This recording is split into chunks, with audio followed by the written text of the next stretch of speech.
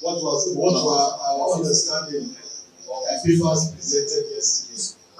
So I don't want to call anybody. I'll be looking for volunteers. Okay, thank you very much.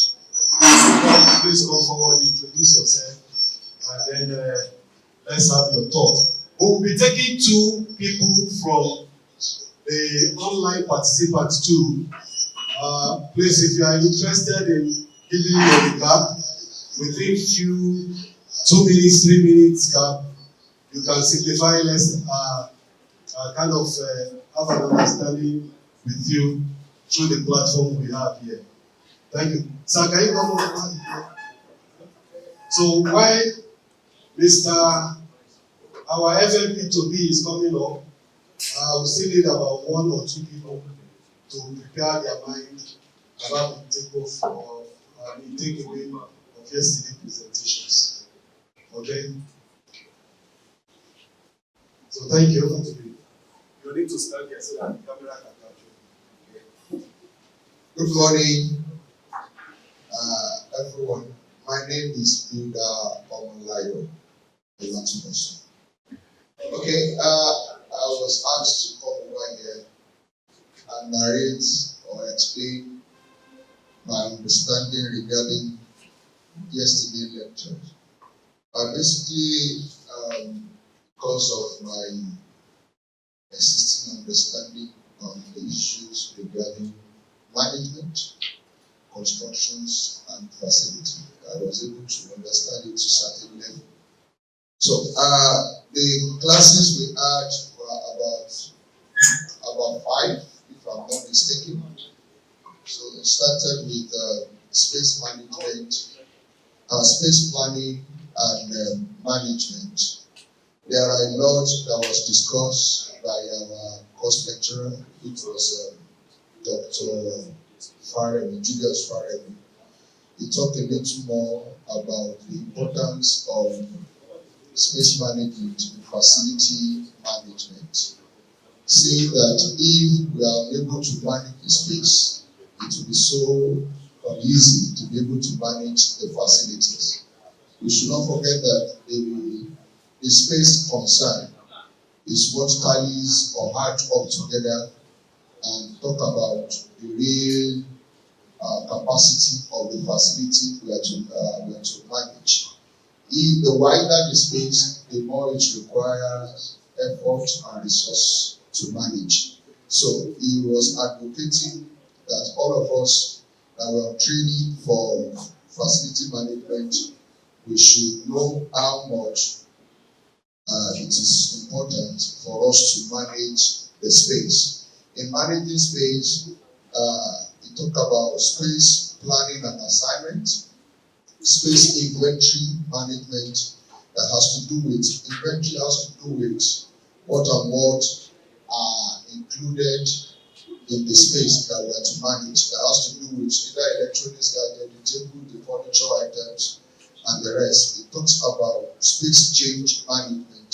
How do you change space from one place to the other, or how do you arrange the internals within the space to change some features that are there? Or how do you move somebody who had been somewhere before into another office? Why will you move in, and what's the consequence of you moving in into the management resource? It talks about space measurement, talking about how do you measure the space, and you made mention of anthropometrics that has to do with the theory of space management, space calculations.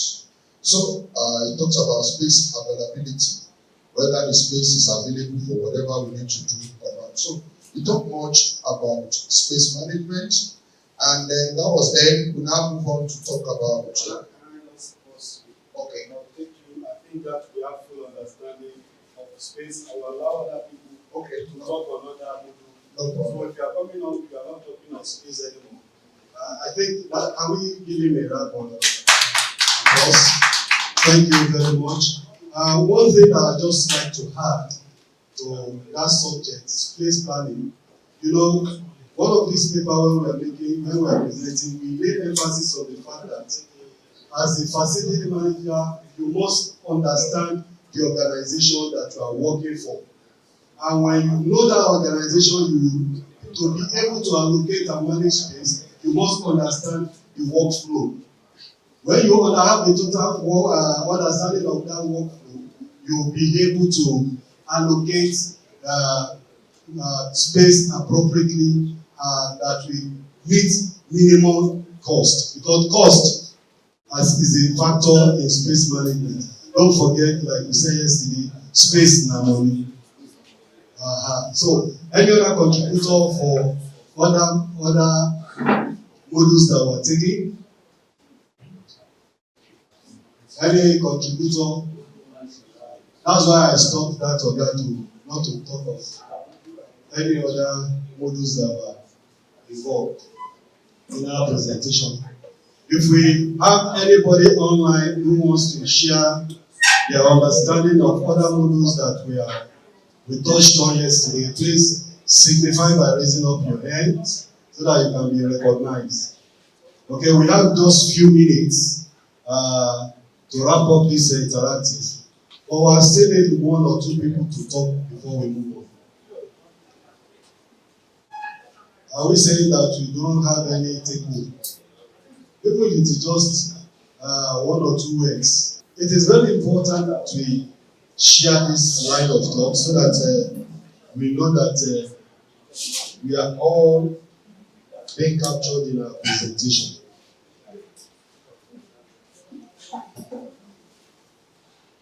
Can we have somebody to talk on life cycle? I think we had a lecture yesterday on life cycle of assets. Is that correct? Yes. Okay, so what is our understanding of life cycle of assets? Somebody within a short few words expand their line of thoughts and their takeaway from that.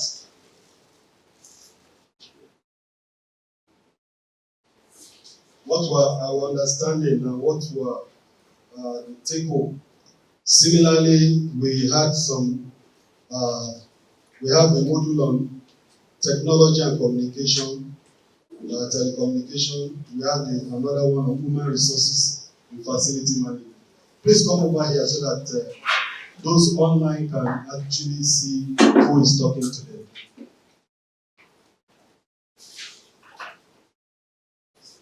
Thank you. Good morning, everyone. My name is Remy Adeniji. I'm an interior designer. Yesterday, I was able to learn that we were also taught life cycle of assets. And every asset has a beginning and, can I say, date of death. Reports. The project. Sorry? It's a project, yes. So that so as facility managers, once you are employed somewhere or you have a project at hand, ensure you know the date of birth of the items or the components or whatever you are managing. It helps a lot. We'll give an example of a building, for example, a roof that has maybe 25 to 40 years lifespan, and the building has been built for 40 years, and you are now taking over as the facility manager. And the company you keep expending funds on leakages and co for them. Already the roof has already expired. The date of birth, it has been known and it has died. It needs to be replaced. So we don't have difficulties in our jobs. Anytime you take over projects, try to look at the life cycle of the asset that you have. Because the stages are the planning stage, the dates the assets are acquired, how they are being used, how they are maintained, and dates are going to dispose. And this helps us a lot in what we do. Thank you very much. Can we put our hands together as we have on that insight? Allow me to add that, like she rightly said, when you are managing an asset, a facility manager is managing multiple assets within a facility. Okay? Space is part of what you are managing. Maybe your equipment is part of what you are managing. So you must, if you are acquiring a generator, you must have a full understanding of when you are starting and what are the running costs and what value will it be at the end of its useful lifespan. Are we together? So that will enable us to do a lot of calculations on whether to go into that. It's a decision-making factor that will enable you to know whether you can go into this procuring of this facility or not. If there are alternatives, you benchmark it and then you take the necessary step to the one that will cost you less and will give you a better functionality as time goes on. Thank you for that insight. Any other contributor? Okay, sir. Please come over. Come this way. But also, when we are taking over, we should also try to know the servicing limits of each of these equipment, because some of them, when by the time you take over, possibly the person who left that place could not be able to tell you that so number of hours like generator, you have to run this generator has run up to say 200 hours or 300 hours, whereas it's supposed to be 160. Which means it's already overdue for servicing. Also, you should take note of those things and then ask some questions from the person you are taking over from. Then, secondly, whenever all of us were in training, as we are learning, we should imbibe the language of the course, that is the building, so that we'll be able to manufacturing date and expiry date instead of date of birth and the that's English, but we should use the language of the course. Thank you very much, sir. Let's appreciate Daddy for supporting that illumination in the subject we are looking at. So, any other contributor? I think, like she rightly said, for me, when we are looking at life cycle analysis, because it's also an analysis that you have to do, I always carry it out at the point of procuring an asset. Let's be careful, let's be mindful of that. It enables you to project and make your decision making whether to procure or not to procure, so that you see the end from the beginning. Are we together? Yes. So you'll be able to, and for you to get to those information, you must know the technical data of that particular equipment that you are talking about. Okay? And what is capable, I mean, if you want to take a 50 kg MVA generator, for how long can it run? What is the consumption pattern? Okay? And at the end of the day, what will be the factor? Like one of our resource persons yesterday was giving an example of a house owner who just traveled and saw a lift that he likes. He does not look at the in-use cost of that lift and how will they be able to source the parts that are going to be used to maintain and repair whatever necessary. Those are going to be part of the forecasting projection before we even go into the procuring proper of that particular facility or assets. Any other contribution or move to another subject? Yes, we have talked about space planning. We have been able to talk about life cycle of assets, because it's a cycle. We start from zero, come back to zero. It's just like a clock, it's grinding. So it has a manufacturing date, and it will be trashed at one point in time. Then the company can now board it. In civil service, we call those unserviceable items, and they are boarded. They can still be functioning, but in your books, it's already been written off as dead. Okay? So, if it is well managed, some of us will see some good equipment, especially vehicles in the ministry, they have been boarded, and yet those who purchase them are still using them. But because the life cycle analysis carried out has been able to take care of the cost implication of that asset, and it has been brought down to zero net. So it's not a loss to the organization. Okay? The organization has actually extracted every benefit on that asset while it's standing there before it comes to zero net. Are we together? So, any other? Okay. Sorry. The question I want to ask is this. For example, a building is to be constructed, maybe a very big factory is to be constructed. And you know that some of these professionals will include engineers, builders, and what have you. But now, is at what point, facility manager, at what point do we go in? Is it at the time when all the thing has been properly fixed that we go in to manage it? Or, I mean, at the time they are doing it, so that you're able to, tell them what and what are needed. So I want clarification on that, sir. Thank you. It's, in Nigeria, we are just catching up on facility management. Are we together?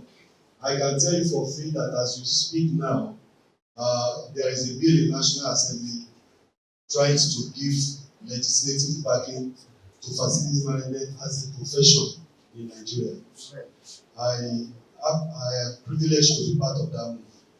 And it is like, I think the chairman emeritus mentioned it yesterday, that we as an organization, this is one of the facility management body in Nigeria. We are many. We have maybe that is on the builder's side, and we happens to be the most visible and most consistent among them. We have on the side of engineers, and then we have Institute of Global Facility Management that I also am a part of. Now we have an umbrella body to coordinate, or I'm going somewhere, sir, to address your point. To coordinate the activities of all these bodies, and that is Association of Facility Management Practitioners of Nigeria. Okay, that is the umbrella body that is driving this bill that I talked about. Okay, now since there is no regulatory power, everybody is still doing what they know best to do. And in Nigeria as today, even as professionals, as we are seated now, we have engineers, we have architects, we have builders. We still have fiction among us that you are a builder. What are you doing at conception stage, at the planning stage? That's why you will discover that we are still struggling to have builders document to be part of the approval documents. You understand what I'm saying? So, the point is this. The ideal things are a facility manager that has been well trained and knows volume ought to be at the design table. And I gave an example yesterday that happens because I made a case and I became part of the design stage. They are doing the implementation and I was part of that implementation. The good it will do is that when that building comes into operation, when it becomes operational, and you have issues with maybe electrical problem that has been buried along the doors, being part of that initial process, you know how to track easily. It gives you a lot of ease to provide necessary services and corrective measures. Okay, that's you are not just starting, you are not just reading the books. You have the totality of the design concept, you understand it easily. I believe you understand what I'm saying, but that is not a reality. Because even if something like conventional discipline, like we speak about architects, engineers, builders, how many people are ready to even take you to pay your fee? They better go, they prefer to go to Baba Sahib Nigeria Limited. You understand the quacks? So that is what is happening. But the ideal thing I will tell you is that let them be at the design table, have a feel of the project, have a feel of the design, and when it moves to implementation, they are part and parcel of the narratives till completion. When it comes to it, they are not just giving you a baby that you don't know how it is conceived. You are part of the conception.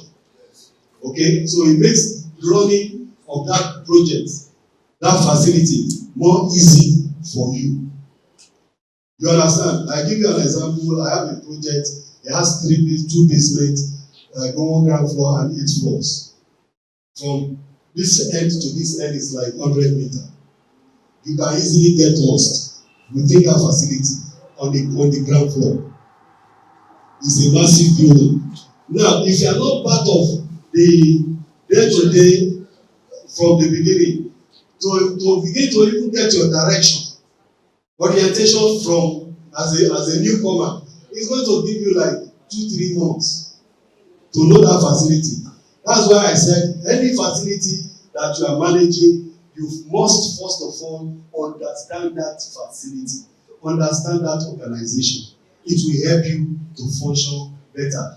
Peradventure, you are not part of that initial. That should be the first thing that you must engage yourself. And we don't have as built drawing. Mostly all our buildings ought to come with as built drawing. That must come at the commissioning stage. It must have its own built drawing. You understand? But it also comes about we have all the laws. It's adherence to all these laws and compliances that are a problem. Even the building code specify those who will be charged with the responsibility of developing a build as built drawings. So it is a requirement, but are we complying? Compliance is a challenge. And as we speak, you see us struggling, preaching, domesticating, building code. Even at National Assembly, we are still talking about it. In FCT as it is being managed by National Assembly, there is no backing, there is no enforcing law to back building code. If you just bring it up as a professional, they will ask you which law have we faulted. So it's a going concern, the struggle continues, but we should try to strive to do the ideal thing as we go on. Please go over here. I think that the monitoring the case if we need them. I just want to add to what you said. Because we that are builders, we also prepare maintainability report, right? And as a facility manager, that means your responsibility did not stop at handling over. Anybody want to add? Your responsibility did not stop at handing over project. When it still comes to maintenance or repair, as a facility manager, you still have a lot to do. Because we builders, you also have a lot to do. You said? Provided like this. Yes. Of course, you'll be engaged, as rightly said, from the initial stage. From the initial stage, you are supposed to participate from the conception. The facility manager is supposed to participate from the initial stage. In fact, all the stages you are supposed to participate as a facility manager. So, as a facility manager, what report, because as a builder, we have maintainability after so, as a facility manager, what report are you going to also present to the client after the hand over? You understand? Just as a builder, we have a report to present even after the design of the build has been designed. So we also present a maintainability report that is how this application will maintain. These are the areas I understand. Let me just make a little correction there. Builders document. We have what we call construction programs. We have quality management plan. We have health and safety. We have buildability analysis and maintainability analysis. Now, all these documents, they are not documents that you submit at the end of the project. They are documents that you prepare even when you are going for approval. Just like an architect is doing their drawings. That's why I said we are still struggling. Some of our colleagues in the profession, they still say that why should we be? You understand? The beefing within ourselves is still a challenge. And because the cost is not clear on building code. Because building code has stated the responsibility of every profession. Okay? And one thing about building code is reviewable every 5 years. It's not cast in stone. Now to go to your question. By the time we have this legislative framework, recognizing facility manager profession as a profession in Nigeria, and we have a cadre in civil service that we are calling a professional facility manager. Then all these things we are talking will be co-opted. A position paper will be made to incorporate all what will be the responsibility. As I speak to you, I'm a member of a committee developing the ethics and code of conduct for facility manager within that umbrella body that I said. So we are working also underground, preparing for the future. If we get this legislative framework, we are not just starting, work has already started. Do you understand? So we will just be evolving as a profession and see how we can get better so that when the time comes, we will not be found wanting. Okay? So I need somebody to talk on human resources. Thank you. Come over. Sorry, And that I'm not talking on human resources. Wow. Okay. I'm going to talk about Okay. its question. Just have your response. Thank Your you. name. I'm doing that disagreement. I'm going to talk about his question, the town planner.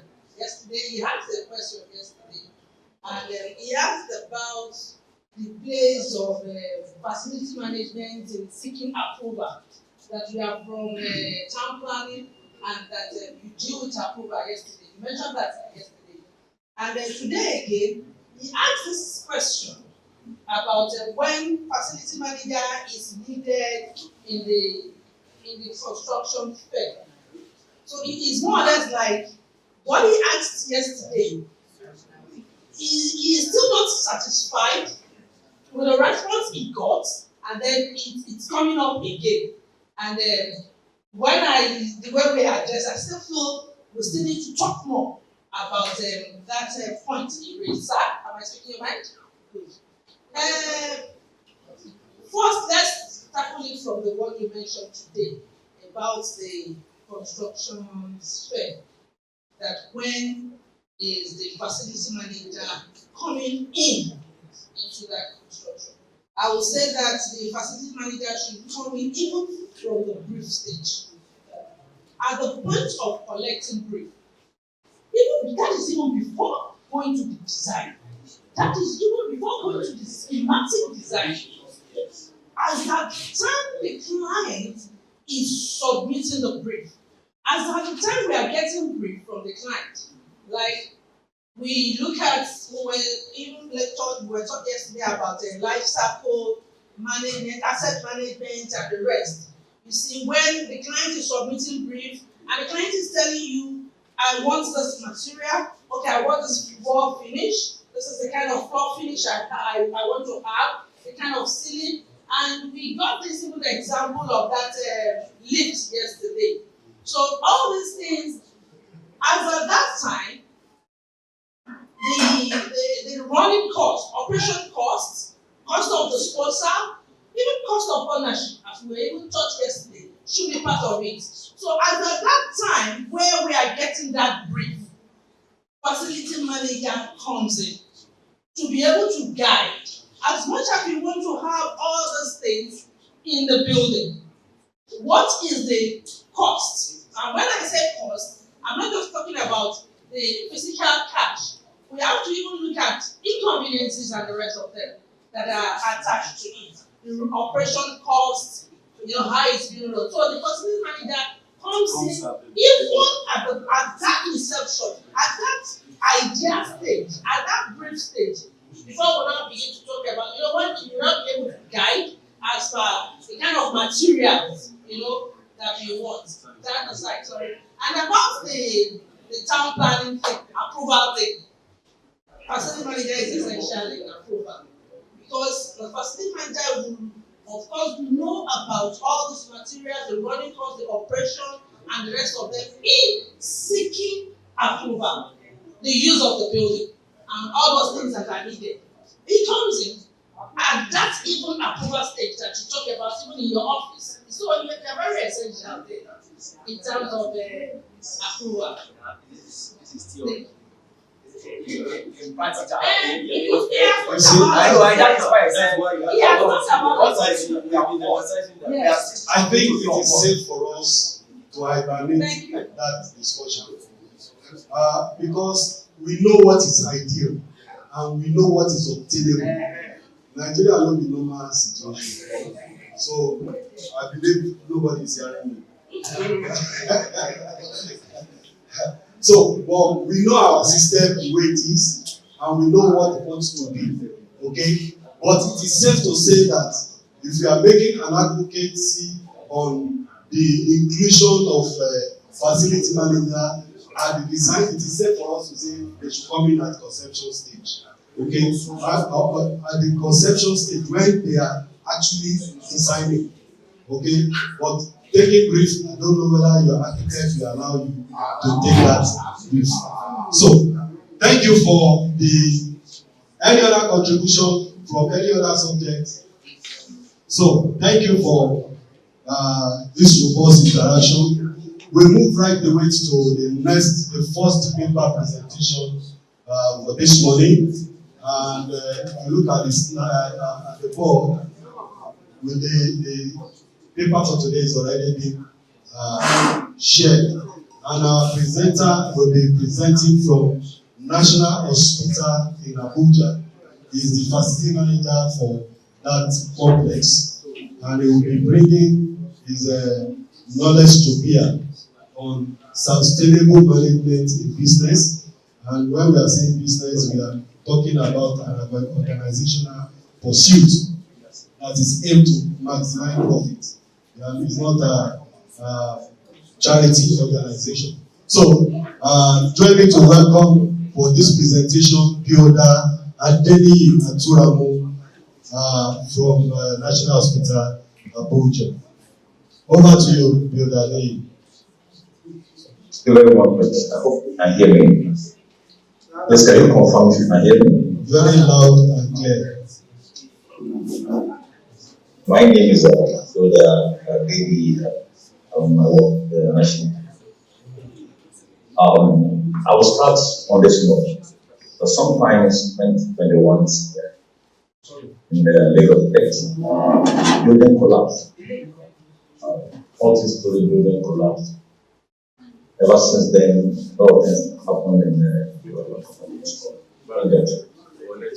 one thing that is sure in the city of Abuja, if you on the construction site, erecting a building and the building collapses.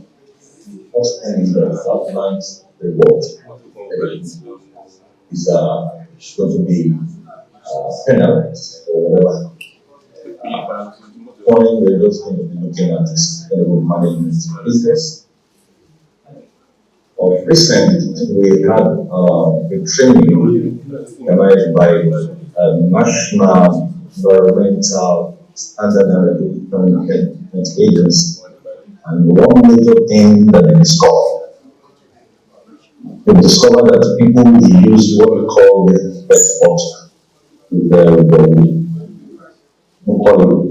bottled water. We discovered that even the environment, people after using it, they don't eat and they down to bottle something.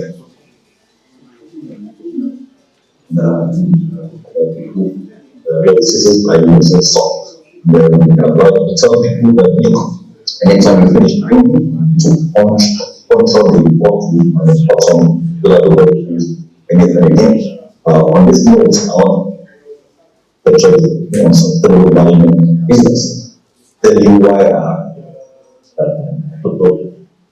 error.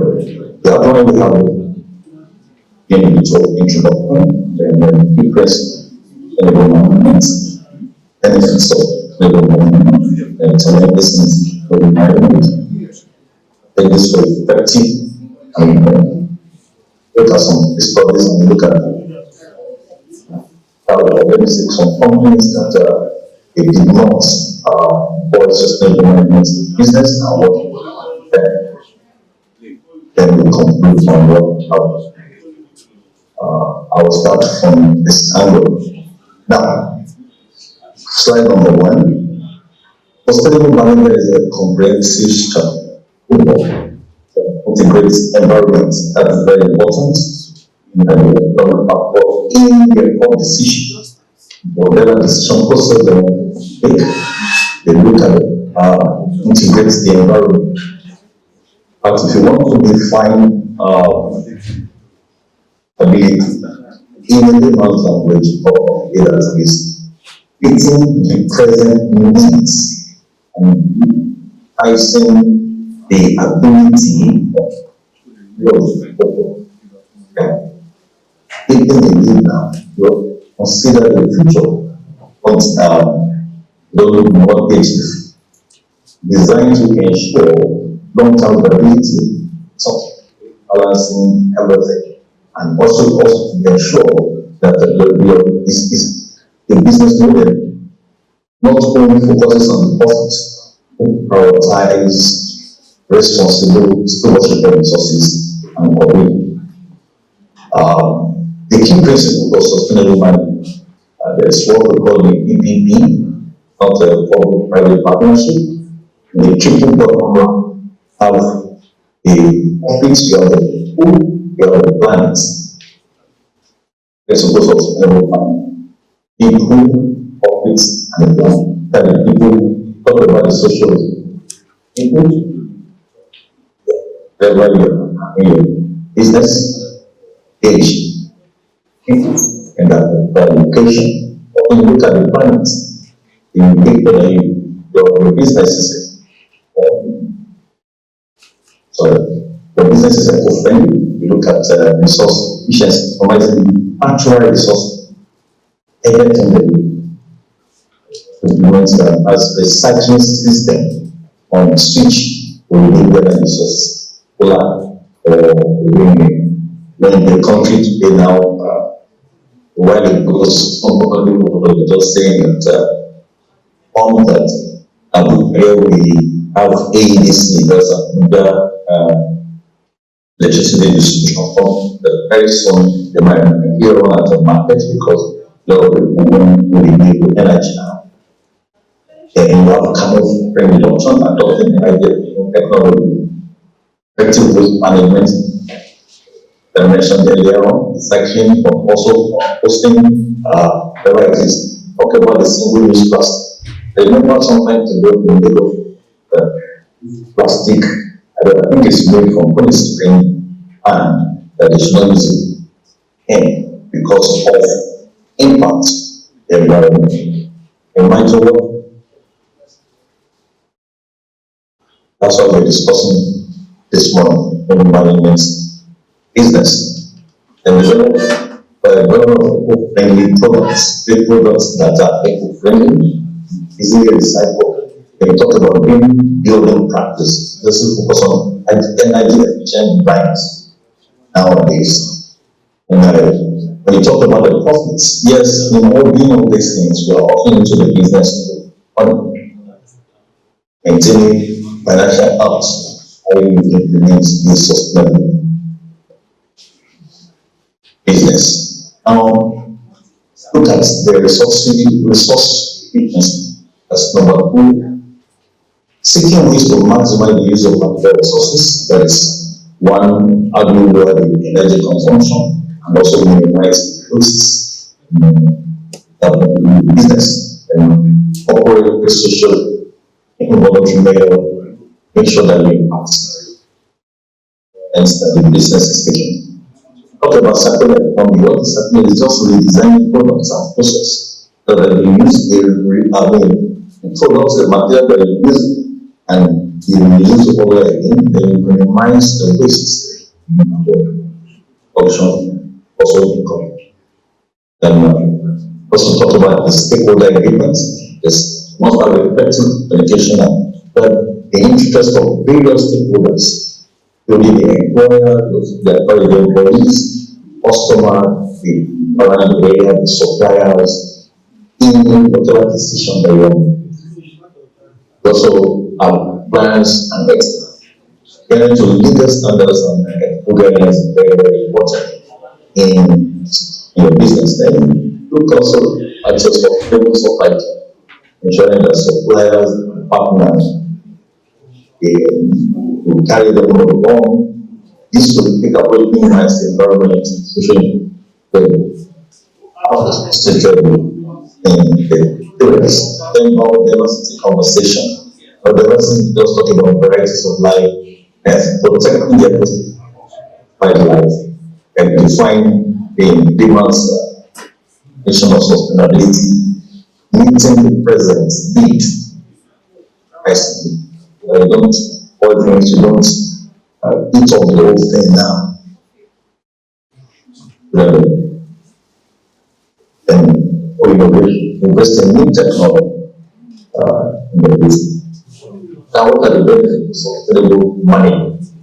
Number one is creating energy efficient system and reducing waste can lead to significant operational and then enhance brand reputation with lifestyle and their view, there's a way people view them. Industry. This person attracts so much investors. And the regulatory compliance, this can reduce legal risk related with not working or not inviting available money. Very sure you remember sometimes in the world on the Ukraine, Shell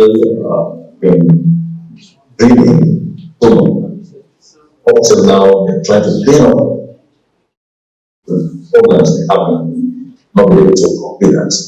And bigger is end of the day, if you don't answer the people, listen and develop spending more, thinking of your points, thinking of the debts of writing in your action,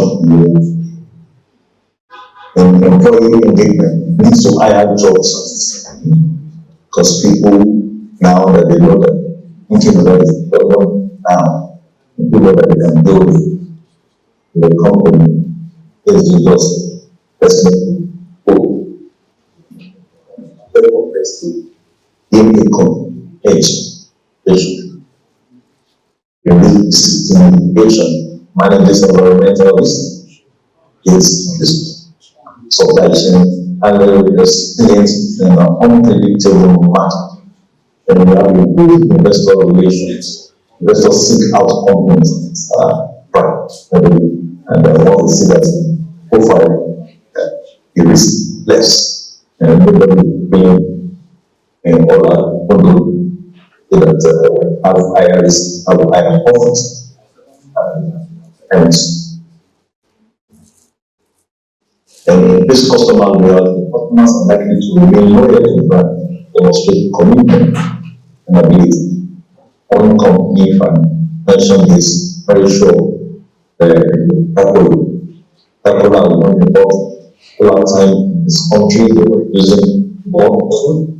The time came, they said no, into plastic, and we don't have any plastic. And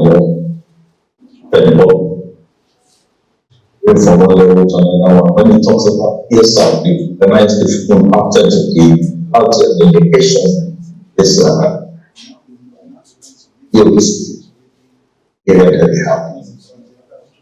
Long-term growth ability, and that's not awesome. So ability, a better wider economic environmental fluctuation. And they make the environment healthier. They imagine when we're not airing gas, when no oil pipeline, water is not clean. It's the environment cleaner and greener. People to make this a sustainable manner. Initially, it will be. Are you with me? Yes, we're with you. Can you please use the microphone on your laptop? It will give us a better sound, we believe, rather than using the microphone. Are you hearing me now? Are you hearing me? Yes, this is louder. Thank you very much. So challenges with sustainable management. Initially, there will be a high cost. As time goes by, this will feed into your profit. There is change. Normally, things constant, but who the big people always like or using clothing the company measuring sustainability and find the long-term benefit. Ability you say can be challenging, making it difficult to talk about the return on investment. Business. Now, pricing complexity, ensuring sustainability across the supply chain can be complex, very regulation, cultural practice.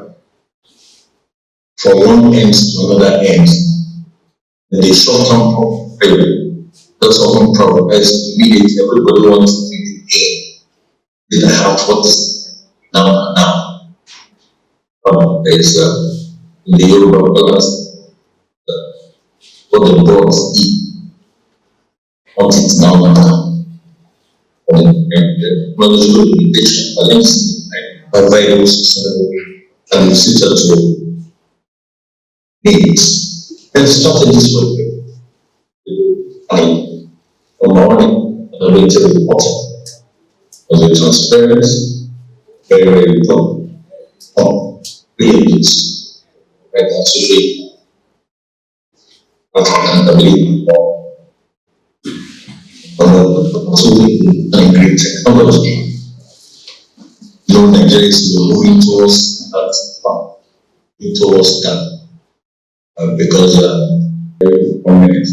Now, transparency is essential. Companies should regularly disclose their environmental and social impact, as in duty and trust amongst stakeholders and innovation in new technologies. But it's not should prioritize investment in clean energy and eco-friendly materials. I think that's where we're going to in this company because we discovered that most play don't have a back off. And the arena is also special also. And employee training and efforts, having comprehensive training, sustainable practice, empowers employee team income, and it's in that training the people already progress in them along the line, yes, they have to reach them along the path, not just for now, but and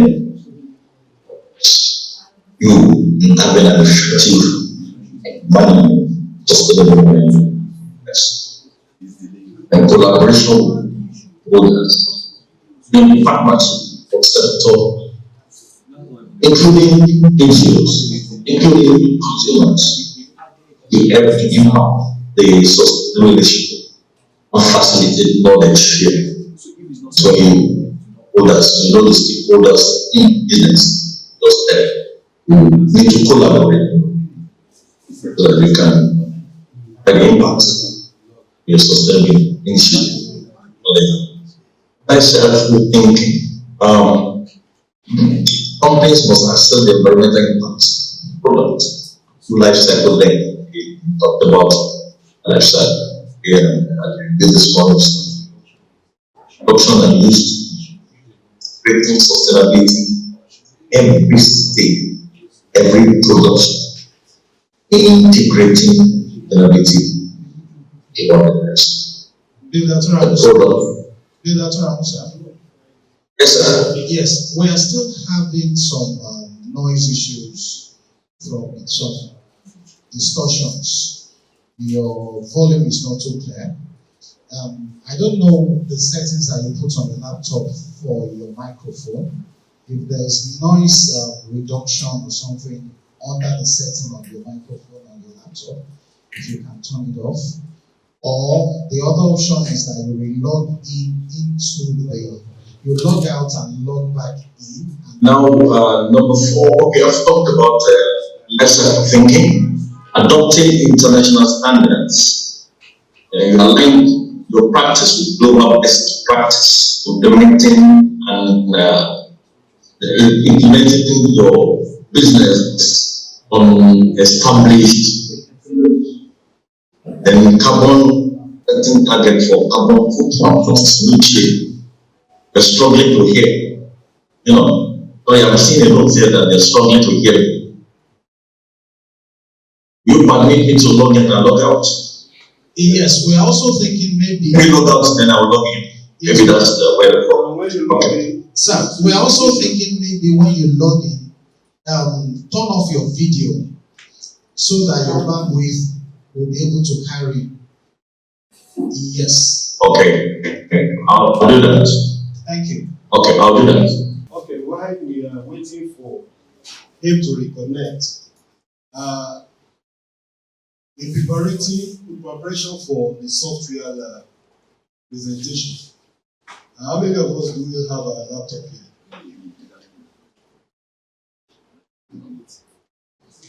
We're not two. So when we talk about software, how do we deploy it? Okay, as many of us that has a laptop here, we can pair with.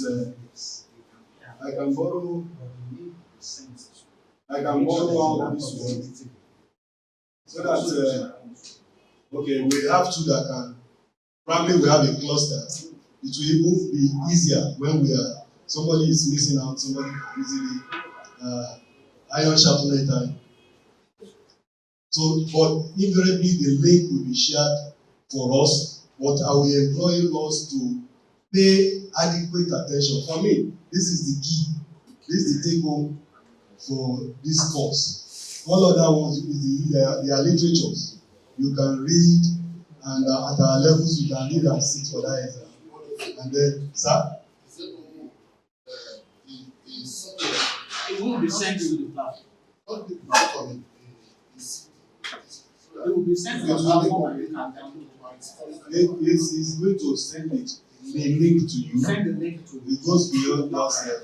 Once you have the link, you can just go online and start the processes. Okay, but the software is even online. It's not just manual that we can just install. Even when we are using it, we use it online. So even if you install it on your system, there are things that you be doing that you need to connect your system to data, and then yes.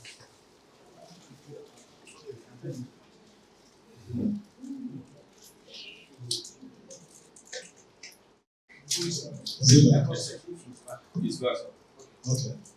So, Builder Tolu, if you are back, you can continue your presentation. Is it better now? Wonderful. All right. Okay, sorry for that mix up. I'm on the sustainable finance business should tap into financial instruments like green bonds and dedicated sustainability funds to support their sustainability initiatives and projects. And sustainable product design, developing products that are energy efficient and biodegradable or made from recycled and greener transportation, originated vehicles. Then they're optimizing logistics routes, also reducing carbon intensive goods. Then corporate governance and sustainability establishes sustainability committee to oversee what called the environment, social and governance strategy. Let's look at some case studies. Unilever, they integrated sustainability into their core strategy by reducing carbon emissions, waste while growing their revenue. Then we've heard about Tesla. Tesla is using reliance on fossil and also they invest in solar energy and battery storage. And Google is they operate carbon neutral data centers running on 100% renewable energy. Also, we have Microsoft, as well as the plan that by year 2030, they will be carbon negative, investing in carbon technology past emission. And Nike implements sustainable manufacturing practice in company. Also, their products now they're made from recycled materials. As a footwear, they are part of it. When you talk about Coca-Cola, I mentioned Coca-Cola earlier. They are using recycled materials and bottling their drinks now, and also ensuring that they affect the areas that they are areas of the operation. In conclusion, sustainable management is essential for long-term business success, environmental conservation, and social welfare.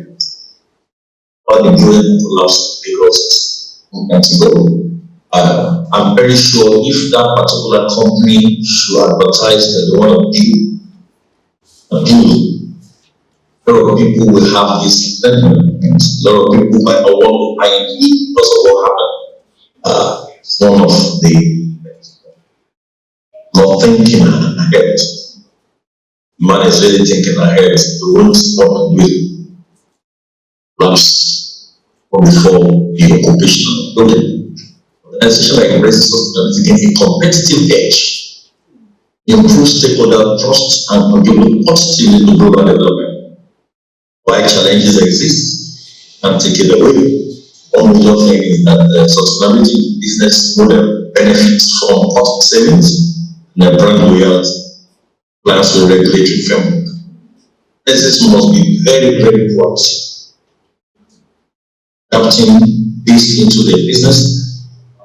Each of where sustainability is no longer an option. Now let's look at some few things. There are some companies that failed in sustainable management and they due to environmental negligence and others. There are some key cases.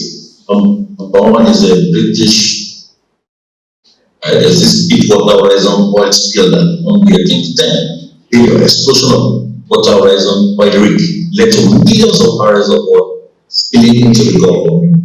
The impact, massive ecological damage, billions in loss, and severe what about Volkswagen in the year 2050?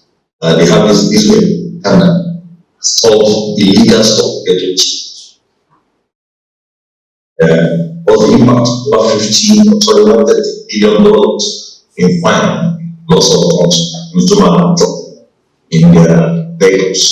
However, automobile and this climate change overall, people acknowledge the climate change in the climate change in the United States conference, early 70s, on with information.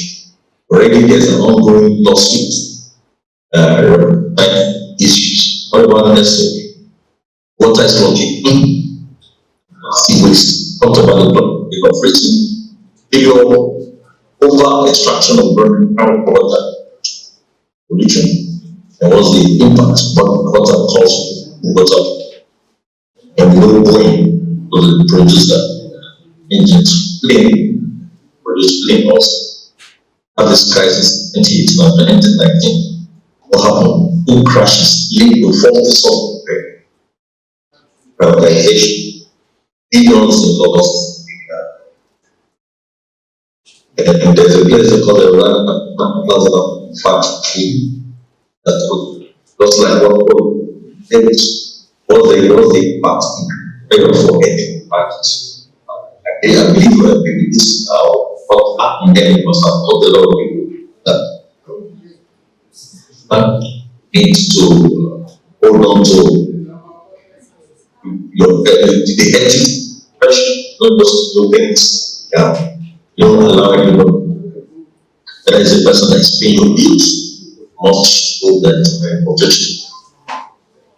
And we have the shell problem with the land, party first field, bearing that and the free impact, UN, and the net, after that the groundwater temporarily contaminated, really contaminated. But the lessons are already to that from this. Prevention and accountability are very vital for sustainable management. Also, ignoring ethical and environmental responsibilities leads to financial collapse. The vision and sustainability should be a core aspect and for the solution. Strong ethical leadership. One, prioritizing sustainability at the management level, establishing independent bodies. Transparency in reports also very, very key. Avoid greenwashing, providing accurate data using third-party verification. Number three, enable supply chain.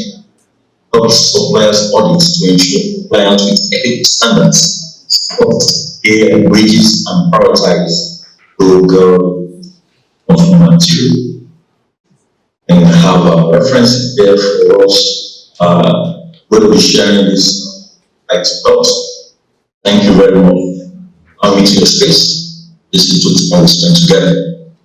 Questions? Okay, thank you very much, Builder Aturamu Adeni. Despite the challenge of the audio, I believe the slide will be shared with us to complement the manual that has been packaged and forwarded to us.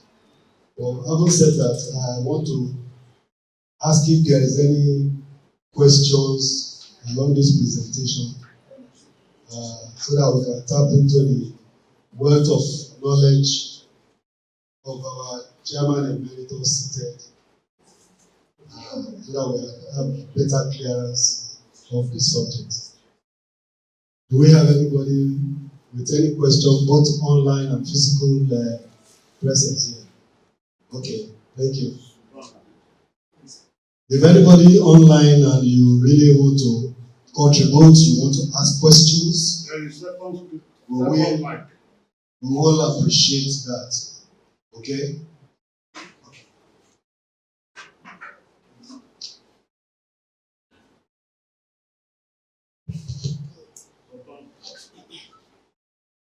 Good morning, sir. Now, my question regarding sustainability in business, please, I would like you to help highlight how we can manage, because sustainability is a very good practice that everybody is talking about now. but it is not cheap. Sustainability is not cheap. It's something so how can we manage the cost effectively? How can we manage, like, how can we force ourselves to practice sustainability in business, and especially can you relate it to probably facility management in building? Yes.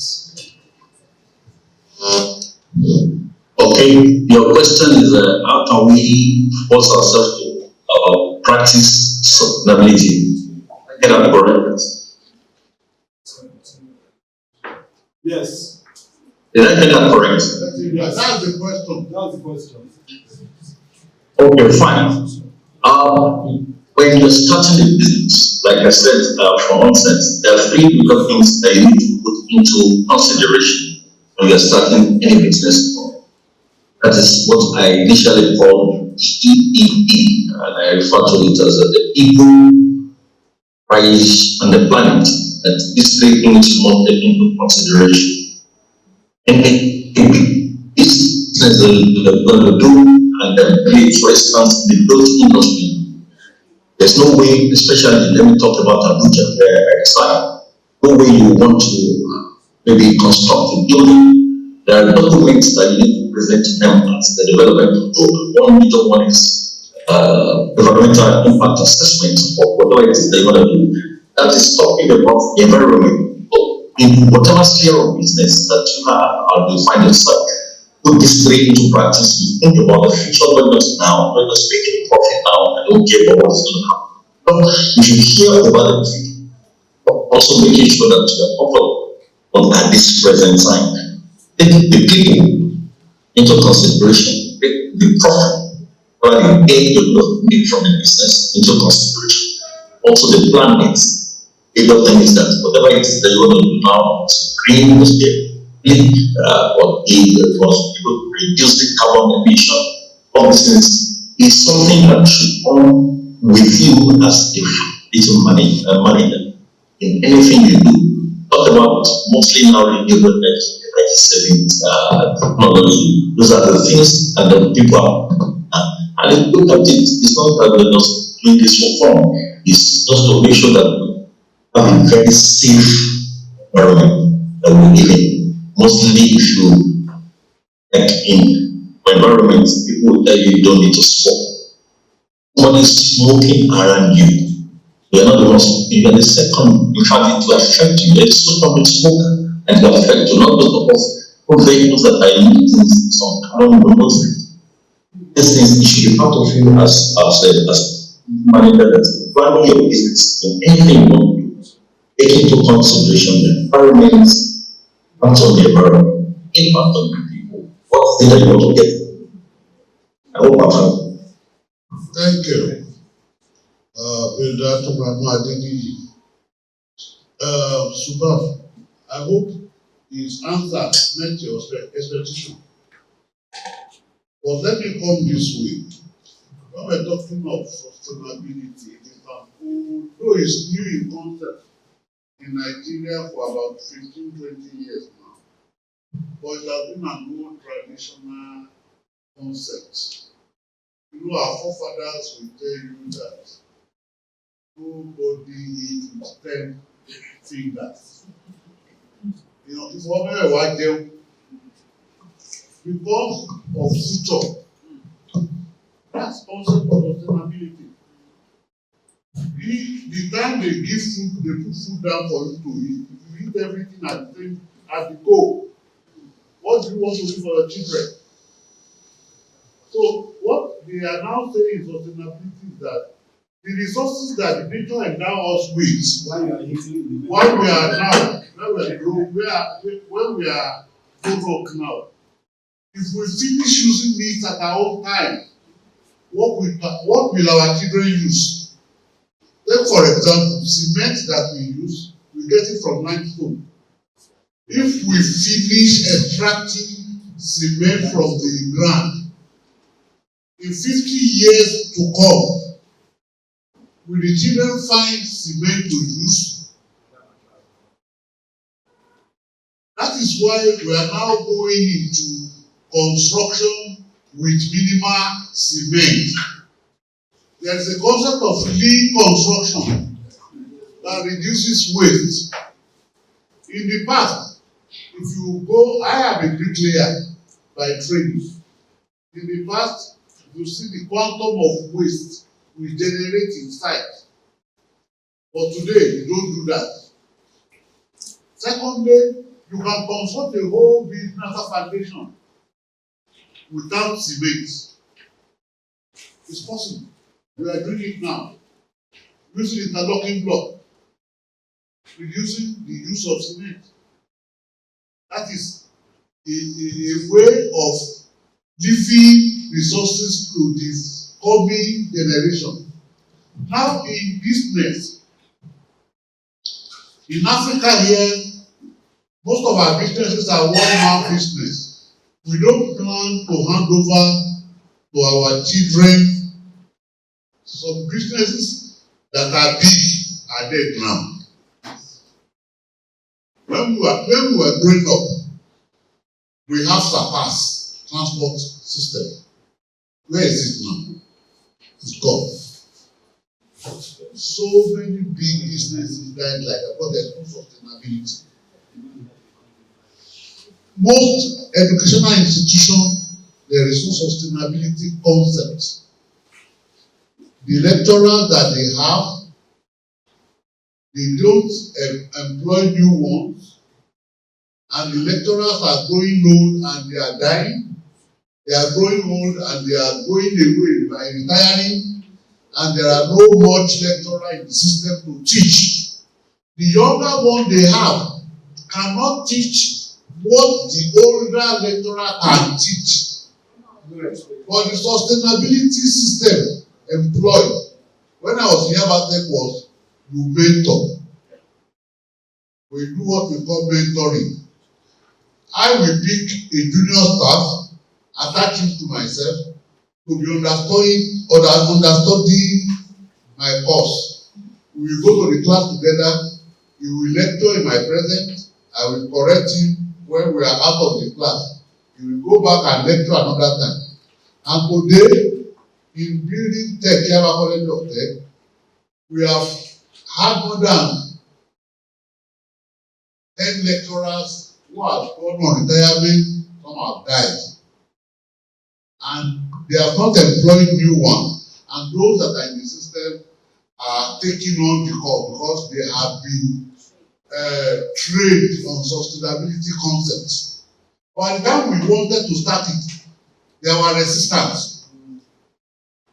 Those students started, they are overloading them. Why should they are here? Some of them are here.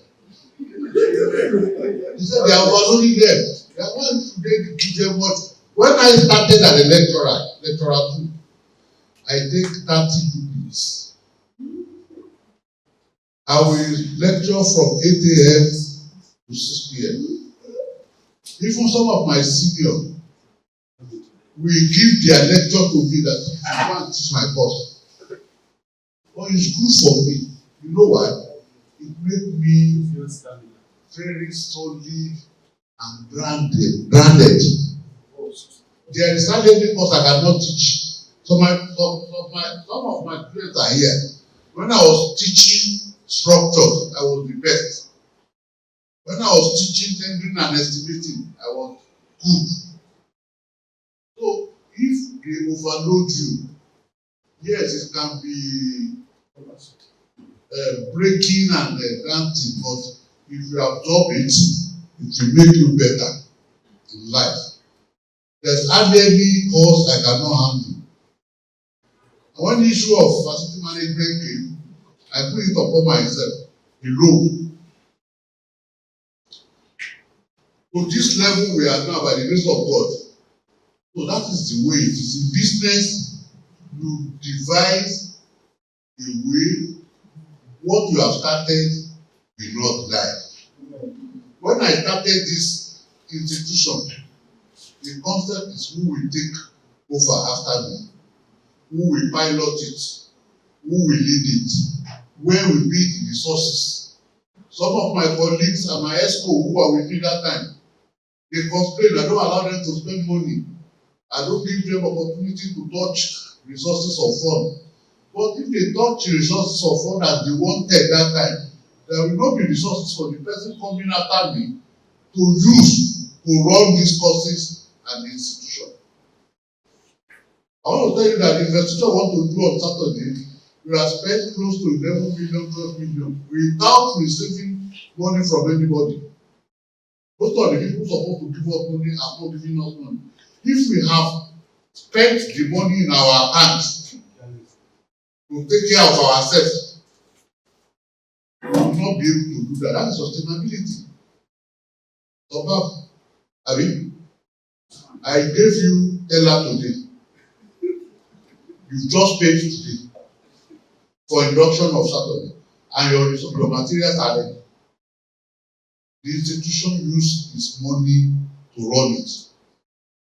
That is sustainability. Because we keep funds that we should spend ordinarily on ourselves for the use of those coming behind us. We don't spend money because the money is there. We appreciate our chairman. Thank you very much. I think I want to bring it back home and then kind of relate it to what we listened to yesterday, building management system. And when we talk about building management system, we are talking about some of the elements that make our building smart.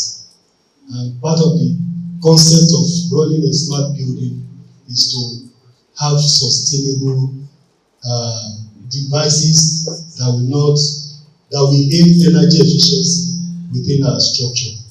And the concept of energy efficiency is to support sustainability. Because as a facility manager, you should know that you are managing a facility, just like this hotel, okay? Because we relate it to examples that is very close by. The volume of the energy we are consuming is critical to the cost of operation in this facility. Now, you have a card that when you get out of it gives you access into the building. Once you get out, you remove it. Then some element of the electricity supply is cut off. What is it doing? You are minimizing cost of. Now, I want to relate it to the question he asked. He recognized that it is important, but how do we manage it? You can face, if you are a facility manager, you have done your analysis, and the cost is high, you can face it. You can be faced such that phase 1 can take care of some elements, phase 2 over some period can take some elements until we achieve that sustainability plan that you have developed for your facility. But I will ask to Builder Turamu, as a facility manager, sir, can you advise us how best to go for tracking carbon emission within our facility? Because I know that is is one of the new subjects in facility management, tracking our carbon emission within our facility, such that we make our facility much more sustainable than ever before now. Thank you. Yeah, please stop and I tell to remove the slide and talk about the question. Okay, the question is what strategy can we put in place as the facility manager to be able to track carbon emissions within carbon footings within our facility that we are managing? Okay, I don't know whether you listened to my earlier response. Yes, I do. Okay, I do. I think one major thing that we need is to, because presently now, even though we have things that measure the carbon emission, but our facility, the major thing is number one to make sure that you have a bodily pride. For instance, maybe vehicles that come into the people that come into the farm. most especially oak, the facility, you should be able to control them. And how to control them? You have to put an inscription there that on this facility, we don't allow this. We recognize that the environment is everybody, but environment we don't allow. So you want people according to the fact. Who goes up yet to do that? They reduce whatever it is the carbon emission that particular zone, which is very important. Instance, you as you're coming into the hospital,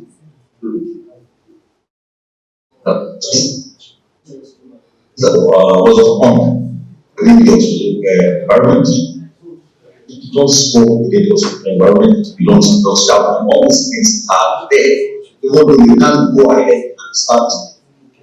And at the end of the day, somebody to go privately for the right place law.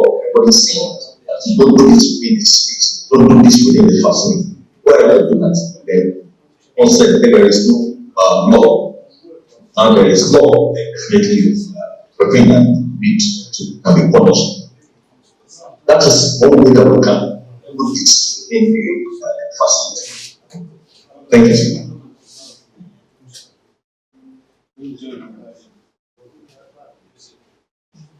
Thank you very much. I appreciate you. I believe if they okay, come on, us. Okay. Just a kind of contribution.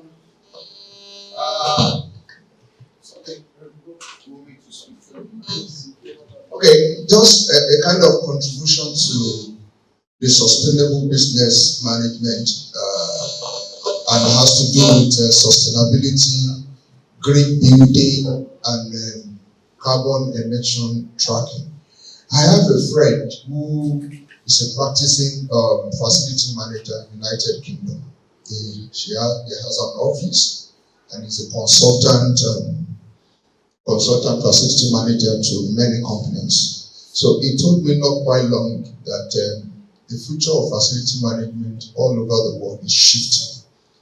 That as present now, the United Kingdom has made a law, or they are working on it, that every building, every facilities, every offices must have carbon emission tracking and assessment. And it has to be done either annually or once in 2 years or 3 years. He told me those data, which I cannot recall effectively. But he said that those who still want to remain facility management in the United Kingdom in the near future must undergo certain courses, which will train them to be able to assess carbon emissions of all facilities, because they are the one that the government will be sending into those facilities to track for them, to track carbon emission for them, and ensure whether the building or the facility is sustainable or not. He has enrolled for that course, and by now he's getting towards the end of that course, and he will be satisfied. When he's satisfied, he will move around. The government will give him license, and like others who are making money, he said they are making money now in the United Kingdom, and because it's going to be the next things for facility management in the United Kingdom. If that is happening here, you already have seen the future from here. I think that should be replicated here, and we should think about, because when you told me of the consequences of all this, the fear gripped me, because many of us, we don't know that we are sitting on the time bomb. The kind of the carbon that is being emitted into the atmosphere every blessed day from every one of us is alarming. And if this continues like that, this world might not be habitable in near future. So that is my contribution. Thank you. Thank you very much for that contribution. And quickly, before, I don't want to jump over that initiative that he has brought in. Nigeria, as we speak, sir, we have what we call green building of Nigeria. Okay? And it is every country of the world has green building organization, which majorly is championing adherence to sustainability principles. Every building that is built in America has a rating. We call it LEED rating. And that rating it depends on the level of compliances to sustainable parameters that you have met in that construction. And when we are talking about sustainability, more to them is tracking of this carbon footprint within the building. How best, even in construction, the materials that you put in that properties, what is the carbon content? We have talked about cement. If you know how they produce cement, you will know that there are a lot of damages are done to our atmosphere because of the volume of carbon that has been released into the air in the name of we are producing cement.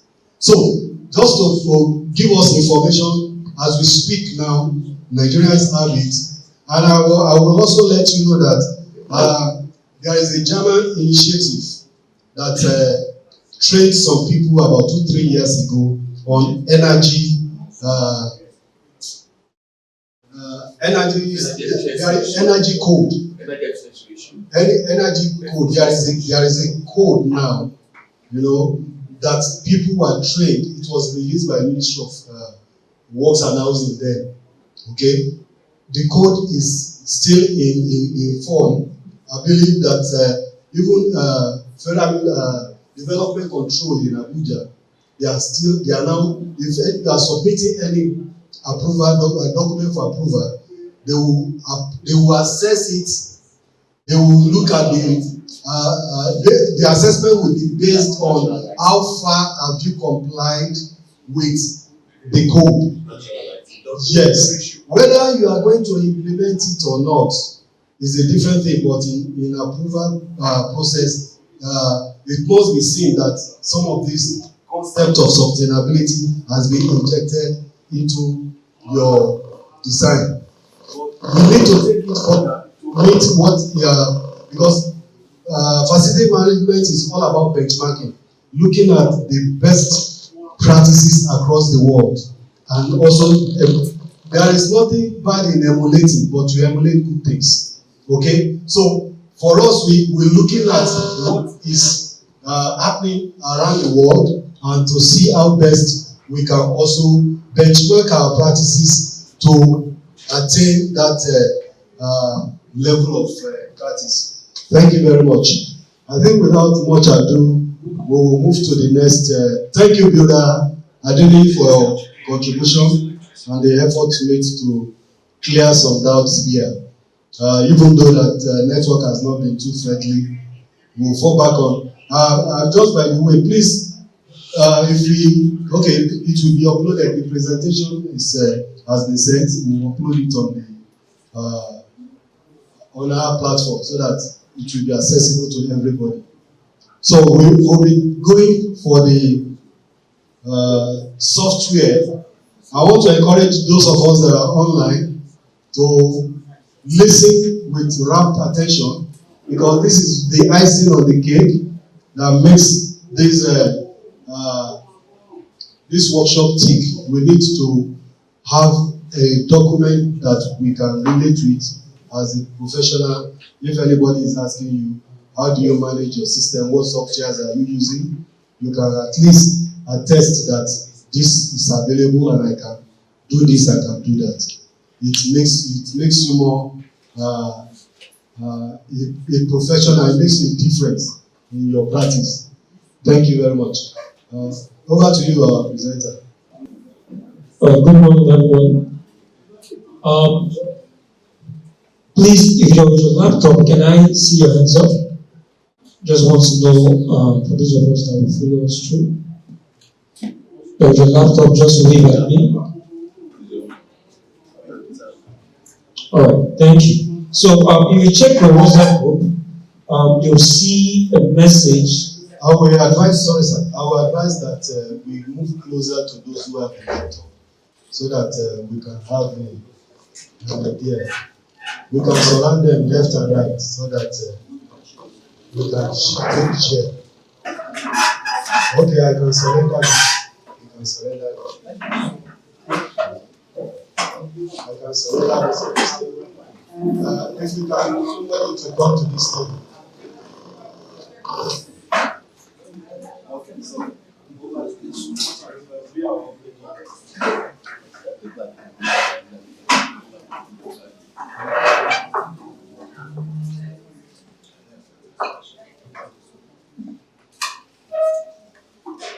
So on the WhatsApp group, a link has been sent. So I would encourage us to click on that link. The link is www.technisoft.com.ng/login. So when you click on that link, the web page comes up. The next thing you have to do is to scroll down and click on download Stadium Fast Maintenance. That's the link here. Click on download Stadium Fast Maintenance. It's below the common logo. It's in the WhatsApp group. Check the WhatsApp group for this program.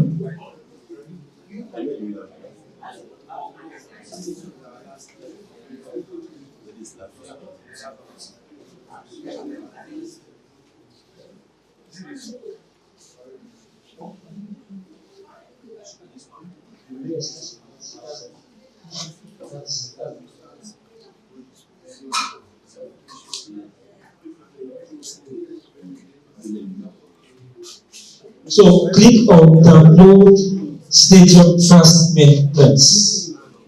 I'm going now to check. So when you click on download Stadium Fast Maintenance, a zip file will be downloaded to your system.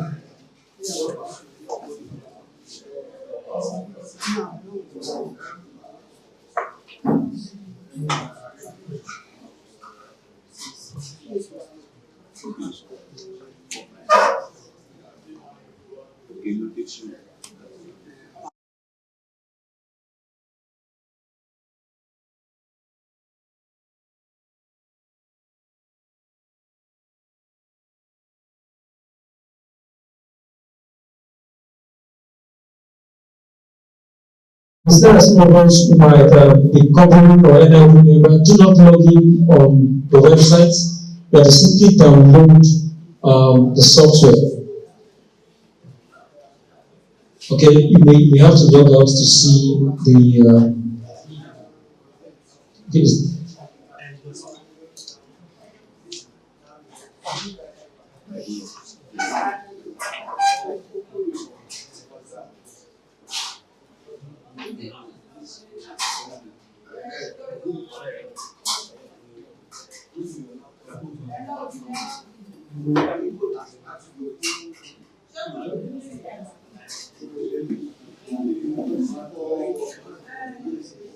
If you have been able to download the software, Stadium Fast Maintenance, can I see your hands up? You have been able to download it. If you are unable to download this or any challenge, can I see your hands? You haven't challenged download, have you downloaded anyone?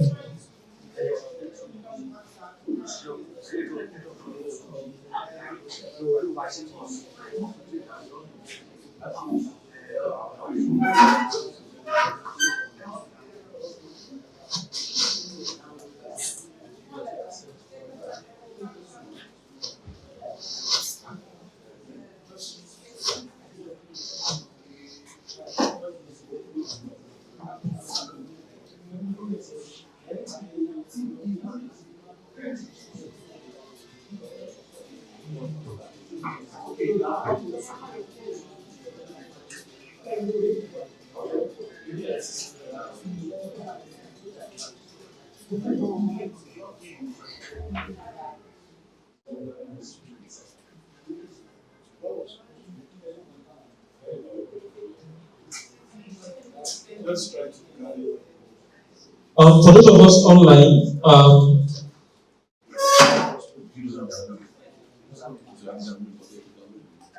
us online, if you have any challenge, please drop it in the comments. If you're in the WhatsApp group, you would have seen the link. The link is www.technosoft.com.ng. Once you access the link, without logging in, below the cover logo, you will see download.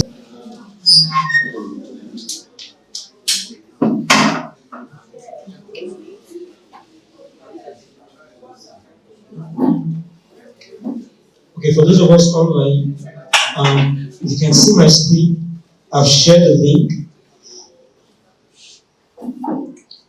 www.technosoft.com.ng/login. Now, if you are able to download it, please can I see your hands up? Okay. If you're having any challenge, please let me know. Okay, thank you. Have you downloaded it? So if you have downloaded it, the next step is to extract the file. Extract the file and then install the executable file that has been extracted. To install it, simply double click on the file and follow the on-screen instruction. Next.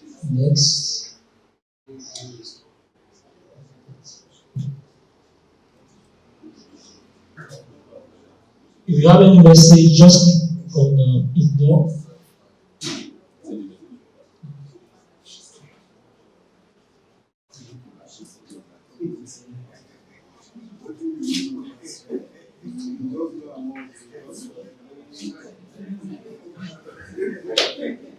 For those of us online, I'll be going through a demo installation. Alright. So I'll go through the installation. It's quite straightforward. If you're having any issue, please just follow what we have on the screen. Yes. Alright. So once you launch the application, it shows welcome to Stadium Fast Maintenance. The next thing to do to install is to click on next. Once you click on next, it asks you to select maintenance tags. You can create select additional tags for that. You can click the desktop icon or you can skip it. You click on next. And the third option that it shows is for you to install.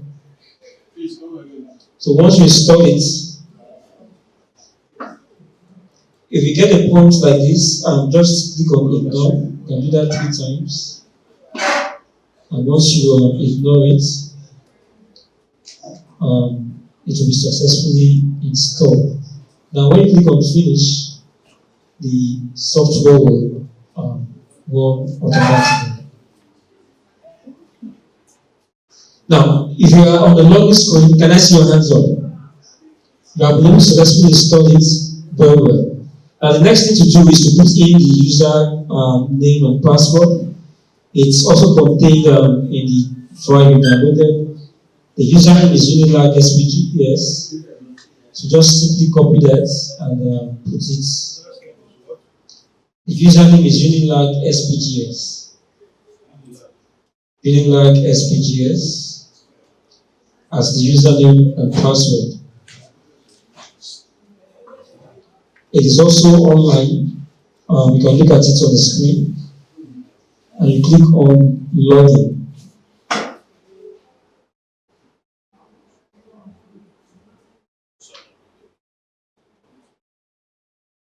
Now, once you log in, you should have a screen like this.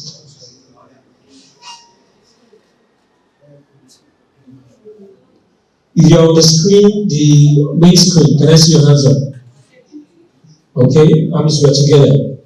Now, the Stadium Fast Maintenance software is an application that enables you to manage facilities. A case study in this case is a stadium. Or you can also apply it to any building facility that you have. Now, the first one we have here is the location. Under setup, we have location. Now, the location is where we set up different locations within that facility. In the case of a stadium, we could have the sports complex, we could have the main field and the different sections in that particular stadium or any other facility. So this is where we set up all the different locations that we have in the facility. We can delete the default data we have there is simply sample data. You can delete them and fill in the fresh information that reflects the locations you have in your facility. So for example, using this place as an example, this is the hall. We have the chalets down there and other sections. So you can put in those different locations in the software. You have a question?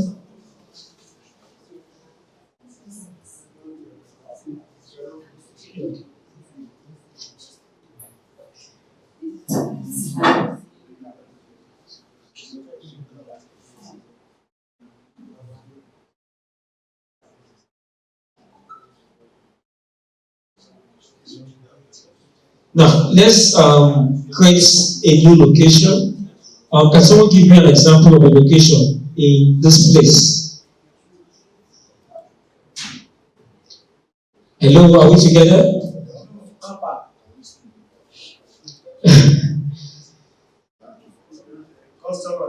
Now, let's use car park. So to do that, you click on new. Okay? Click on new. If you don't click on new, the text will be disabled. You click on new. For the location ID, it's automatic, so you can leave that. Then put in the location. So I'm going to type in car park. Okay? Once you're done with that, you click on save. You get a prompt saying it has been successfully updated. So if you scroll down, you see car park listed there. If you're able to create a new location, can I see your hands up? Very well. Now the next section we'll go is the department.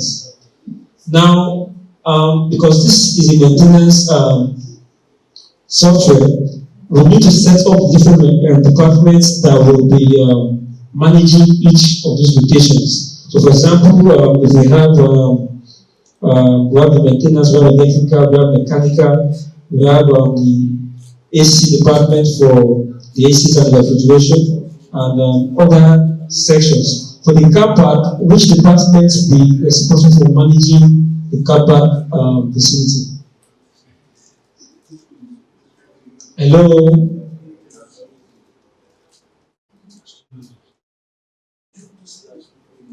That should be security. Is that correct? So the security should be in charge of that section. So you can click on new. You can click on new, and then you can put in the department there. We call that security.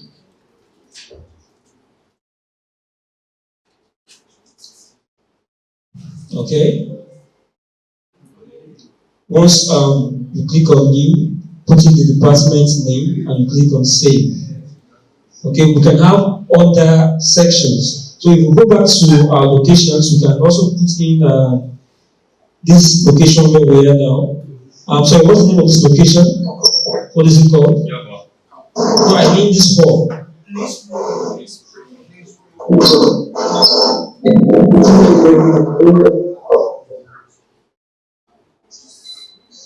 Let's call this display hall. Okay.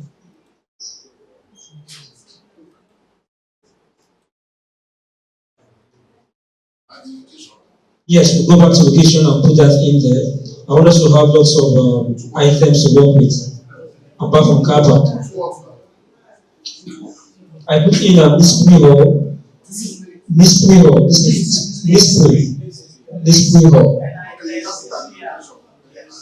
We put that in the location. The location ID is automated, so you can leave that. The system will generate it. Let's ensure that we are all on the same page. There are some people behind. Yeah, because I think they have issues there. Okay.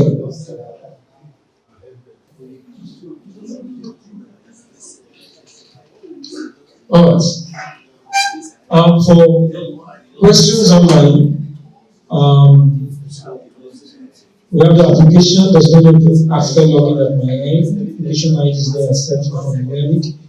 Okay, so it's likely for Mr. Fashola, it's likely he did not properly install the application. So try and download it and install it. Okay, if you get any error message, just click on ignore and finish installing it. And also sometimes your antivirus can be preventing it from installing properly. So you may have to temporarily disable your antivirus. After installing, you can enable it.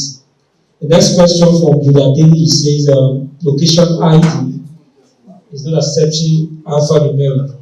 And the location ID is an automated field. You don't have to fill anything in there. The system will fill in the value for the location ID. Any other question? Alright. Any other question?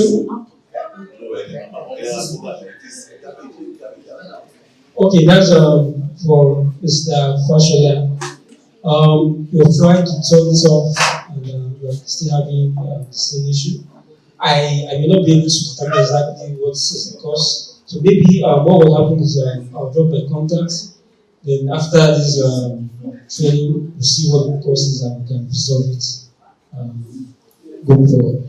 Now, let's move forward.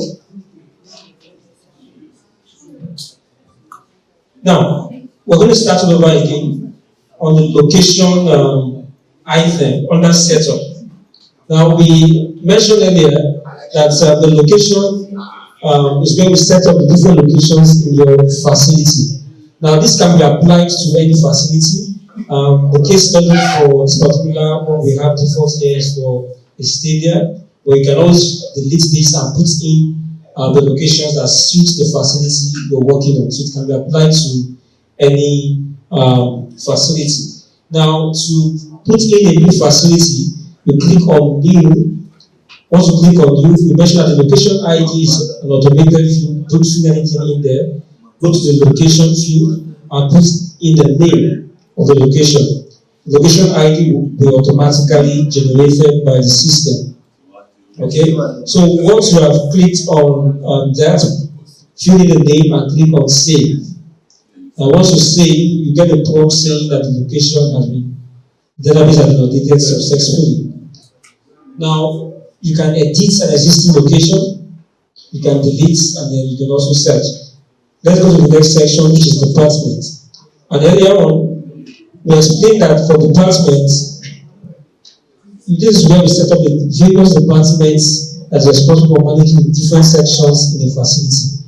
So, for example, in this particular hall, we have the ACs, we have the chairs, we have different items, equipment in this facility that will be managed by different departments. So this is where we set up those departments. Currently, we have carpentry, we have electrical, we have the refrigerator, we have different departments. And then we just added security.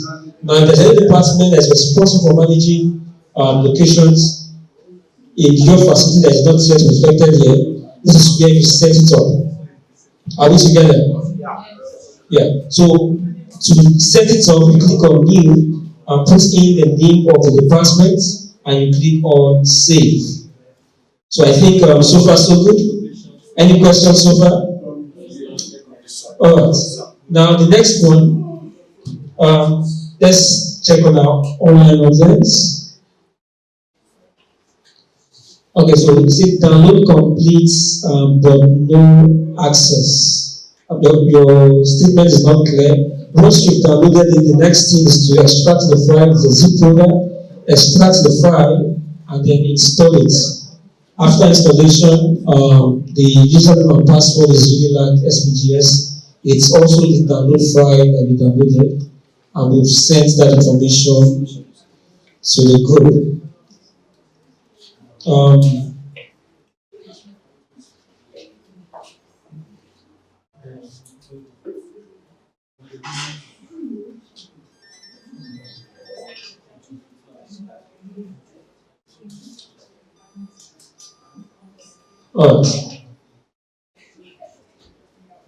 So once we've filled in the items in the department, the next section we are going to is the staff. Now this is where we set up the staff information for the department. For example, we have electrical department, who are the staff responsible for managing those equipment. You have mechanical, we have the AC units, we have civil works, we have security. So this is where you set up the names of the staff. Now the reason why we are setting up all these is because what we want to achieve at the end of the day is that the system, you're going to set up the routine maintenance for each of the equipment. So for example, we have an AC, and what is the routine maintenance that needs to be carried out for an AC? Okay, if you have a light bulb, for example, what are the routine maintenance to be carried out for the light bulb or for a floodlight? Can be checked maybe every month. They have to clean the face of the bulb and check to see the lighting itself is okay, if it's dim or if it's having an issue. So there are standard routine maintenance that the manufacturer has specified for each of those equipment. So what we're going to do is we're going to set up those routine maintenance activities, and then we're going to attach it to a staff, okay, in a particular department for a particular location, a particular equipment. And once you set this up, then you're going to determine if the schedule of that maintenance, if it is weekly, if it is monthly, or annually or biannually. Then once that schedule arrives, the system will automatically send an SMS to the staff assigned to carry out that maintenance. Or if there is an unscheduled maintenance, for example, the equipment breaks down, someone can easily report that equipment, and then the staff that has been assigned to manage that equipment can go out and carry out the routine maintenance or the inspection for that particular equipment, and then fill that. So that's what we're trying to achieve at the end of the day. So that is why we need to fill in the information for the staff, put in their department, the mobile phone number, their email address. Now to do that, we click on new. We click on new, that's under staff. We put in their information, select the title, the first name, the last name, the gender, the department. So under the departments, you see the list of departments you have created. So for example, we created security. So you can see that security is listed here. Alright? Now, once you fill this in, put in the contact address, email information, and then under system access, you can put in their credentials, the username and password which they wish to log in to access the system. For the privilege, you can click on check all, or you can specify the items you want to have access to. Now, once we do all that, you click on save, and then that staff information will be saved. Question? Yes, sir. In a situation whereby the maintenance is outsourced, what do you do? Now, if the maintenance is outsourced, when we are filling in the equipment, there is a section that allows us to select outsource. We're going to get to that. So if it's outsourced, you can put in the information for that particular company that is managing that facility, that equipment facility. Any other question? Yeah. Online. The question is, can the software operate without internet access after proper installation has been done? The answer is yes, but for continual usage, because the system is designed to automatically send out SMS to staff that has been assigned to maintain equipment. So without internet access, it will not be able to send out those messages. Okay, so by the time we set it up properly, we put in the API for the SMS. It requires internet access to be able to send out SMS and other information. But to use it without sending out that SMS locally on your laptop, yes, we can do that. a desktop application. Now, if you have filled in your staff information, can I see your hands up? You've done that? Okay. We'll wait for you. If you have not done that, you can do that. Another question. Okay, a question comes up and says, how do we edit a department? Okay, to edit a department, my screen is shared, so I'll do it online for you to see. You click on departments under setup, click on departments, you can scroll down and locate the particular department you want to edit. So, for example, I'll select security. So you can select the particular department you want to edit. Okay. So in this case now, let's say I'm editing the general user department. Then I'll click on edit, make changes. General user, I'll just add departments to this. And then you click on updates. Okay, once you click on update, you have the message that says successfully updated. So that you can then see that the general user department has been updated.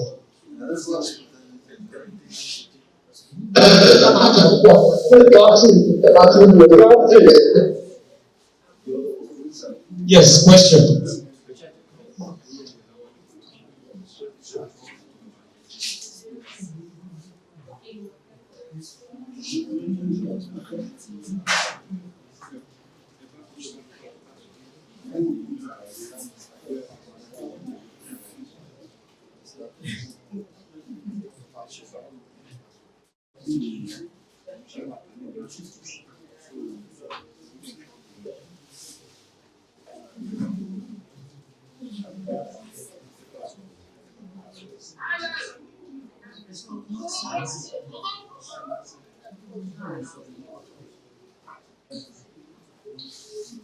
Alright.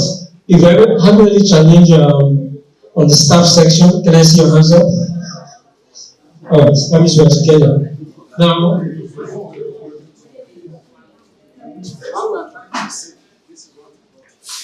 yes. So for the username, put in a username of your choosing. It could be your first name, or is this group 1 or group 2?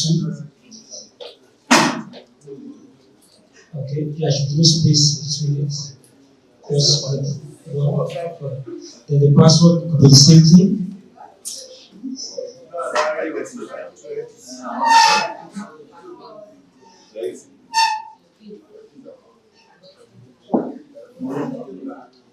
Select the item.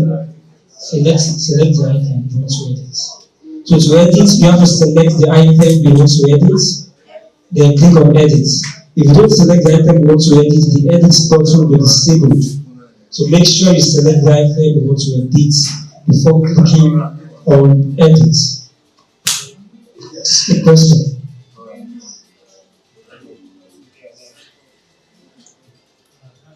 Okay. So you also have to put in the system access information. So for the staff, when you're filling in your staff, right, make sure you put in the name of the username. This is what you will use to log in to access the system. So, for example, what's your first name now? So you can put something like here, or since it's a group, you can call it group 4 or 5. Okay, so just a name that you use to access the system. So the password will be the same thing.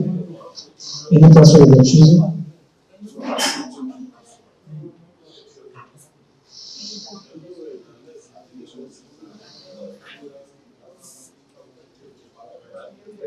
Okay. Then go with this. Yeah. Check for. Alright. Let's see. Alright. Now, once you have saved that, you should see the name you have just saved. Yeah.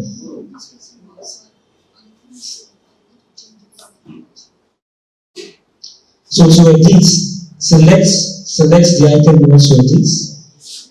Select the item you want to edit. Click on it.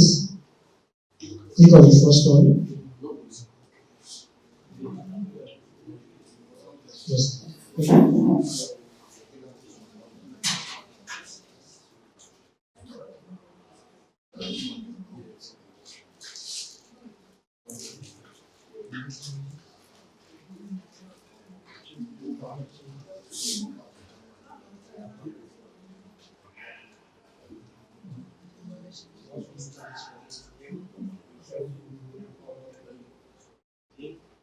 so remember to edit an item, you select the item first, then click on edit, make your changes, then you update. Click on check off. Click on check off. Click on check off. Yeah. And save. Yeah, that's it.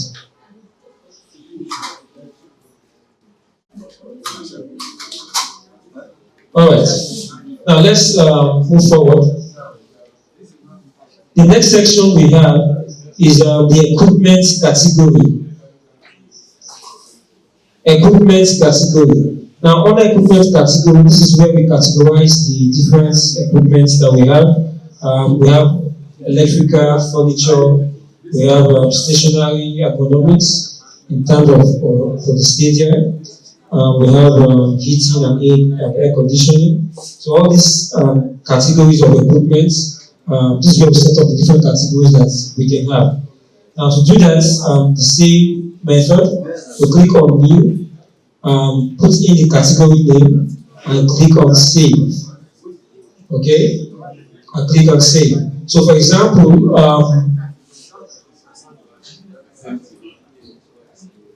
can someone suggest the name of a new category we don't currently have? Anyone? The name of a category that we don't have for equipment. Okay, fan falls under under electrical, and when you have electrical there. Kitchen. Okay, so under which category should we give it? Okay, let's call it kitchen or groceries.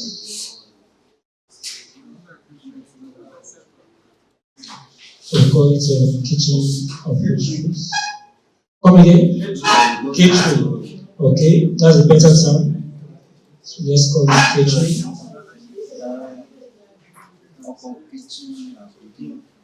Alright. So we have catering listed under the category, equipment category. So we can have equipment for catering, like the pots, the utensils, and the rest. Now, if you have done this section, can I see your hands up? Very good. Do you have any questions from online? Alright. Now, let's move forward. Now, the next section after the equipment category is the frequency type. Now, you have a question, sir?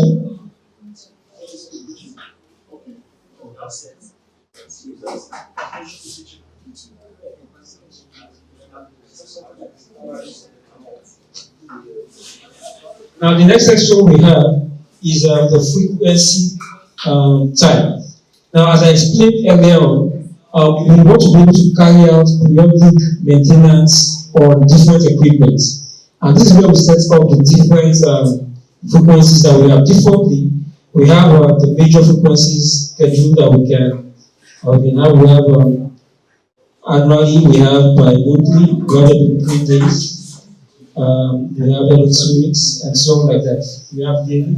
So we can set up the frequency type if it doesn't already exist.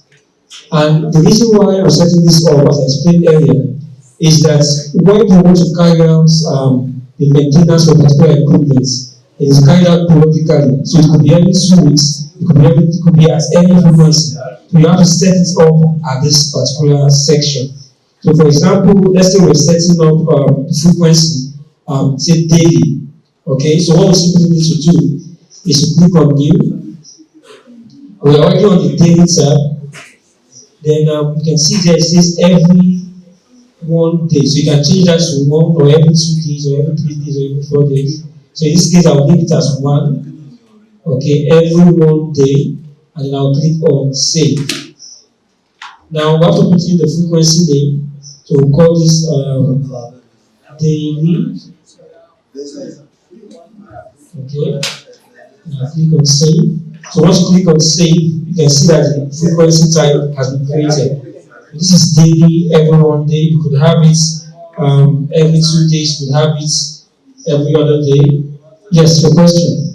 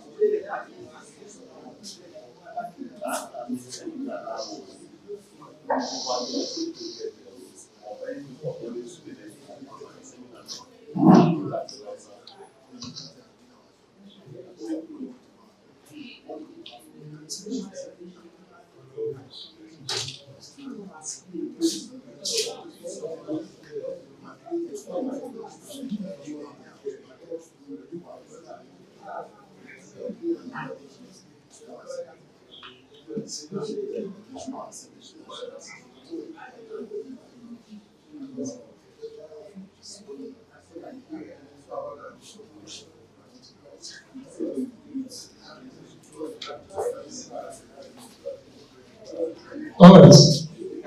Any other question? Yeah.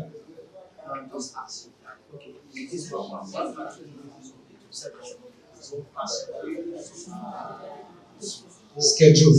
Yeah.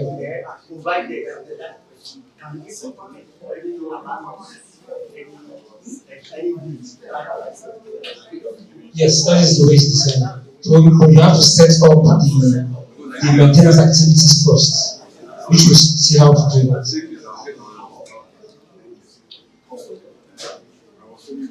Now, after we set up our frequency schedule, we can set up for daily, we can set up for weekly, monthly, yearly, or as required. Now, once we have done that, the next one we have here is the services. So that's this section we have services. Now these are services that now these are services.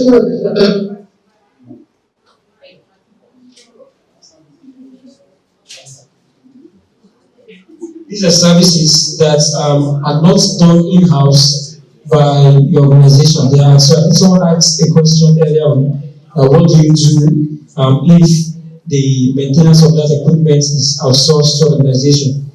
So this is where we set up the services that are outsourced to other organizations. So here we can put in the service name. For example, if our electrical equipment, they have sourced to organization, can fill in their information, could say ABC electrical company. Okay, then is it outsourced? So we say yes. And then it is managed by the contact person. So you can put in this as a Mr. Magbaja. Okay. So once you fill that in, you can click on save. Now what you say, that is about it for this section. Is there any question on this section? Any question? So we move forward. Now the next one we have here is under the administration. So we have the first item here, facilities/equipment. So this is where we set up the actual equipment that we have in our facilities. So you can set up the printers, you have floodlights, you have air conditioners, solar panels, deep freezers, and the rest. So this is where you set up the actual equipment. Okay? Now to do that, we simply click on new, and then the next thing after that is to put in the location. Where is this equipment located in your facility? Remember, we have set up the different locations we have. So this is where we put in the location. One of the locations we filled in previously was this play hall. So if you just put in N, you can see a pop-up that shows the item. You can select it, this play hall.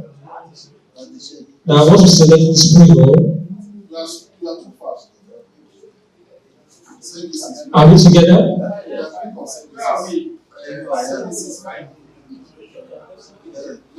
We are now on facilities and equipment. We are now on facilities and equipment. If you have been following, I mentioned it explicitly.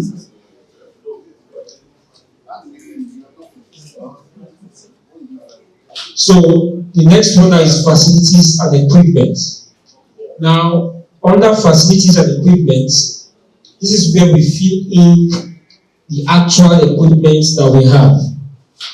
The equipment that will carry out maintenance on. Okay? So I mentioned that we would have to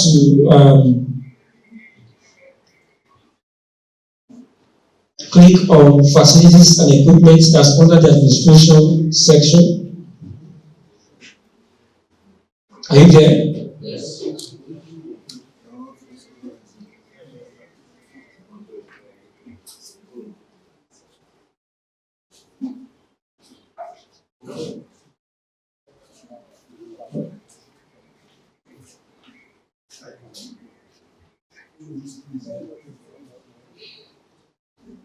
So to select the item under location, just type in N. If you are filling this pre or in your location section, if you type in N, this pre hole will pop up.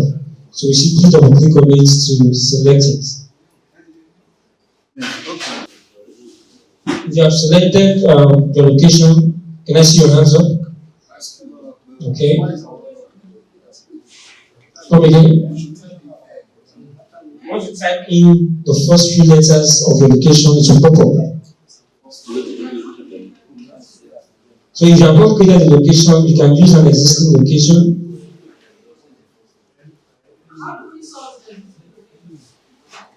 Come again.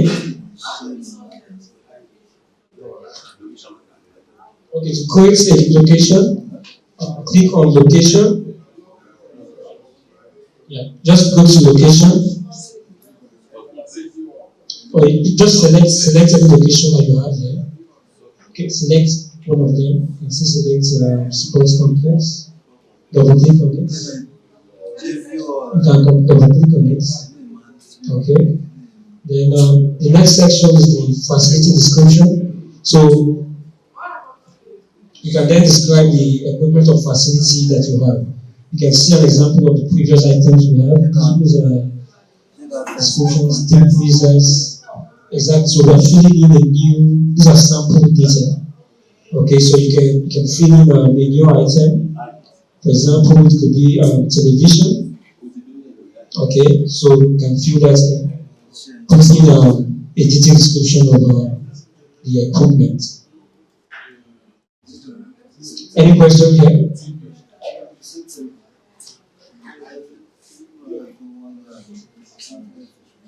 Yes.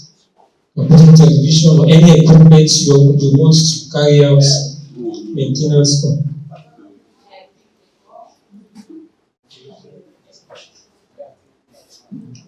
Okay, this section.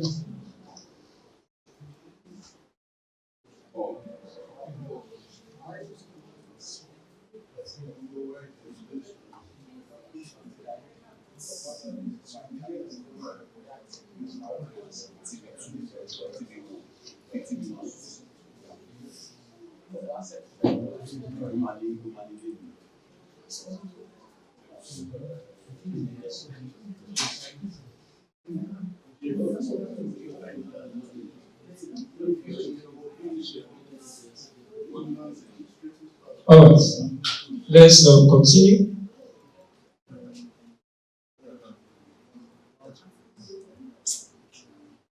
Now for facility description, we can put in television. Now remember, this could be any equipment you have, like AC, it could be deep freezer, it could be lighting. Okay, let's call this 65-inch television. Now, what's the category of this equipment? It's electrical, so put in EL. Okay. Now, if you have filled in your location, facility description, category, can I see your hands up? Very good. Now, the next thing to do at this point is to click on Save. Click on Save.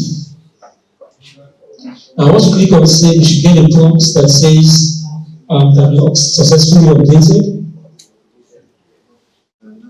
And at the last item, you'll see the item you just created listed.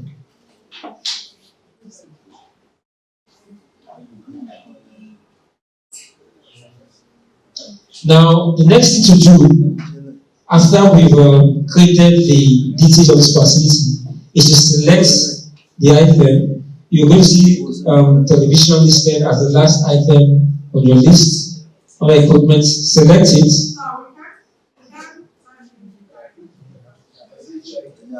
I mentioned before that the ID is an automated field. You don't fill it in. The system will automatically generate the ID. Do you understand that? So for the ID, don't fill in anything there. The system will automatically generate the ID. Now, after we fill in the location, the facility description, and category, the next action is to click on Save. Now, when you click on Save, the item you just created will be listed at the last row. Okay? Now, use your mouse and simply select yes, and then the ID will be displayed. Now, use your mouse and simply select the item you just created. That's a 65-inch television in my case. Then once you've selected it, the next thing to do now is to click on Edit. Click on Edit. Now, after you click on Edit,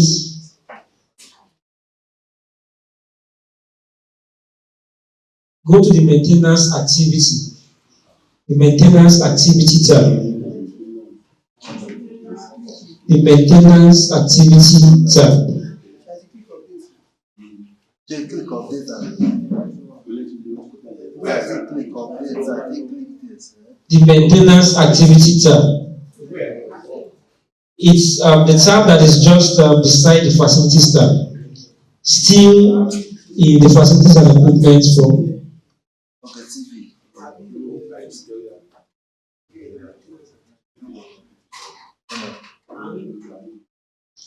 Are we together? I'm trying to take it very slow so that you follow me. Let me start again. Now we have created a new facility. Okay, we created a new facility, television. It is listed as the last item in our list of facility descriptions. Now the next thing is to use your mouse and click on the item. And then once you click on the item, go to the maintenance activity. The maintenance activity tab. Now, when you're under the maintenance activity tab, you're going to see the front that has check courses, percentage, frequency, operator. If you are there, can I see your hands up?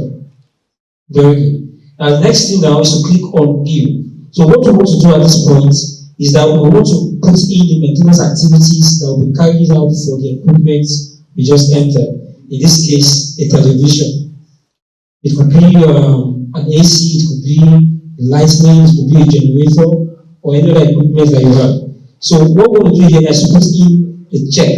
So now the list of checklists that comes from the manufacturer, say for television, for maintenance. So we'll have those checklists. It could be 3 or 4 or 10. We'll take the top important ones and then we'll start filling them in here. So who can give me a typical checklist that we will have for a television for a routine maintenance operation? Anyone? A typical maintenance operation that would have as part of a checklist for a television. Okay, that's dust. Any other person? Yes? Brushing, cleaning, the signal cable, yes? Huh? The plug. So now, when we come up with this, you can think of the plumbing issues that you can have with your TV. For example, your son or daughter could call you and say it's not showing very clearly. Okay, normally it should be sharp, crystal display, but you could have some dominance of it. That means that the connection is having as the signal. So that's one checklist we could have. So and then that would be one of the things we put in here. Okay, so we could then you can then frame it as a question. You can say, is the signal clear? Okay, so that's what we put in other check. They would say is just type it in there. Is the signal, is the display signal? We say is the display signal clear?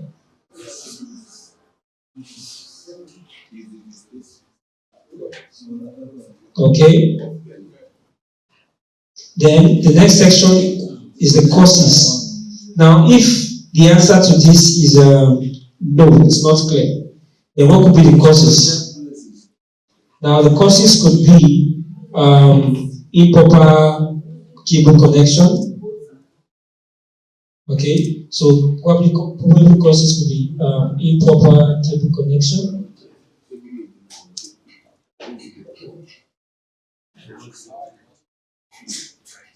Okay, we could have a wrong setting.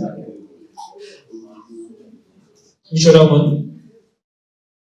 Who can give us any other idea for the problem cause for this particular? Yeah, different causes, different issues can cause a particular malfunction. And then it could also be dust. Sometimes dust can form a film in the cable and cause it. Okay. All right.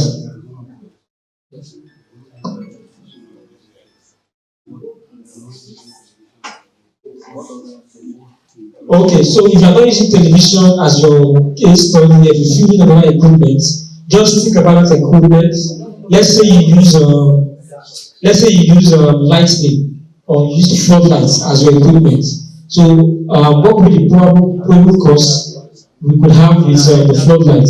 It's possible that the floodlight is not as bright as it should be, and then it's not bright. The one could cause is the dust that is causing it, and any other issue. So you simply look at the equipment you're working with and put normally all this should come from the manufacturer for maintenance operation, so that you can then use it to form the basis of what you put in here. But now we're just improvising. Now the next section we have for this is the frequency. So now because this is a routine maintenance, we can do this say by annually, that's every 6 months. Okay, since it's not it should not be a major recurring problem. So we can put it by annually there. Then for the operator, that means who is the department in charge of managing this equipment. Since this is a television, it should fall under the electrical department, right? So we'll select that. Of course, we must have created it. And the electrical department is one of the default departments that we have in the system. Now, if your equipment falls under a department you just created, select that new department, and then you should be able to select the staff for that department. So in this case here, we have Mr. David Samuel listed.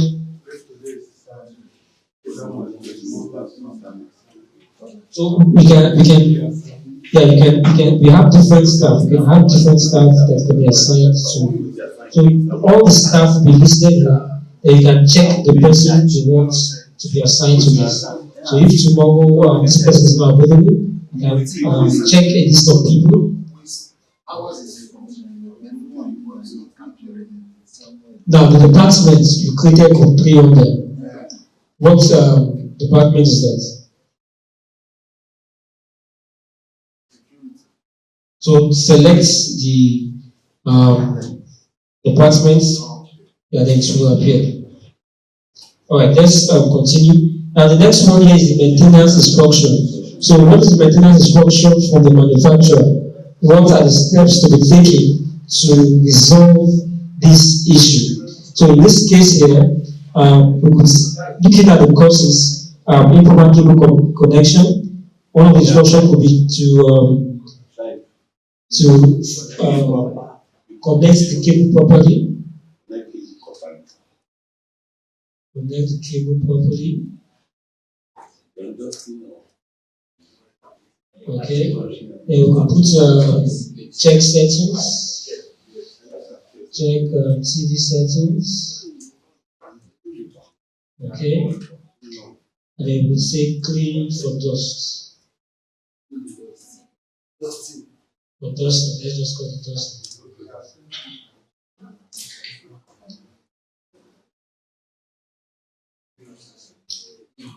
Now, this next section here is the percentage.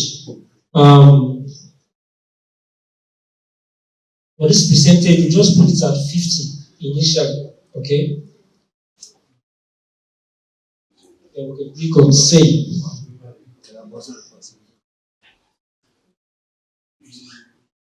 Now, once you save this, the item will be saved, and then we can then set up another checklist. Now, we can have several checklists for a particular equipment.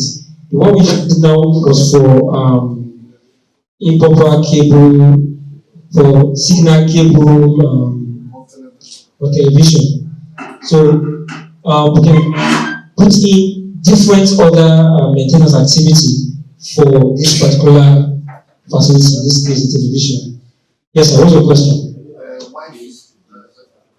Yes, so the percentage, it's we put it as average. That's if it's a new equipment, you can put it at 100. But if it's something I've been using, just say average use, say it's at 50%. Then from there, the system will continue to compute it. Now, we can put in another maintenance activity.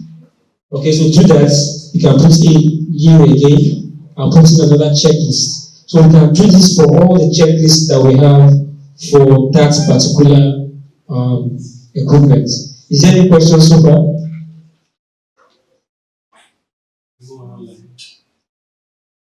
Is there a question from online? Okay. Okay, so please, if you have a question online, you can drop it. We'll attend to it as soon as possible. Now, what we've done is, I would like us to, on our own, create a new equipment and then set up a checklist for that before we continue. A different equipment, let it be something in your field so that it will be something relatable to you. So let's use the next 5 minutes to quickly do that. I will go around. If you have any issue, so go back to equipment, create a new equipment.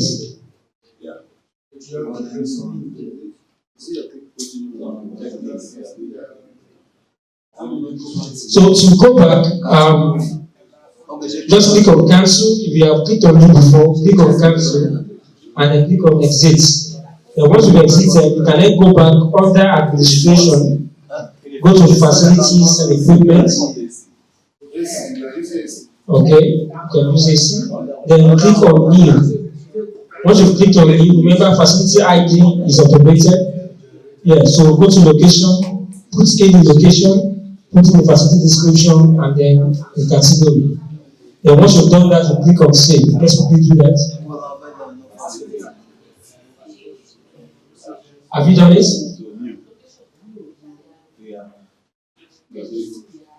Go to the location, put in a location. The location ID. Location ID will be calculated by itself. Yeah. You've done that. Okay, then we have go to facilities and equipment. We're starting from location. Okay, so continue. Continue.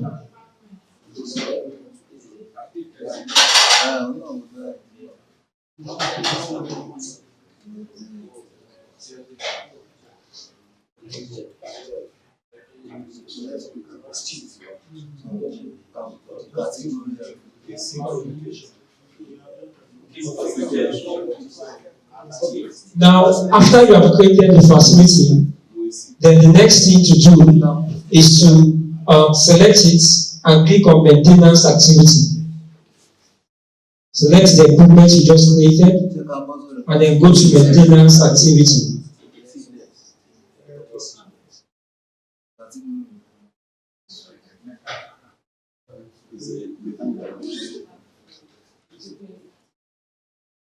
Select the equipment you just created and then click on maintenance activity.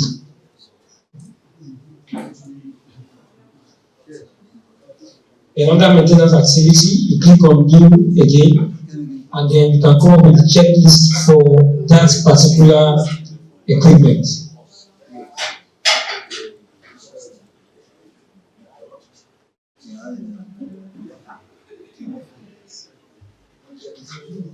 If you are done, I want to see the group that will be to complete this task.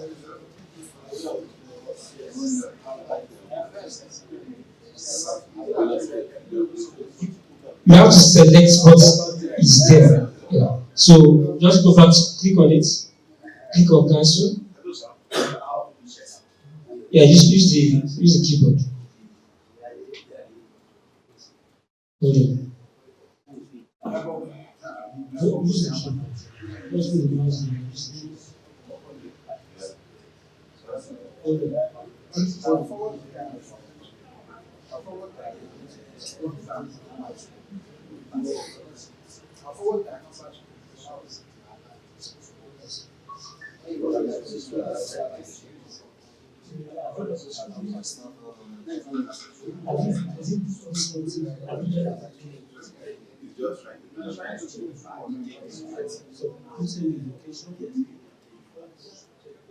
I think the first letters location.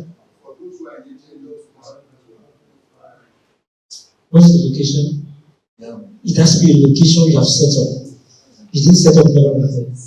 So you have to ask the location. You have Yaba. You have it issued on Pogo. So all you have is school and car parks. You don't have Yaba. So let's say we use your sports complex. Okay. Then category. So the category depends on the kind of equipment you choose. So which one? Mechanical. Okay. Once you see what you select it, which one you select it, double click on it.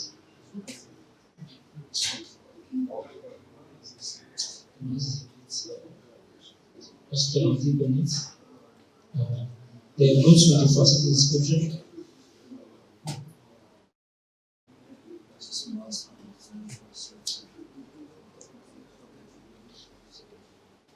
Yeah, any challenge?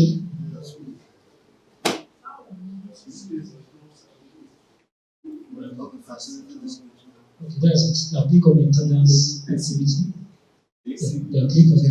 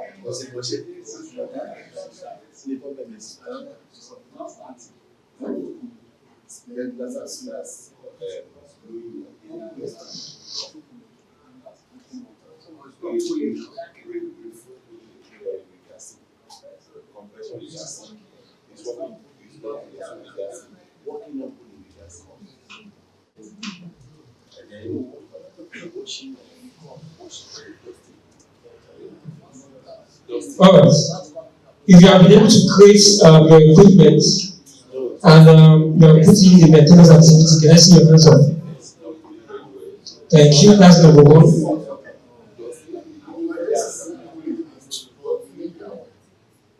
Okay.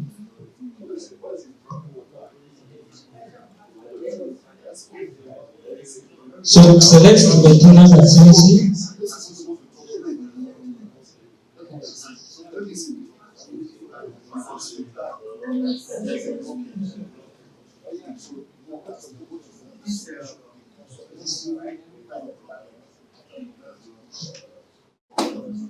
So remember to go to the maintenance activity after you've created the equipment. In the equipment list, the equipment you just created. After you've selected it, then go to the maintenance activity tab.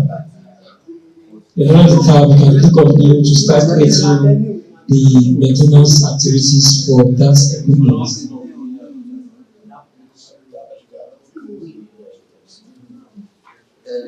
So we have one group here that has completed the task.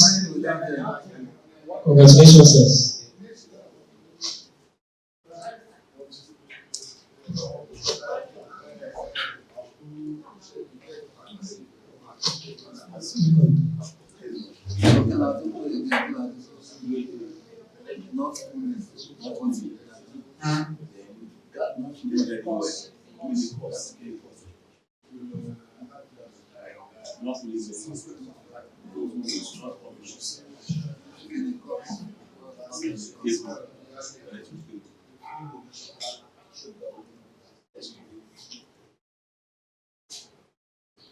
Which other people has completed the text?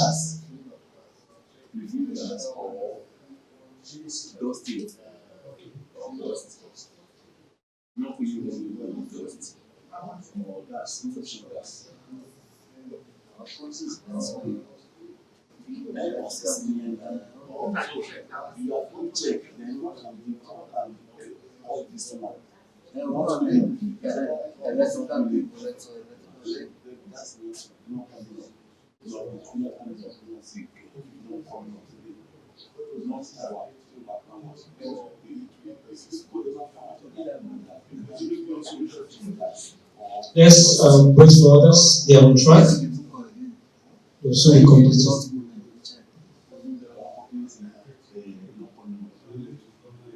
For those of us online, please, if you have any questions or you need clarification, please drop it in the comments and we'll attend to it.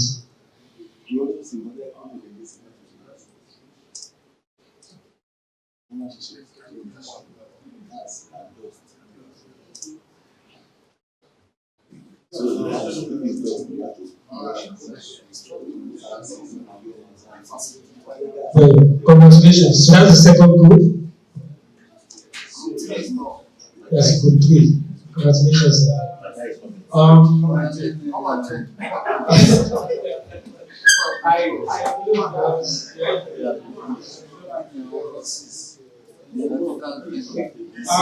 Yes. Put in another checklist. Put in at least, yes. Make sure you put in at least 3 checklists. So put in another one. Once you're done with that, then put in another one. For that same equipment. For that same equipment, yes. For AC, put in another checklist. Select it, select AC. Maintenance activity. Click on it. Okay, then click on name. So what was the first item you put in there for AC? Not cooling very well. We usually have to separate the issues, the problems, so that it can be attended to one by one. So if that's the first one, so look for another problem that can have this and put that in there. Another issue would be it's not coming on at all. Okay, it's not coming on at all. So that could be a power issue. Not coming on.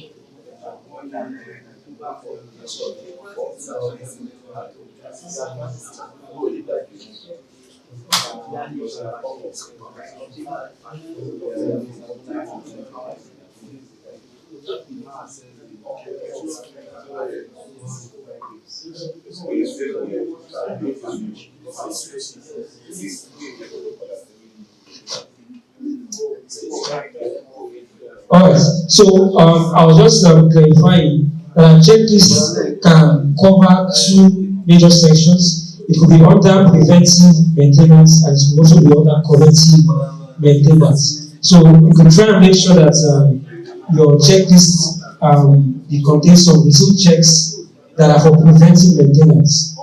Okay, the equipment may not necessarily be before maintenance is carried out. All right.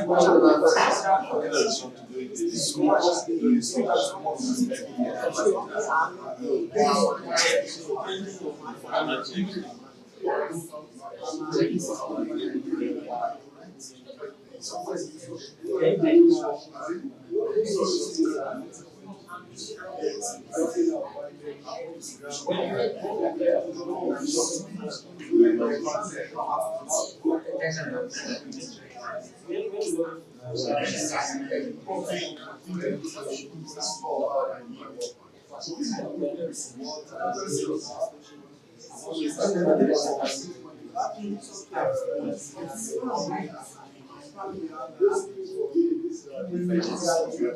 right, let's move forward. I'll try this fast. Yes.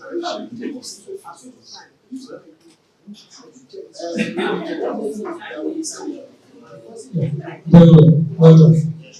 So,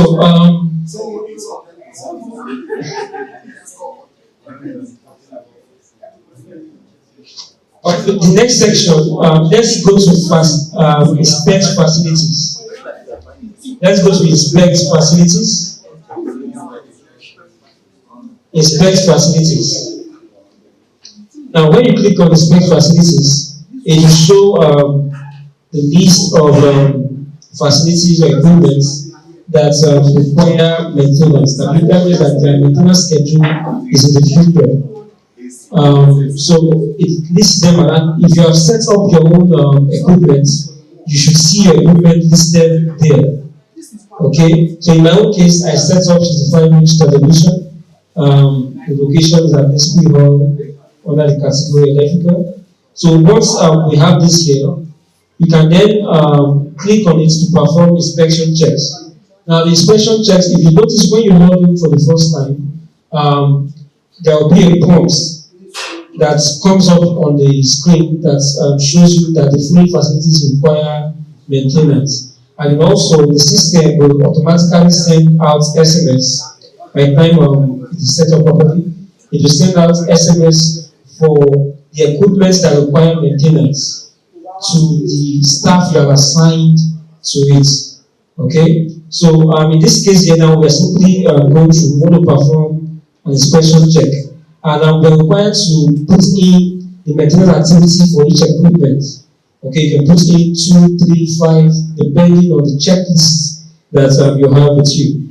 Now, if I click on what I have here, 65-inch television, then the next item I have here is the first checklist I have set up in my own case. In your own case, you can select AC, since that's what we work with. Then you see the first checklist that you have. In my own case, it is display signal clear. If I say no, okay, I click on no, then it should then show the likely causes. The likely cause in this case is improper cable connection, wrong setting, dust, and then the staff assigned. Okay, now I can click on view maintenance operation. Now the maintenance operation is to connect the cable properly, check the TV settings, and then the dusting. Now, as this maintenance operation will be carried out, now this will be done by the staff, because the staff that were assigned will be able to log into the platform, and then once it logs in, you'll be able to perform inspection checks on this system. Now, we can come in and say, as this operation will be carried out, we could say yes, it has been carried out. I'll click on that. Then the maintenance reports will be filled in by the staff that has carried out the operation. So it could be that we've carried out the operation and the issue has been resolved. Okay? And then that will be all for that. But if it's not resolved, then it will be stated in the reports. And then also the recommendation. Do you recommend a repair or replacement? If after carrying out the routine maintenance instruction and the issue persists, then you can suggest a repair. Probably there is a faulty equipment. You can recommend repair or outright replacement. Okay, so this can be done. I'll fill in something here. Let's call this maintenance operation successfully carried out. Maintenance operation was successful. Okay, so in this case now, then I'll select my recommendation done. But if after the maintenance operation, the issue persists, then we're going to select our recommendation either repair or replacement. So you have a question?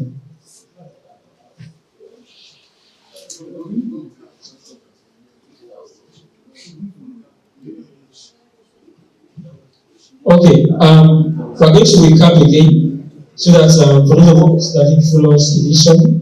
So the first thing to do is click on Inspect Facilities. So once you've clicked on it, we'll have the form that displays the list of facilities or equipment that you've set up. And then if you have created the new equipment, you should see it listed in that list.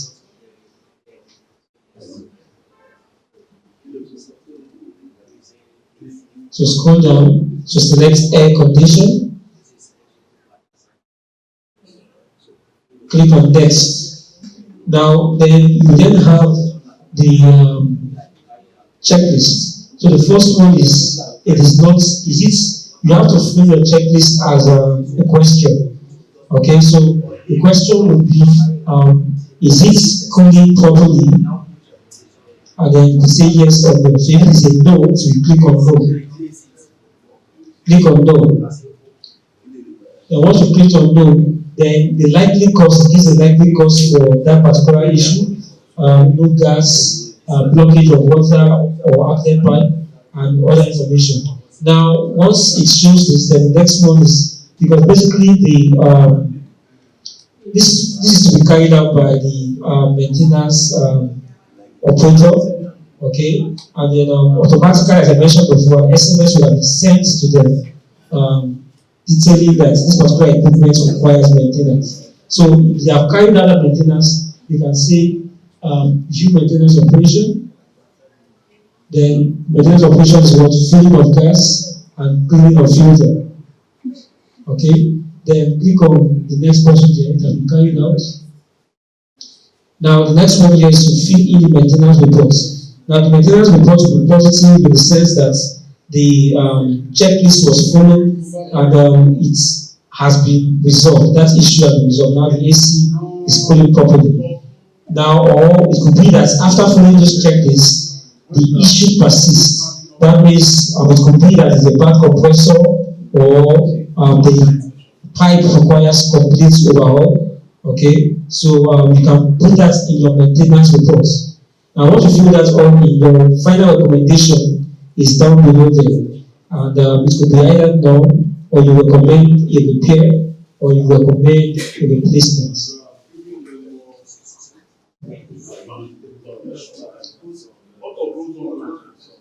We are asking them questions. Our audience, please, if you have any question, drop it in the comment section, and we'll attend to it as soon as possible.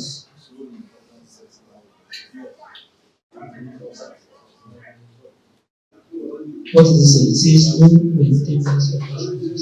That is what is it?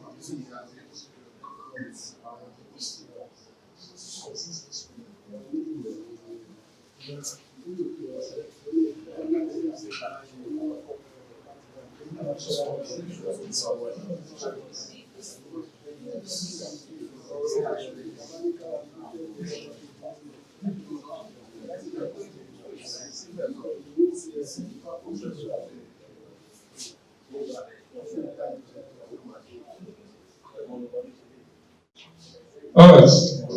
Any other question? So if you have the book that says maintenance activity not carried out, it means that you have not properly set up your maintenance activity for that equipment. Okay? Now once you've done this, so click on OK. Alright. Then the second checklist. Okay, so you go through each of the checklists there. This case is not coming, is it coming on properly? The answer could be yes or no. So you can say yes, so just follow the same step and you iterate through the same process. Alright? Now once we have carried out our inspection,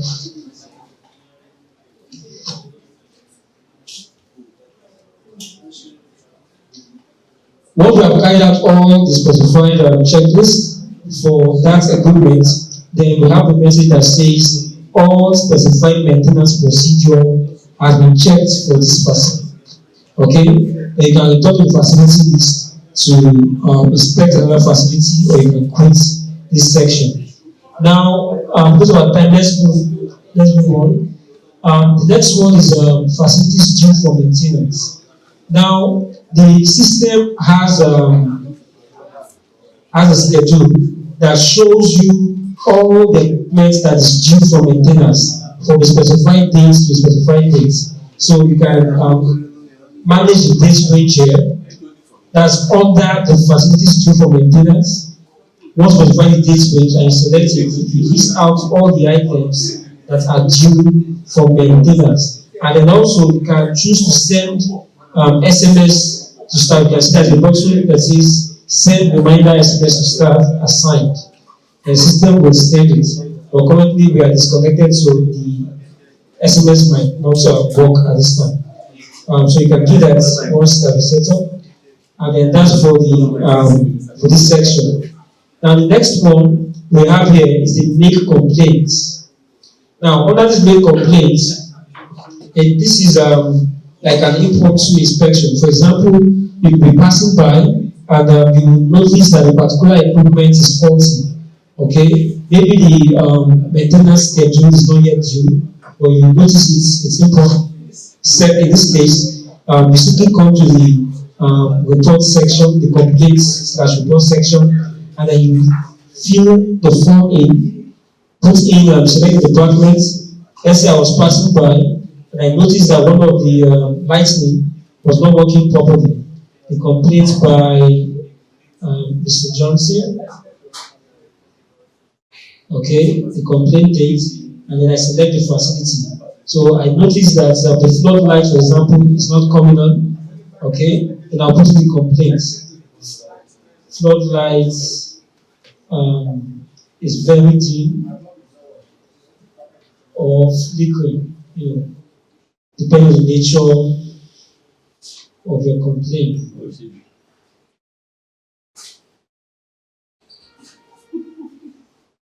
Okay, now once you put that in there, you can click on send complaint.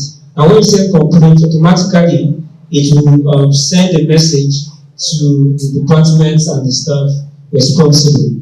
The next section we have here is view users complaint. As an admin, you can log into the back end and see the complaints that has been dropped. For example, this is the complaint I just dropped here. Electrical department, floodlight is very dim or flickering. So in this section here, the maintenance detail can be specified, and then the maintenance costs can be specified also, and then the amount you can choose to pay a particular percentage of the cost before the work is actually carried out. So for example, this would be the recommendation for this would be replacement of floodlights. Replacement of floodlights.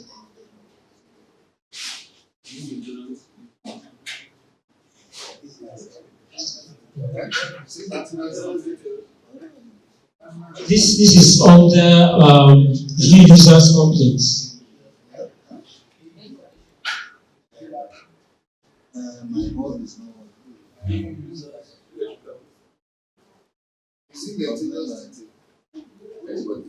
Come again. Yes, let's go back again. Go under administration, view users complaints. There is an explorer bar to your left. You have administration section. You will see view users complaints. So once you launch it, if you have dropped the complaints, you can then double click on it, and it will show the details of that. Now at this point, you can put in.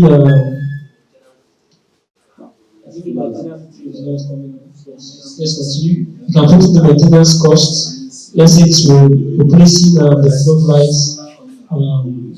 It costs about 250,000. Then you can pay 60% of the cost upfront.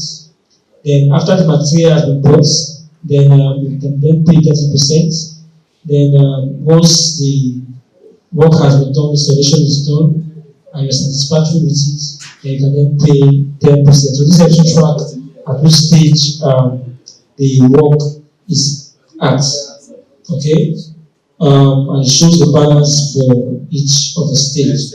So if the total amount at this point paid is 25, the balance will be 25,000. and so on like that. Now that's for this section. Yes, you save it and you can also print it. Yes, what's your question? Yes, I noticed that also. So just keep it for now. Go straight to the maintenance cost and put in the estimated cost for the item. The maintenance detail is temporarily disabled, so you can skip it for now.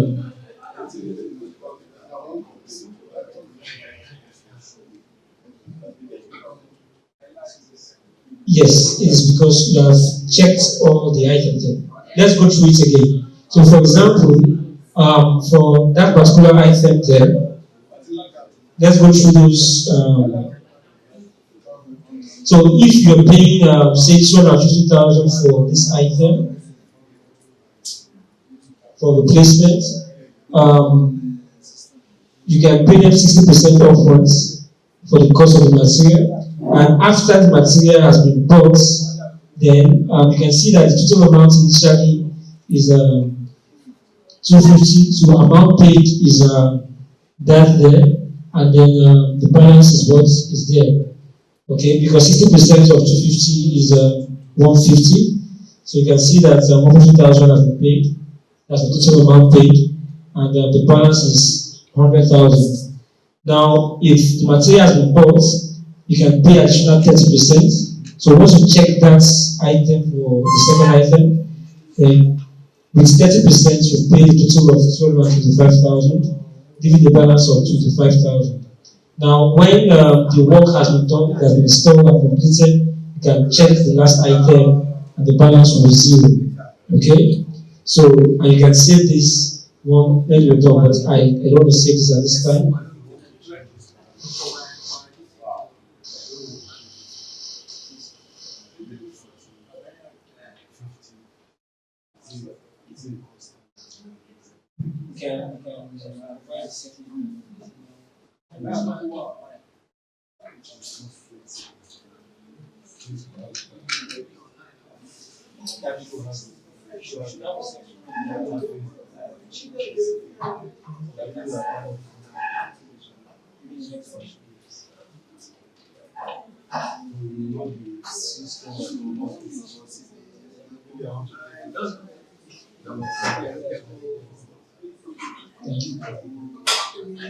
Alright, any other question? Very well. Quickly let's proceed. Now the next one we have here is the facility lifespan. Now the system automatically computes the lifespan of the equipment based on usage. So if any of the equipment is approaching the lifespan and needs to be done away with, it will appear here and we can take the necessary action. Now the next one we have is the regression model. Now the regression model is a work of Dr. Akinshola. It's a model that is used to calculate the general facility condition. So if you have set up all the equipment you have in your facility, let's take this one for example. You've set up the equipment, the lighting, the ACs, the furniture, and you've put them on the system. And maintenance is being carried out properly, and if there's any issue, it is noted on the system. The system is tracking the health of each of the equipment that you've set up. Now the system is taking this as parameters and is feeding it into this regression model function. It's a research work that was done, and it simply puts it, if you look at the regression model, it's y equals 85 points. For those of us that are academicians, 85.7 plus 0.9 x1 minus 0.5 x2 plus 0.1 0.17 x3 minus 0.159 x4, where x1 is the number of reported facility, x2 is the number of inspected facility, x3 is the number of repaired facility, and x4 is the number of replaced facilities. So the system takes all these parameters from your database of facilities and the maintenance you perform on them and computes the general facility condition. So you want to know if your facility is in a good condition for use. Perhaps you want to host an event, they are looking at the general condition. You come here and it automatically calculates the condition of that facility. In this case, the facility I have here are about 69.25% in good condition. So this gives you an overview of the health of your facility. And the next one is the general facility availability. Under this section, it gives you the availability of the equipment that you have in your facility. So that's the regression equation. Is a model developed to determine the general facility availability and is giving us that function we have there, where X1 is the number of reported facilities, X2 is the number of expected facilities, X3 is the number of prepared facilities, and X4 is the number of replaced facilities. So giving that parameter there, and the values is taken from the system, and then we have the value at 69.69. So this gives us a better view of the general health of the facility. So it's always for the benefit of us who is continue to use this. Now, it is important for us to put this data to determine these numbers. To determine what is our X1. Exactly, and it is done automatically. So once you set up your facilities and you're carrying out maintenance on them, you set up the checklist and they are carrying out maintenance on them, it will be the values will come out from the system automatically. Is there any other questions, sir?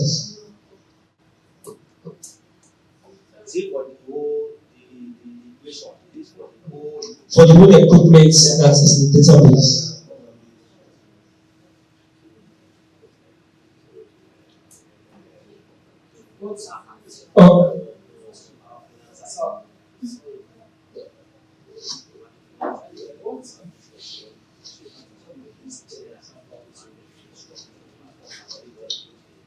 The building structure.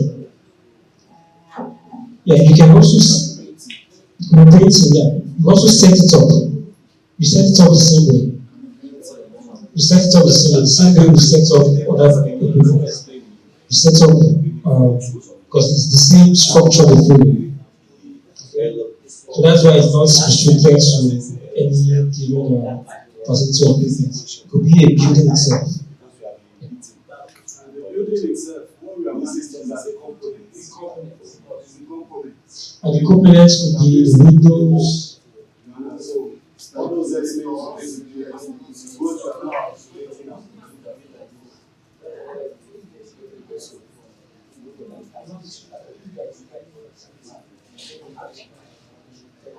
building cannot function.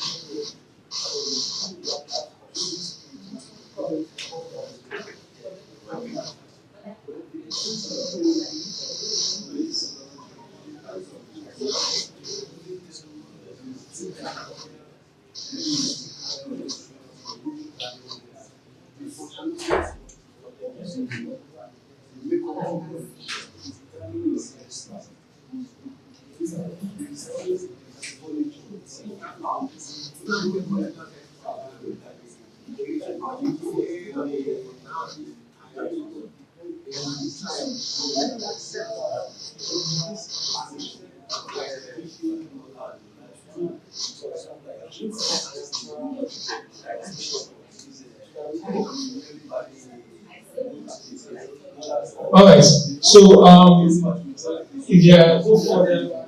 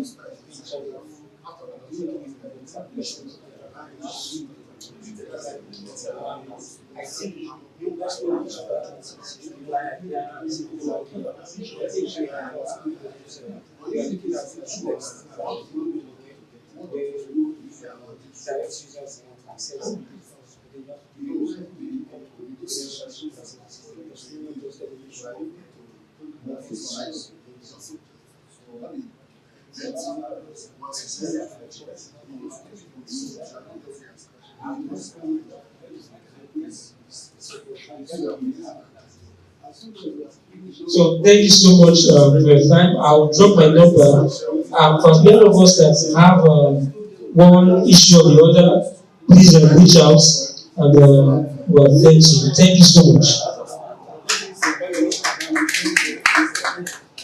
My number, yeah, I'll drop it on the platform. So please, my number is 080 85 74 6108. It's on the screen. 080 85746108. And my name is Mr. Johnson.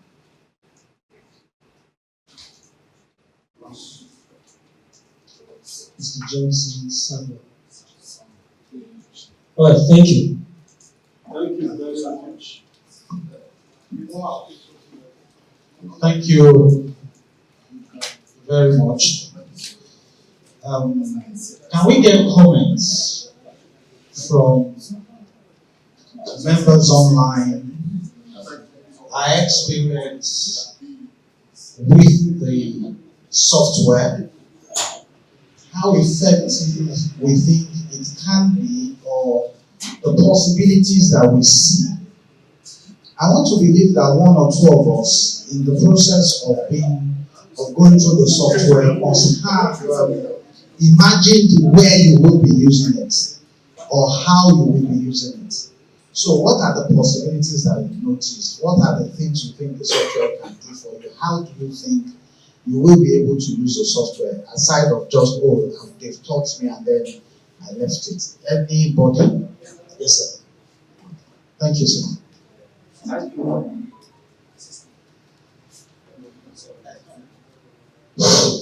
Thank you, sir.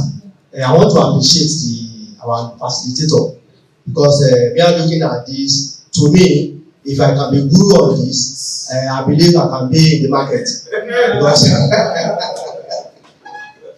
because I can even use this one to set up my own facility at home just to monitor the expiration dates. But the question I want to answer is this: you see, in most of all these our appliances, there used to be a specification, that is the lifespan of some of these our equipment.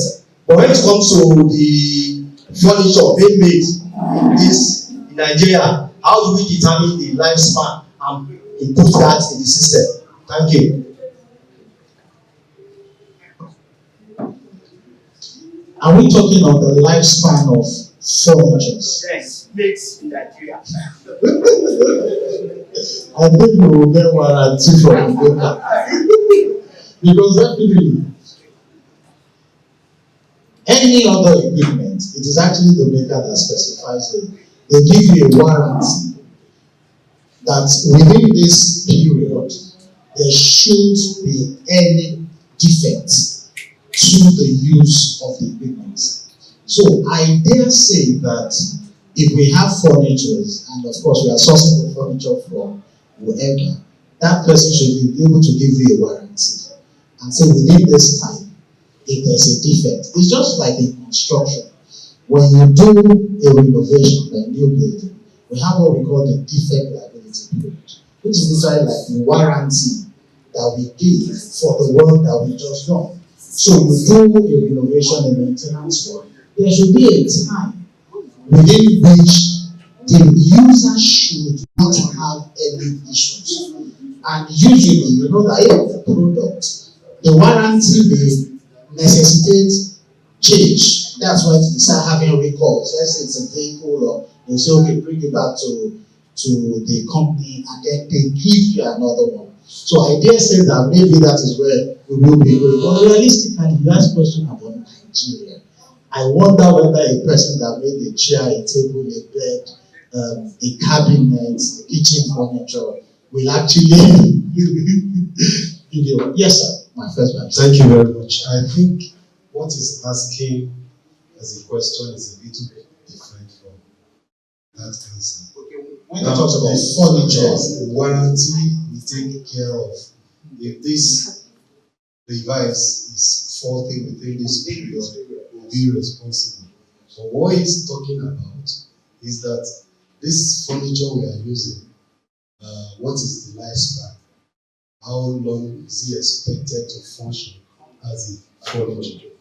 But the answer is as simple as the parameters our accountants are using for depreciation of assets.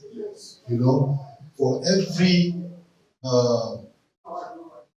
especially in federal, in government establishments, there is a way they calculate the values the projections. I'm comfortable about the cars, you know, because when you buy a new car, it is expected to last for like 7 years, 8 years, and they will depreciate that value at the end of the depreciated lifespan. And that also, you know, we did something like life cycle assessment. Those are, they use it more in accounting.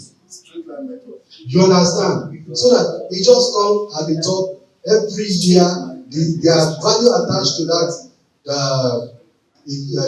assets is not the same as the beginning. It comes to a value and it comes down like that, it nets zero. At the point they are now selling it off, it doesn't matter how much they sell, scrap value. So it's not at a loss. But for us, so we were brainstorming about it here. Almost everything that we buy as Tokumbo, as they have a net zero net worth out there, and they sell it to us, it's still functioning, we are still using it, and our people will put higher value to it, and we'll be doing big man in one SUV. Not knowing that all the better lives are exhausted. So that is the thing. Maybe we should relate more with those who are doing this accounting structure to be able to attach lifespan if you are much interested in that, and then take some of these parameters to do our projections as we are doing our computation on this system. And it will be different from organization. You know, we talk about every organization is not the same. You understand? The parameters we have used, maybe in my own office, our own lifespan for every vehicle is 10 years. Some organization can sell is 7 years, 6 years. All these multinationals, they can say it's 4 years. You understand? All these are our senator, all these are our governor. They collect, sir. So you see, every 4 years they collect a new vehicle. So it is assumed that after 4 years, that vehicle is no more existing. They get a new one. So that's the thing. We need to get to know the organization that we are functioning and what are the established principles and guidelines that affect their financial operations. Thank you, sir. I hope that is very clear and a better approach to this. You want to contribute? Thank you very much. Like what we have here, that is under the life cycle of assets. There is depreciation here. Depreciation, page 73. Here, the method for calculating the lifespan and the depreciation and the rate at which an item can be depreciated is straight line method. You check page 73. It's the straight line method calculating depreciation. Page 73. So that is one of the methods.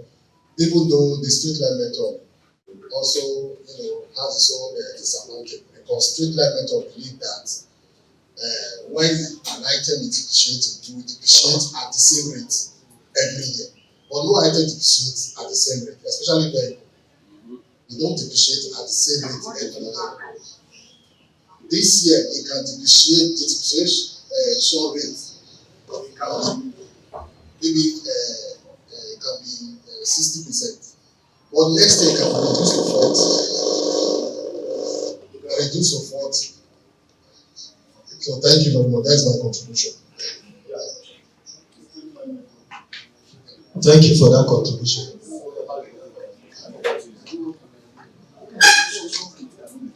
So thank you very much for that. Anybody online that also have a comment to make before we go to the next item? Any online Anybody online?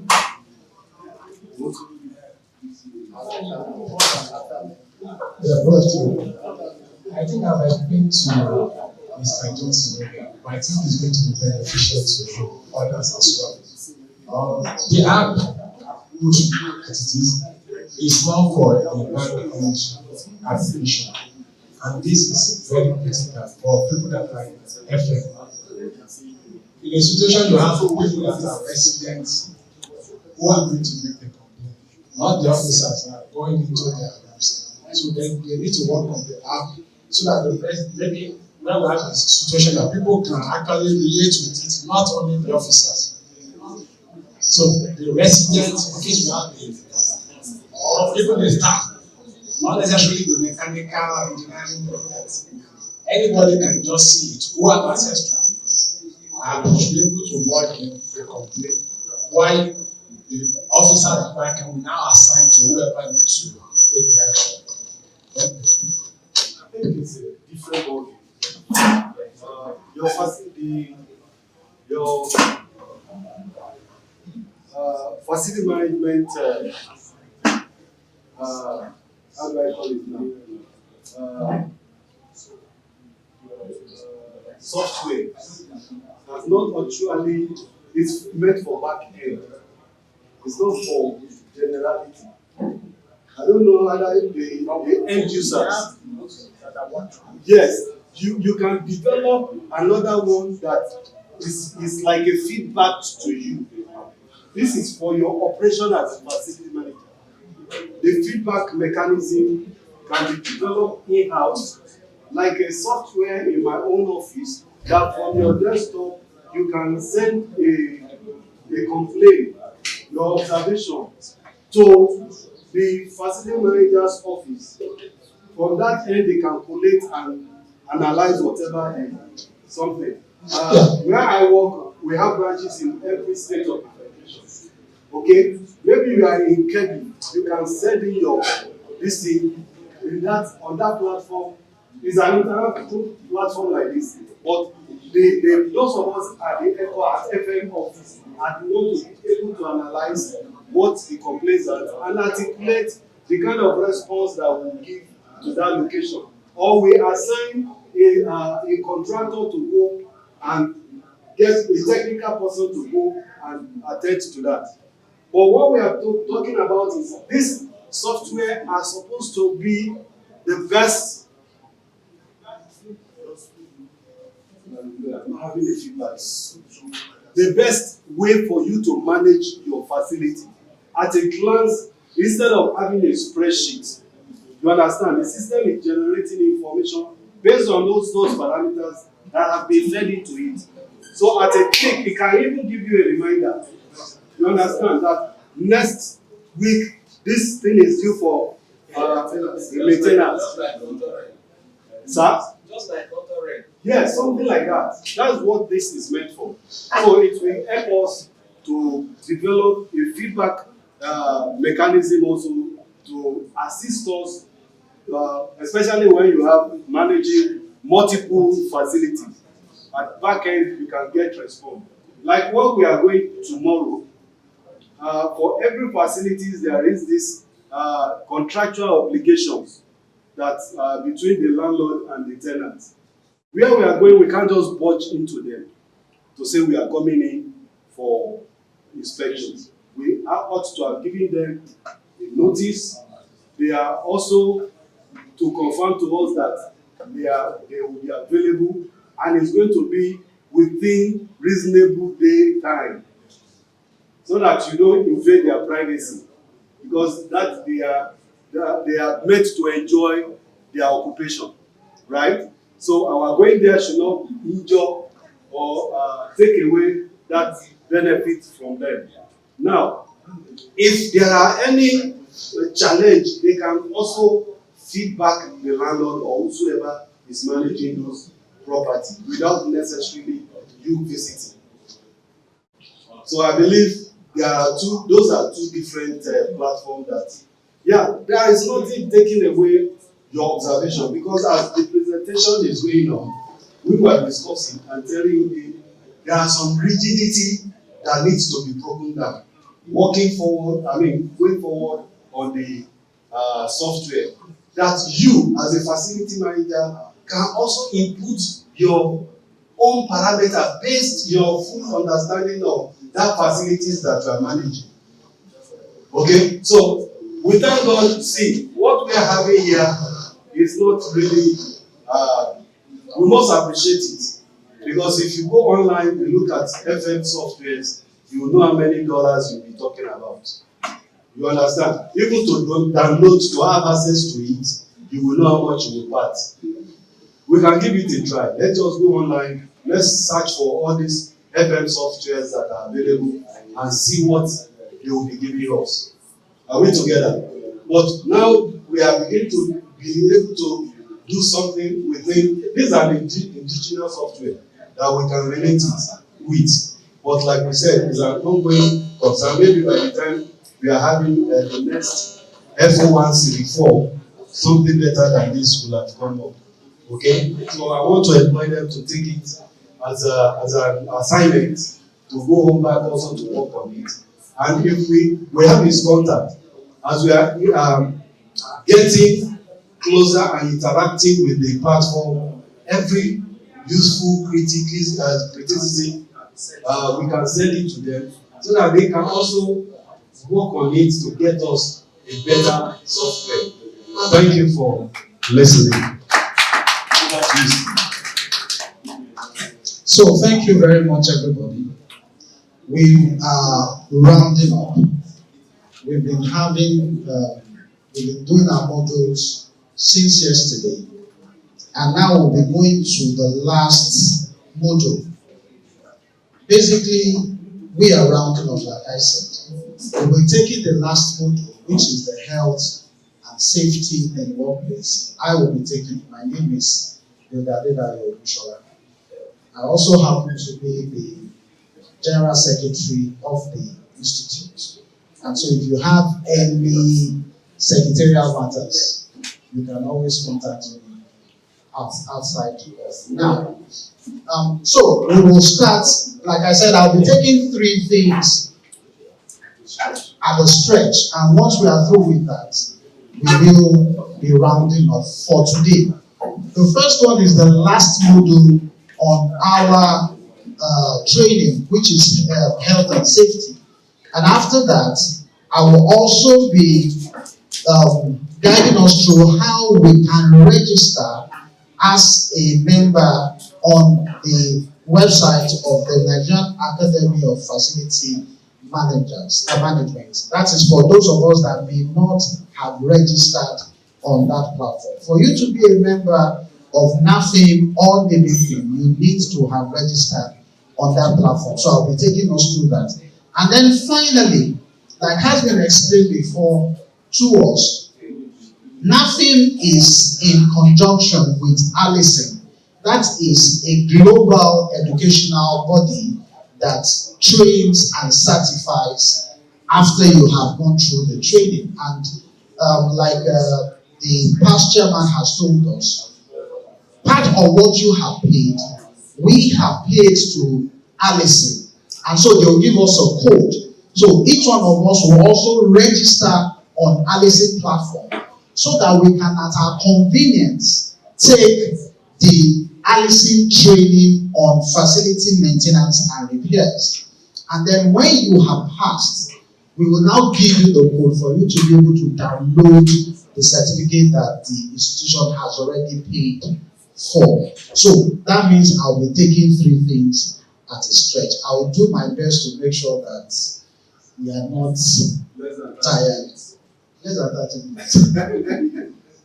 So, okay, let's start. So, you may permit me to sit down, please. I hope I'm allowed. Thank you very much. So, we'll start. I'd like to share my screen. Okay.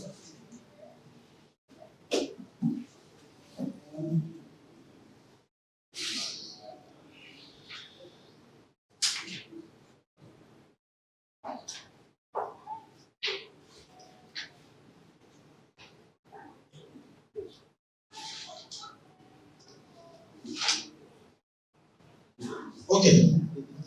So, we will be looking at understanding facility management and safety responsibilities by facility management professionals. Remember that health and safety cuts across all facets. It cuts across all facets. It's not just in construction, it's not just in facility management, it cuts across all facets. In manufacturing, there is a need for health and safety. In medicare, there's a need for health and safety. Across all professions, even in cooking, there's a need for health and safety because you could be potting cucumber and then you cut the knife. If you don't handle it properly, you cut your fingers, and you don't want a blood that is already tainted with whatever to mix with the food that you're preparing for people. So ultimately what that means is that you actually, as the professional or the person that is taking charge, need to be very conscious and be practice health and safety while you're doing. But this is related more to facility managers. And then we first of all want to look at who are the different users of the facilities and what are their roles in health and safety. You know, we talked of internal and external environments, internal, external factors. When you look at a facility, you discover that the only person or the people who, the stakeholders, we have the people we call the internal stakeholders and the external stakeholders. The stakeholders in the facility are not just, it's not just you that you are the facility manager. So we want to look at, first of all, what are the different roles of the different stakeholders when it comes to facility management or the use of facilities as per health and safety. So we start from the facility manager. Of course, we know that because you are the facility manager, yesterday, part of our discussion, we highlighted the fact that it would be best if the facility manager is part of the construction team. I hope you remember that factor, that point yesterday that was made, that if the facility manager, the intending facility manager is already part of the team that actually constructed, it will be easier for him or her to be able to do his or her job because he understands the processes, he knows well what is. Aside of the construction drawings that were designed, and then if possible, the as-built drawings that were prepared, and maybe his maintenance schedule, his manuals and everything. If he or she is part of the process, then he understands. And so we agree, we will need to agree that the facility manager is the first person and one of the key people when it comes to health and safety in a facility. Now, his primary responsibility is to identify and assess potential hazards. A facility manager does not respond to health and safety matters. He anticipates them. He does not respond. He anticipates.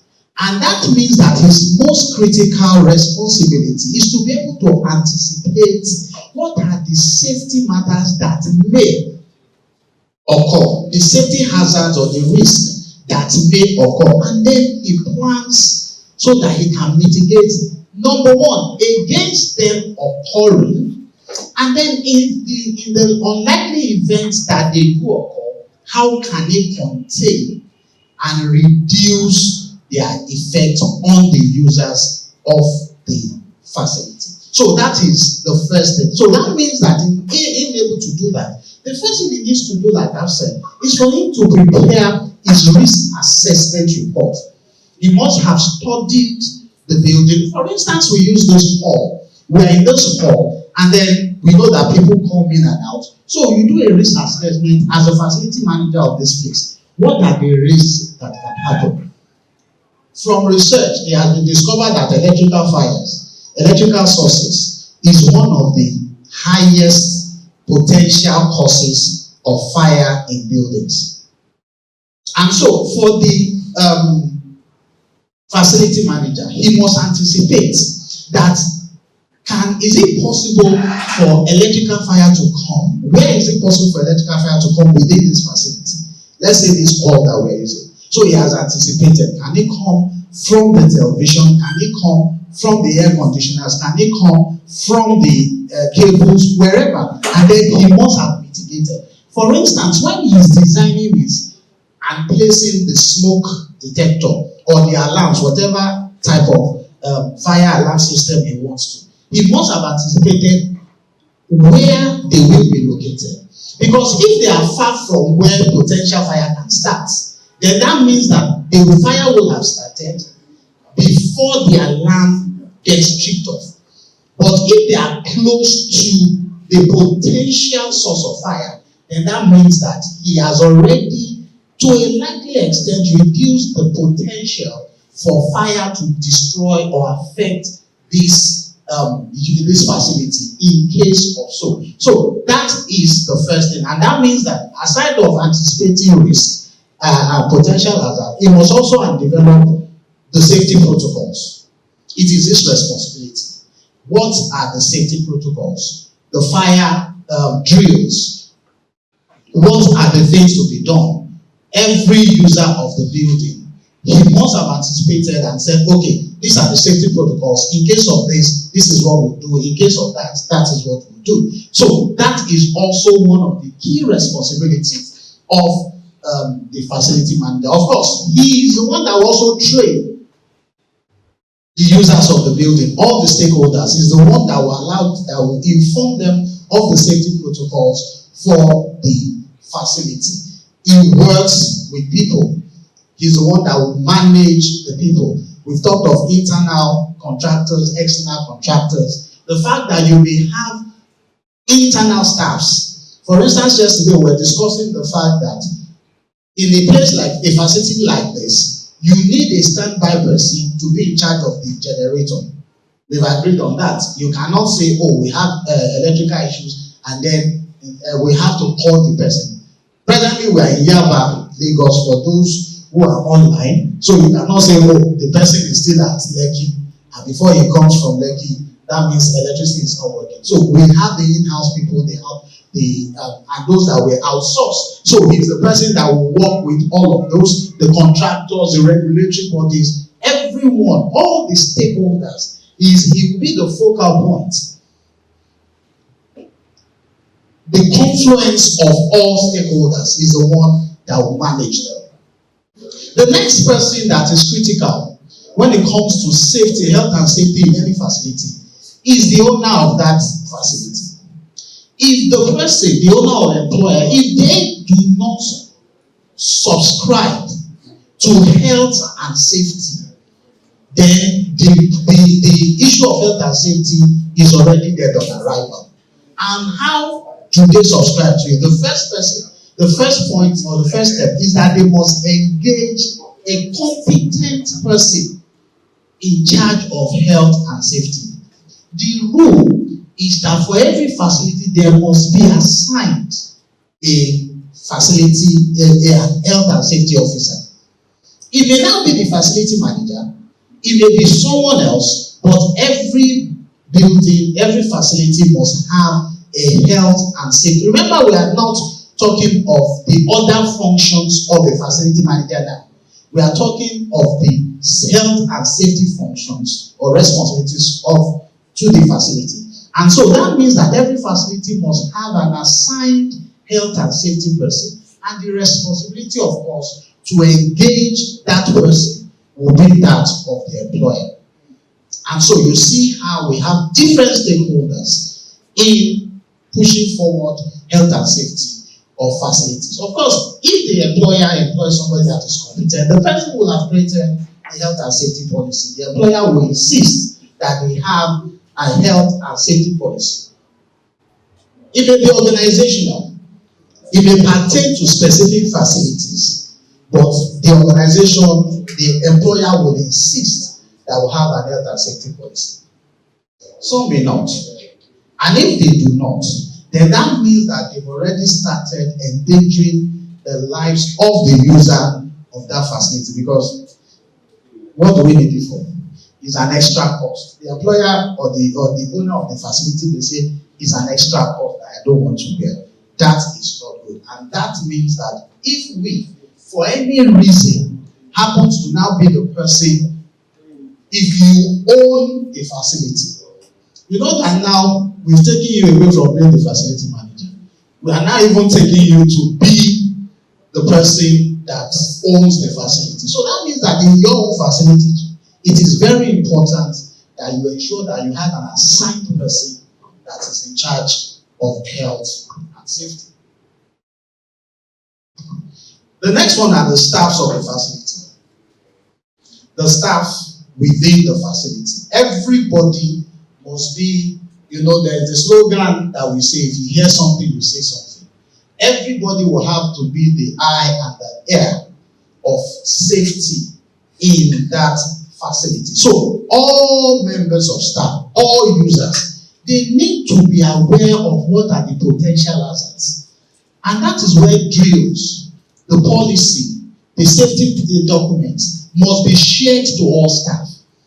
If you have a facility, maybe it's an organization, and you engage staff, but when you are giving them the training at the point of engagement, safety training, the safety policy of the organization, the safety policy for the facilities where they will be working is also critical, especially if we understand that the aim of facility management training is to help the user of the facility to be able to get optimum results for whatever they do. So I come to sleep in a room.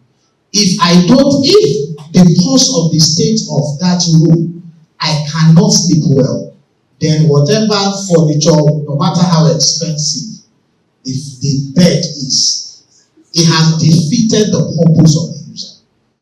And that is the goal of facility management. The end user is the most important stakeholder in the facilities.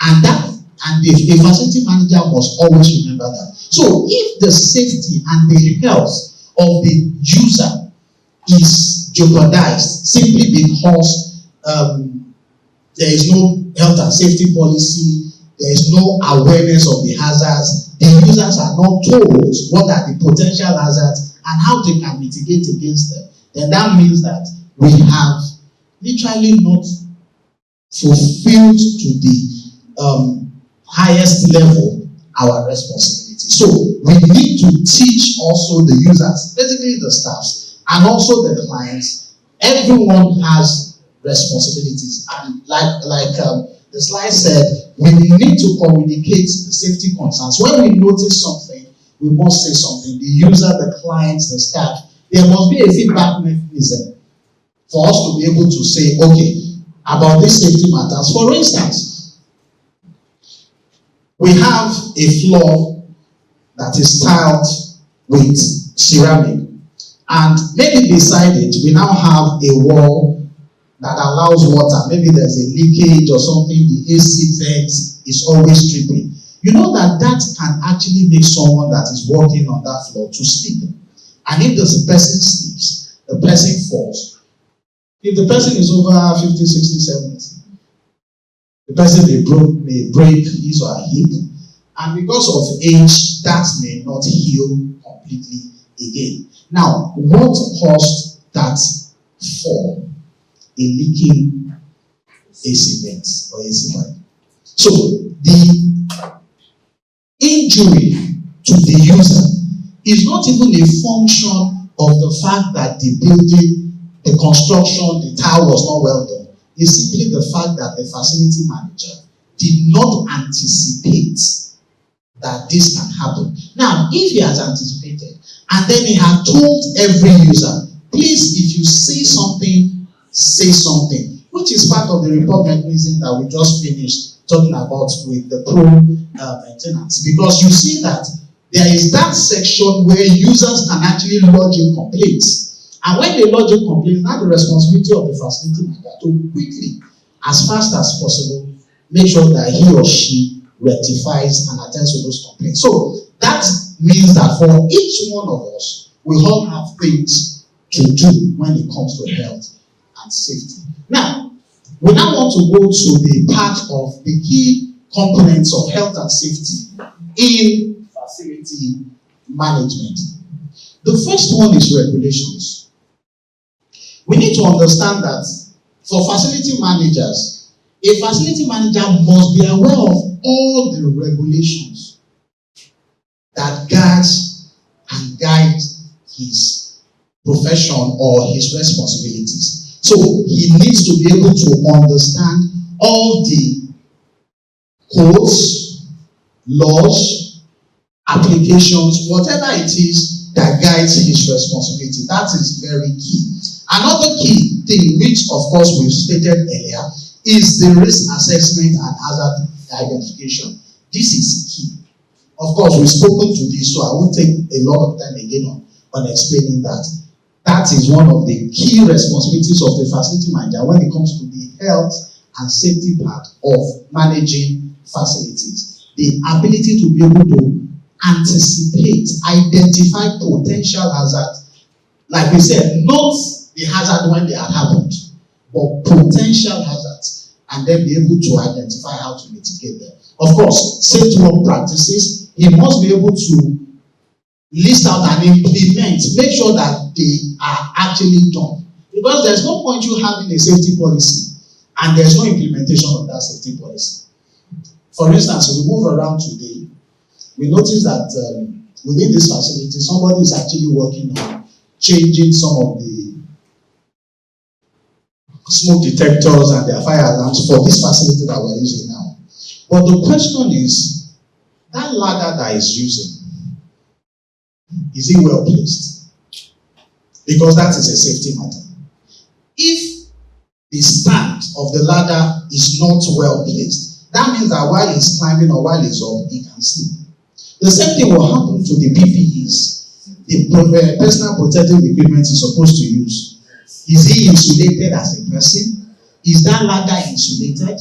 Those are the things that needs to be checked before we allow him to start. And that is what we call safe work practices. As a facility manager, you must ensure that everybody that is involved in the use of the facility, or even the workers that works with you in maintenance or whatever it is that you do within facility, they always observe safe work practices. Training and education, we've talked of that. Every user must be trained on safety, on health and safety matters. Every user, the owner, the user, even the visitors. There must be signs that tells the visitor what they can do and what they cannot do. For instance, if it's a construction site and new works are being done, you know that the rule is that visitors cannot pass a particular location. So you don't, someone wants to come and visit, he cannot get to some point no matter who he is. Else, you must give him all the safety, all the PPE he's supposed to get. If he's not putting on the safety boots, he's not wearing a helmet, if he's going to move where there are equipment or machines that are moving, then he needs to wear his reflective jacket so that the person working can identify. Because in reality, that is the work of the reflective jacket. The reflective jacket is so that you can see and know that, oh, somebody or something is here. And that's all of those things. The training and education is also part of what must be done. It must be done to all the stakeholders, not just the employees, but all the stakeholders that are using this facility. Part of the aspects also that is critical is the incident investigation and reporting. When we have safety issues, which may happen, we need to already have a format, a system where we are going to record and report. Record and report. That helps us also in planning. If we need to update our safety policy, for instance, I gave the instance of a leaking AC pipe, a leaking vent pipe, and then that caused someone to slip because the water was dripping on the slippery tiles. The tile is slippery. It's not like the external tile where we put non-slippery tiles. Of course, we know that rain is going to rain on those ones, so you already put non-slippery tiles. But internally, you put gloss finish tiles, very simple. But they are not supposed to have wet water on them. And so because of that, they have wet water, somebody falls, and there is no record of it. What happens is that the next time, if another one is leaking, there will be nobody to remember that this had caused an accident in the past. But if there are records, then it will show. And of course, from this record, we now have continuous improvement. You improve your policies, you improve your practices, you improve whatever it is that you do on safety. We also need, part of the things that are also important is employee protection. The protection of all the end users and cost reduction. Of what use will it be if we have an health and safety policy, but because it failed, we have higher costs? As facility managers, we've understood that one of our responsibilities is cost reduction. We were told that yesterday. I mean, in fact, we discovered that some organizations, one of the KPIs that they used to assess the facility manager, and I tell you that for a fact, I used to do a yearly maintenance for an organization, and the last 2 weeks, when they go on break for the year, that is when we go into the facility and then we do the maintenance for the year. Usually the last 2 weeks of December, every year. So there was this year, of course, in January when they resume, you come and fill back the vendor's form. You come and register again to be a vendor for that year. So there was this particular year I came back, and then in January I wanted to fill the vendor's form. And the person in charge of facilities was no longer the officer. The officer that gave me the schedule to do 2 weeks ago was not the one I was reporting to now. I said, what happened? They said they changed her. I said, kí ló ṣẹlẹ̀? They said, she spent too much money. That when they checked the cost of running that building for the last year, they felt she went above budget. And so just for that, not that the facility didn't work, or not that they didn't enjoy the AC, not that there was no constant power, not that the place was dirty or whatever, but just the fact that she spent too much money last year, they changed her. Cost reduction. They changed her. So she was no longer, and and it's interesting. Every other person reports to you last year. Now you will now need to report to the person that was reporting to you last year. You know the kind of, and unfortunately they didn't change their office. They just took her up, bring somebody else, just change. She's still within that department, but she's now reporting to somebody that was reporting to her. Her salary didn't change, but they just demoted her. So you can have that. That is a key thing when it comes to facility management. You need to understand that money is key. And one of the ways that we too need to help the organization. For instance, we know of workmen's compensation. We know of insurance. That when we allow accidents to happen in the facility that we are managing, what we are doing is that we are increasing the cost of that organization. And those costs that should not be spent because we didn't do our proper work as the health and safety person, then that means that we increase the cost of that organization. Improve productivity and quality. We've talked about that. The fact that the end user, the user of that facility, they are the key. If they cannot get optimal benefit for using that facility, if their productivity is reduced, then there is no facility management. So if the productivity is reduced because of health and safety matter, the air is damp, the person is feeling uncomfortable, there's many things that we can do. The ergonomics, the furniture is not comfortable, whatever it is that comes from our end and reduces productivity. So people come in and every week, every 3 weeks, you have a facility where you have maybe like say 100 users on a daily basis, and ultimately 7 or 10 of them are always reporting sick to HR every week. And they go to the hospital and they discover that it is true. They are always falling sick. But the factor is actually, when it is properly traced, it may be a function of the facility. Maybe they are within a system that easily transmits diseases or viruses or whatever. It may be whatever, but what we want to be sure of is the fact that we create, as a health and safety officer or facility manager, we create an environment that actually improves and not impede productivity. Of course, there's an enhanced reputation. If your organization is good, people want to use it. If your facility is good, you always have end users always want to use it because they'll say, oh, once you are there, once they are the one managing, and even for us as facility managers, you know, if your organization has a good reputation, it is easy to get referrals. And when you get referrals, that means you are making more money for your organization or for yourself.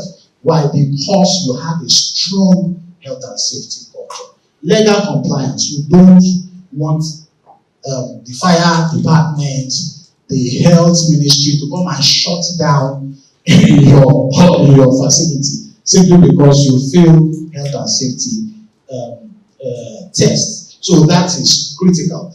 It's very important that we always ensure that we adhere to health and safety regulations. Now, what are some of the regulations that pertain to Nigeria? We have just a list of them, and we're expected to be able to know the details of them. Of course, here now we won't go into the details of each of them, but of course we have the Factories Act. I think that's one of the most important safety regulations all over the world. The Factories Act, of course, for Nigeria, it's been domesticated to cap laws of the Federation of Nigeria 2014. That is the major regulation when it comes to occupational safety and health in Nigeria. We also have the National Policy on Educational Safety and Health 2006 that provides the framework for the occupational safety of all workers. We have the Labour Act, the Workmen's Compensation Act, the Labour Act of 1974, and then the updated one of 1990, the Compensation Act of 1987, and the updated of 2004, and then, of course, the updated of 2011. And we also have ILO conventions, that's International Labour Organization Conventions on Health and Safety of not just workers, for us as facility managers, of all stakeholders, especially the users of our facility. Now, where are some of the key areas that we need to highlight, we need to pay attention to when it comes to health and safety in our facilities? Fire. Very important. Very important.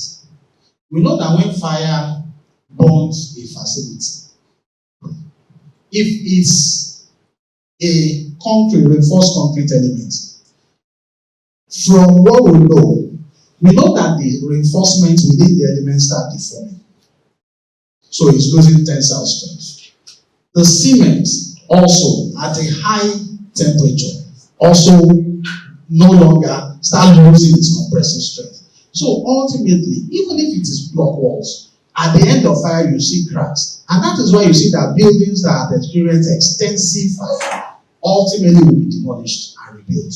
You hardly have a building that has undergone extensive fire, then somebody comes and say, okay, let's just scrape the walls, rescreed and repaint and just re-roof, redo. No, they just pull it down. So you don't want that to happen. That is why when we are talking of health and safety in facility management, one of the key areas is for us to assess the risk of fire. And we've talked of the fact that it's not just about assessing, it's also developing policies to mitigate whatever hazards we have been able to identify.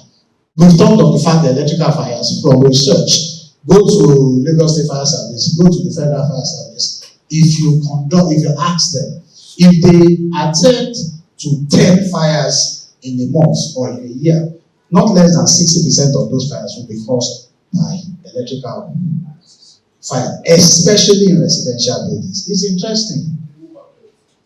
It's interesting. You just hear, we're sleeping overnight and fire started.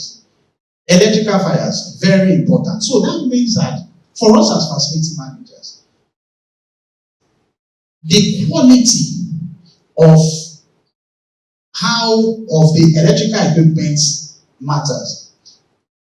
He was talking of the fact that one of the things that happen, though you do that because you want to save energy, conserve cost, is that you use cards to access the room. And so once you access the room, you take out the card, all electrical appliances there goes off. You have, using that method, cut off the potential of electrical fires coming up by no less than 50%. Because most of the time, it is maybe because the electrical equipment was on. That was why the fire started. I didn't say all, I said most. Of course, there is also that factor that we have in Nigeria where we have a power surge. And then maybe because the quality of the cable is not as good as should, it's not able to carry the quantum of power that came into it, then it starts fire. But aside of that, the fact that you switch off, and that is why even for you, there's always that notice on the wall. Switch off every appliance after use. And you place it by the door. You place it in such a place that the person locking the door sees it. You don't place it at the back of the person that is locking the door because he or she will not see it. You place it in such a location that by the time he or she is locking the door, he sees it and remember, oh, I've not turned this off. My AC is still on. You know, some of us, interestingly, we want the room to be cool before we come in. So we turn it on. For a facility manager, you know you are doing two things. Number one, you are wasting money. Because the amount of electricity that you use to cool that room when you are not there, somebody will pay for it. And of course, we are also giving ourselves, increasing the potential for an electrical fire. Dangerous substances. We use different substances within buildings, maybe for cleaning, for maintenance, fumigation, and all this stuff. As a facility manager that is very conscious of the effects of health and safety, we need to be critical and be conscious of some of those substances that can cause potential dangers to users. You hear situations where they'll say, this happened, I think I saw it in the news, either this week or last week. A couple slept and they didn't wake up. And what happened? Generator fumes. In fact, that is a big common in Nigeria. It's unfortunate, but it's a big common. You own a generator. Because there is no power, you put on the generator, but the location where you put the generator allows the fumes of the generator to come into a residential area or wherever area, and then the person sleeps. And the danger is that when you are inhaling carbon monoxide, you will not know. Because it is colorless, supposedly odorless. It does have odor, but supposedly, but while you are sleeping, you will not know. It is until it has mixed with the oxygen in the blood and are taken out of the oxygen. We all did chemistry, we understand the chemical process of inhaling carbon monoxide. It has taken on. It is one atom of carbon and one atom of oxygen. And so it's looking for the second atom of oxygen to balance up. So it is the oxygen that's available. It will be taking it. You want to use the oxygen to breathe. The carbon monoxide, that is one atom of oxygen, also wants to use the oxygen. So both of them are competing for the oxygen within this room. And if we have that situation where it's able to take more oxygen than the people within the room, what happens to the people within the room? They die. All because somebody is not conscious of safety. So, dangerous substances. Then, of course, there are also the materials that we use in our activities as a facility manager. Refrigerants, fuels, solvents, corrosive materials. In their handling and all this stuff, this also can cause safety matters to users. Water quality. Critical. You don't want the end users to fall sick or to be endangered because of the quality of water that is supplied. So that means that for you as a facility manager who is conscious of health and safety, it is not just about making sure that you painted the wall very well.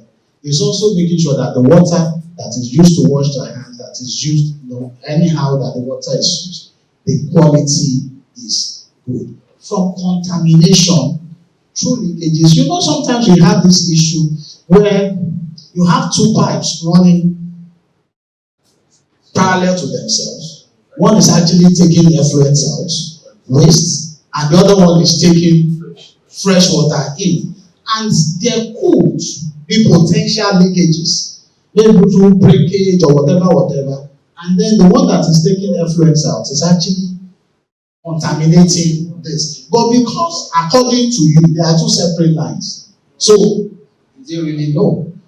You have treated the water.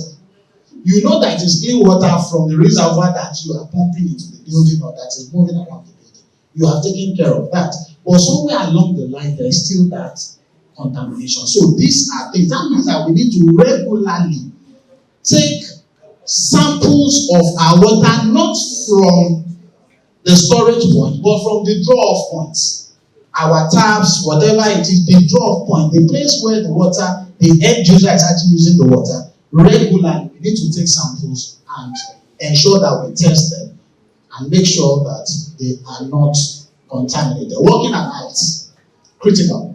When we are doing maintenance, sometimes we need to work at night. So we need to check all the ladders, scaffolds that we use. So somebody is doing renovation, I want to do external painting, and so it needs to mount scaffold to 3 or 4 floors. You need to be sure that that scaffold is rigid and it's protected. Maybe you have nettings, especially if you don't want things to be falling off. You protect it around such that visitors, users, during that point, they don't come under and they have things falling on them. Of course, that's why we have hard hats. But aside of that, we also need to be sure that those all potential risks that comes or that can possibly come out of working at heights are eliminated by us. Those are things that we need to do before we actually allow people to work at heights. We talked of creating the health and safety plan and implementing it effectively. So it's not just that the organization, so when they are bringing you in, they told you, one of the responsibilities is to create the health and safety plan or the policy for the organization. So beautiful, you drew up this very wonderful document, and then you kept the document, like the example we had yesterday. So we created shelves. It's a paper, so we hid it inside one shelf, and it started collecting dust. And so for every staff that comes in, you just go to that shelf and pick a copy and give, and no implementation. So what use is that? So effective implementation of the health and safety plans and policy of the organization is something that we need to, take care of. Of course, in part of developing that policy, we need to identify the different roles and responsibilities. Who does what? Who is responsible for what? And then we need to train the people for them to be able to know, this is my responsibility. We've talked of the responsibility of the person that owns the building.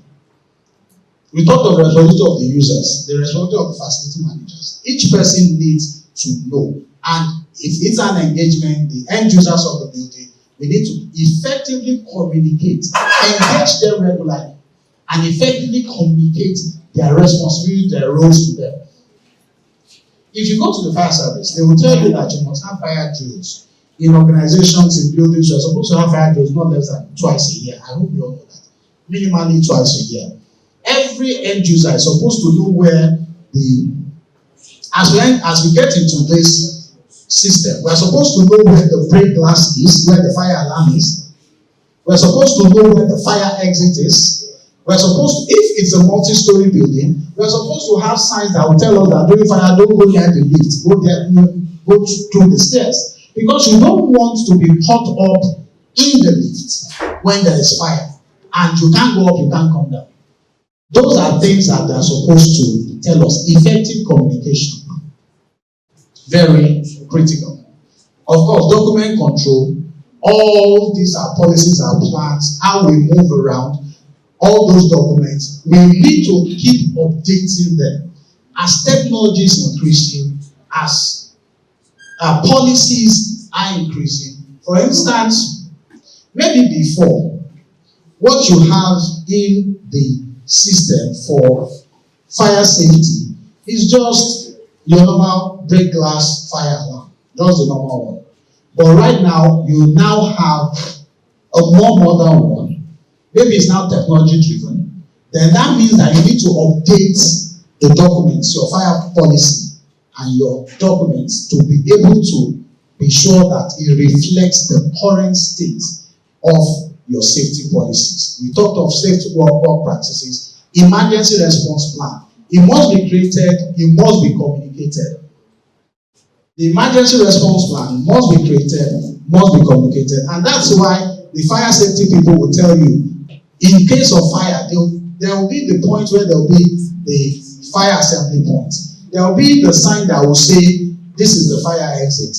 At the point when users are coming in, everybody will have been given the fire. And that's why fire drills is very, especially if you're a facility manager for in Nigeria, we hardly do it for residential buildings.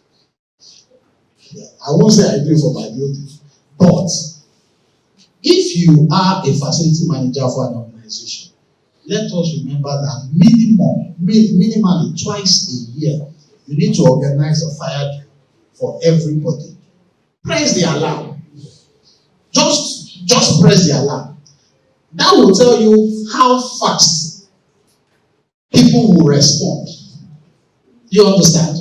And let's see how many people, so you're on the 10th floor or 7th floor, how many people will rush into the lift? You know the lift has capacity. And because there's fire and we are all on the 10th floor, so all of us want to come down fast. So a lift that's supposed to bear just maybe 600 kg, 700 kg, and then you now have 15 people trying to cram into it simply because they want to get down fast in case of fire. That is what fire drill does. That is what communication, emergency response plan does. It actually allows us to be able to know what to do because we have tested it regularly.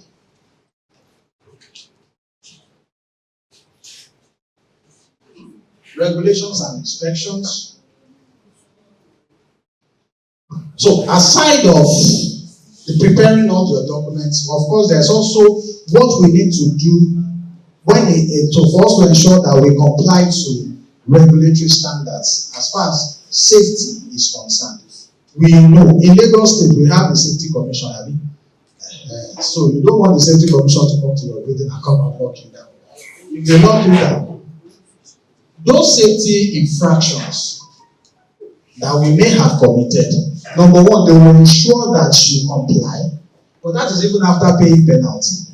So imagine that the man hour that was lost within the period where they locked the system down or the facility down, you went to them, you do all the processes, whatever needs to be done, before they now certify you safety was there and then reopen the facility for use. Imagine the man hour, the money, the stress, and everything that is lost. So, we talked of the fact that we need to stay up to date with regulations. As they are being updated, we also need to update them, keep our records, have our emergency response plans, conduct our drills, coordinate with the right services, have the phone number of the nearest fire service to you, the phone number of the nearest police station, the phone number of the nearest hospital. Somebody must have those details such that anybody that needs it can easily pick up those details and call. It may be the general one in Lagos State, maybe the general one. I think Lagos State is 112. Lagos State, that's the emergency response phone number in Lagos State, 112. That should be pasted in very visible places for all the users of the building so that they can actually do that. So, trainings, all the drills, organize regular trainings, frequent, maybe once a year. So, but what would have been best is if there is a point where new entrants into the buildings are trained, new entrants, new users of the facilities, they are trained for them to be able to use the building. In conclusion, as facility managers, we need to understand that ensuring health and safety compliance is a top priority for any organization and therefore a top priority for us. A comprehensive health and safety process and policy must be designed. It must provide fast, efficient, and scalable solutions to meet the needs of that organization and facility. This process must include a detailed assessment of the facility that we are managing, a customized cleaning and maintenance strategy, and ongoing support must be ensured to ensure that we have the highest safety standards and prevent hazard and ensure the well-being of all users of our facility. Compliance with regulations, very key. Approach, a facility management health safety approach must be adopted because this will increase the productivity and efficiency while it is creating a safer work environment for all users. If we implement this, we will have a reduction in accidents and will have improved employee satisfaction and improvements in their services. So thank you very much. What we have done here is for us to be able to pick and highlight to us that when we are talking of facility management, it's not just about maintenance. The health and safety is also a responsibility, key responsibility of the facility manager. And he is the one, aside of the safety manager, he is the one that will actually be health responsible. It's his duty to develop the policy. It's his duty to keep updating the policy. It's his duty to review the policy. And it's his duty to ensure that every user knows what are the health and safety issues within those facilities. Thank you very much. Do we have questions? Before we go to the next one, do we have questions online? Questions, comments? We want to be able to finish as soon as possible. So the next thing I want to do now, like I said, we need to do two things. Let me ask first of all, how many of, yes sir, questions, comments? Thank you.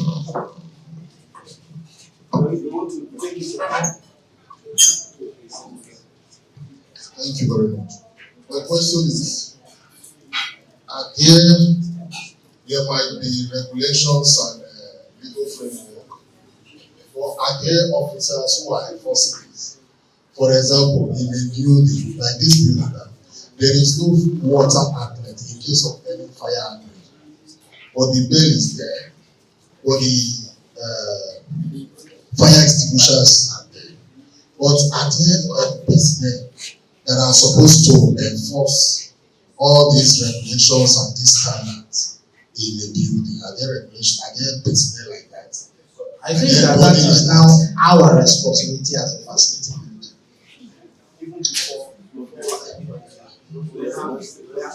Thank you very much.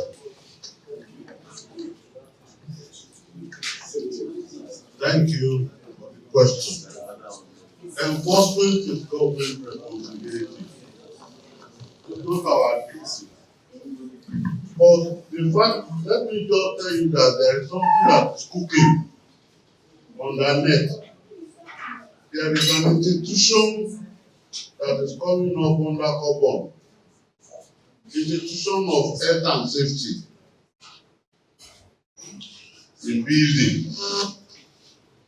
It is licensed by COBON and it will soon come on stream. Myself and some other people are given responsibility to midwifery before I retire from Ever College of Tech. And we've done the regulations. In the regulations, there is what we call law regulation enforcement code. Enforcement officers that will be deployed by COBON, and we call them health and safety officer. But we all know that new things take time to get established.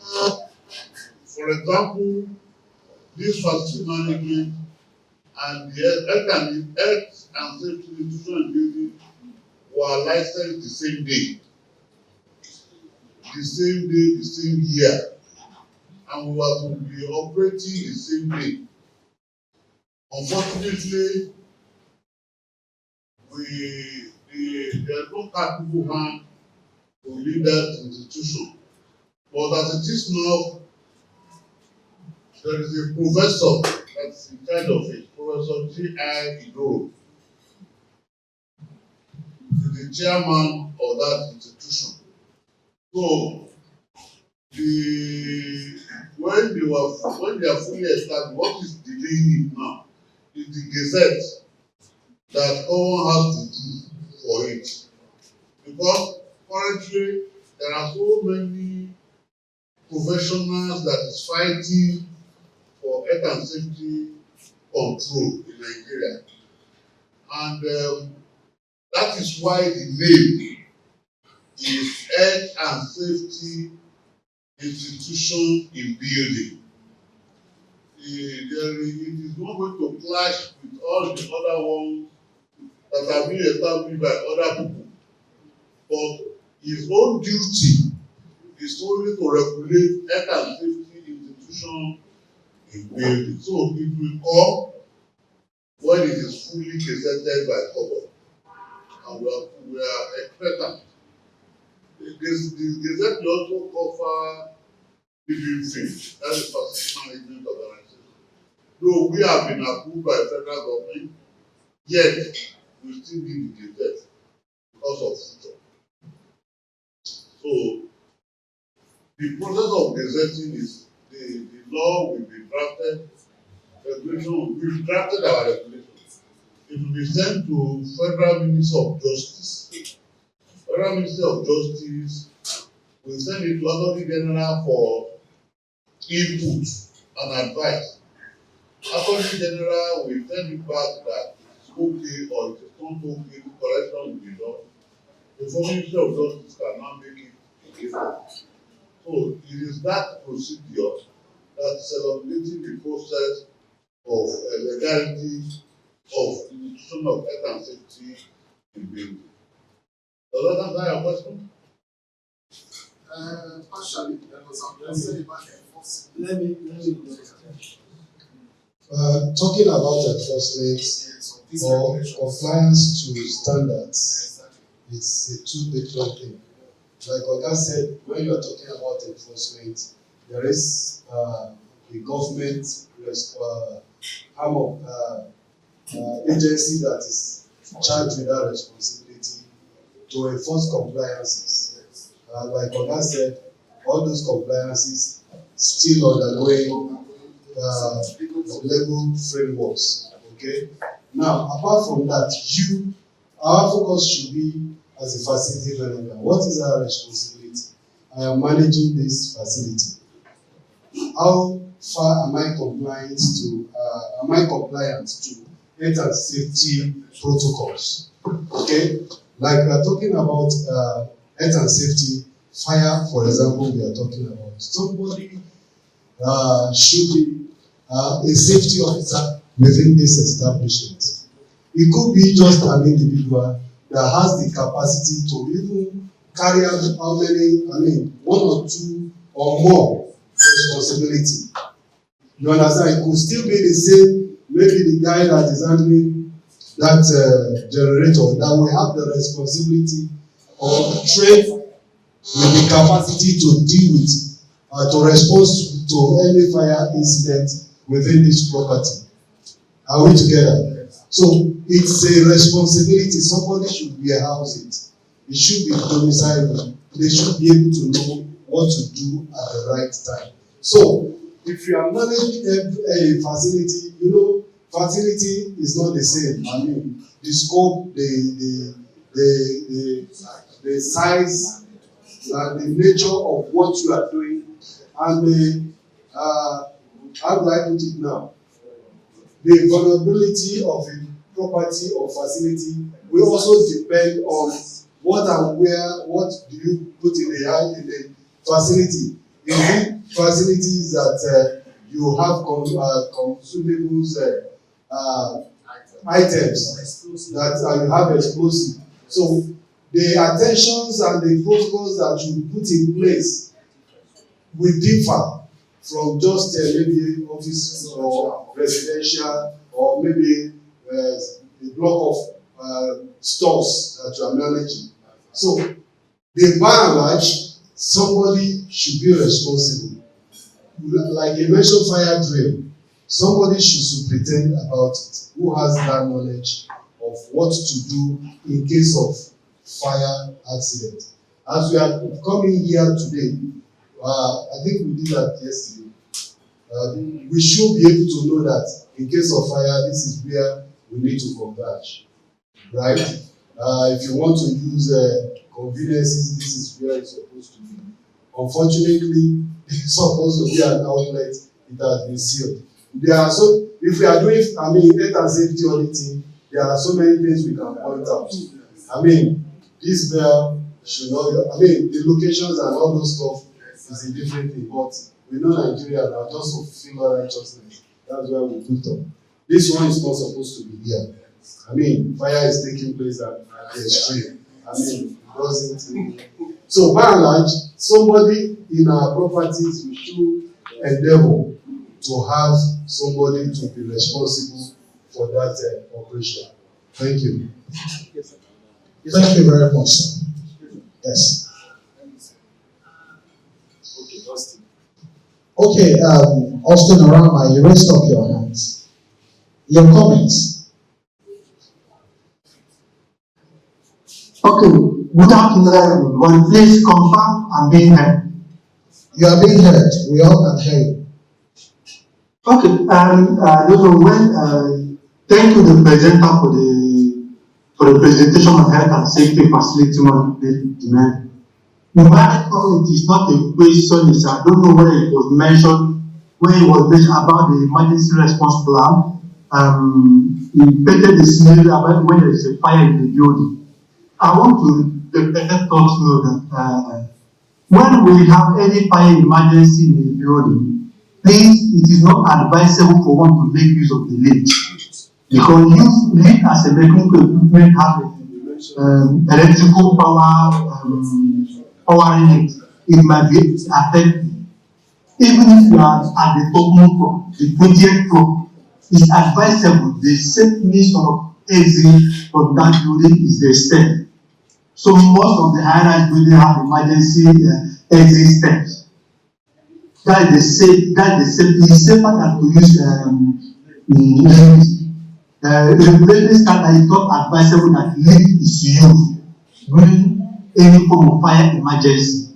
Where in the facility we have fire warning, is the duty of the fire wardens and the facility manager to ensure that nobody enters the lift, that everybody makes use of the staircase or the emergency staircase to evacuate the building. Then secondly, what I want to debate in that part, health and safety facility management. Yes, the safety officers, there might be a safety officer in that facility that is appointed to oversee the health and safety in that facility. But as a facility manager, you only have to be safety conscious. They have the competency in managing health and safety. Because if you don't, you can't identify unsafe acts and unsafe conditions. We can identify when the occupants or even the employer or the employee, when they are indulging in unsafe act that will create unsafe conditions. So it's advisable that facility management undergoes safety trainings, even if they are not safety officers, but let them undergo safety trainings to be aware of the regulations, what it takes, what it takes to handle health and safety in the facility. Thank you, sir. Thank you very much, Mr. Austin. We appreciate you. You reiterated some of the points that were made during the presentation, and we all appreciate that. Your comment, sir. My comment is just When it comes to implementation and enforcement, I believe the facility manager. Is your mic on?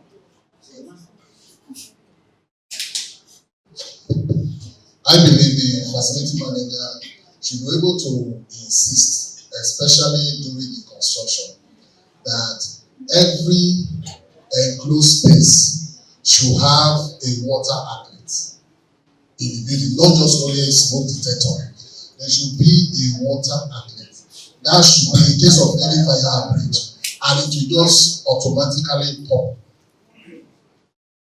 Rather than rushing to where there is a fire extinguisher placed.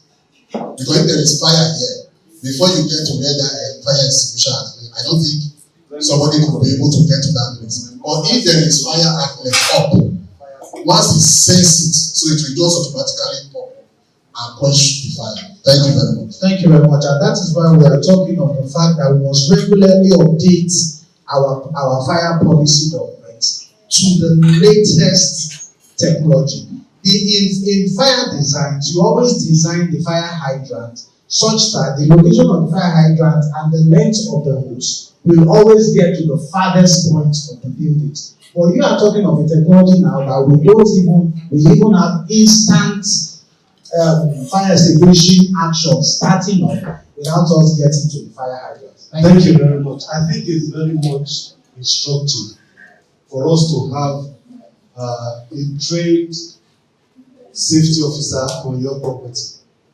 Fighting fire is not just anyhow. What is the source of that fire? Are you dealing with electrical fire and you enter the fire hydrant and you begin to pump water? It's never done. If you are not even trained to handle fire extinguisher, it is not even advisable that you near it. Let us leave it for those who are trained. All we need to do in the property that we find ourselves is to exit safely. I think like it has been mentioned, there are signages within the facilities that will point you to the point of exit. Okay? And as an occupant of that facility also, now talking about maybe private tenants or co-workers, there are often fire drills. What do you do when fire occurs? Okay, such that when you have that protocols, you know how to respond to such kind of situation. And by and large, it is very, very important that even the occupants, we need to do a kind of during that drill to sensitize them on how to deal with basic things. Maybe they are in the kitchen, there are fires in their kitchen, how do they respond to it? You know, when women are frying and the cooking oil got set fire, how will they be able to handle it? Those are kind of the things that can be done during fire drills so that you communicate basic information to the occupants on how to deal with fire in case of that situation. Thank you, sir. Thank you very much. Hello. The issue that is being discussed at the end of this presentation, fire problems, is the FM02 module. In the FM02 module, the Lagos State Ministry of Fire Service, the Lagos State Fire Service will send somebody here to train you. Somebody is always coming from Lagos State Fire Service to train you on fire and safety during the FM02. So we rest assured that it is part of the note for the training, but we are not yet there. We are now in discussion so that we have before that time the knowledge of what we can do. But by the time you take your FM02 module, we will have full training and skill required for this fire service. So we have the PRO for the last one we had. I think the PRO of fire service that came here to train the facility managers of the fire. And we know that consequently several other series they always come. Since we started, our instructor on fire has always coming from federal, is it Lagos State Fire Staff? So we expect that. You want to talk the HS, that is honorary secretary, want to speak about the tests you are expected to do. And it is in test. The certificate of participation is ready, but we won't give you until after the inspection tomorrow. We have instruction from Madison that it is only those who offer the course that should be issued the certificate, either online or physically. Yesterday we took attendance of those who are online. The SUMA, is it not true? Yes, please. We took attendance of those who are online, and it is going to be used for issuance of certificate of participation. Because that certificate too has a signature and stamp of validity. Then we want to employ you, those who have not registered with the NAFM website, to do so. I know Apostle Reverend Dr. Etinusa have done that. Major Shoka also have done that. Some of us here have registered, but majority of us have not registered. So we want to employ you to register. Because without registering, you are not a member. You're going to take us through that. But quickly, please let me talk to them about the inspection tomorrow. You have been divided into groups to carry out inspection of flats tomorrow. There is a file on your table. In that file, there is tenancy agreement in that file. That tenancy agreement is to guide you as the inspector to know where the delineation of rules of the landlord ends and the tenant begin. Because one of the things that we have discovered that the generate building property is non-acceptance of rules given to individual in the tenancy agreement. For example, there was a flat to be inspected that was inspected in the subsequent, in the previous studies. The use of sanitary pads is not allowed to be flushed like what the tissue paper. But most tenants do that. They use it to block the sewer line. Unfortunately, that building that we inspected, the sewer line was blocked and the effluent coming from different flat, before flat, find their way under the foundation. They didn't go to the septic tank and start away it. And it generated a lot of work. So your inspection is very important because if you don't, the inspection is expected to be done twice a year as a facility manager. If you are in charge of a property and it is expected that you carry out an inspection in that building twice a year.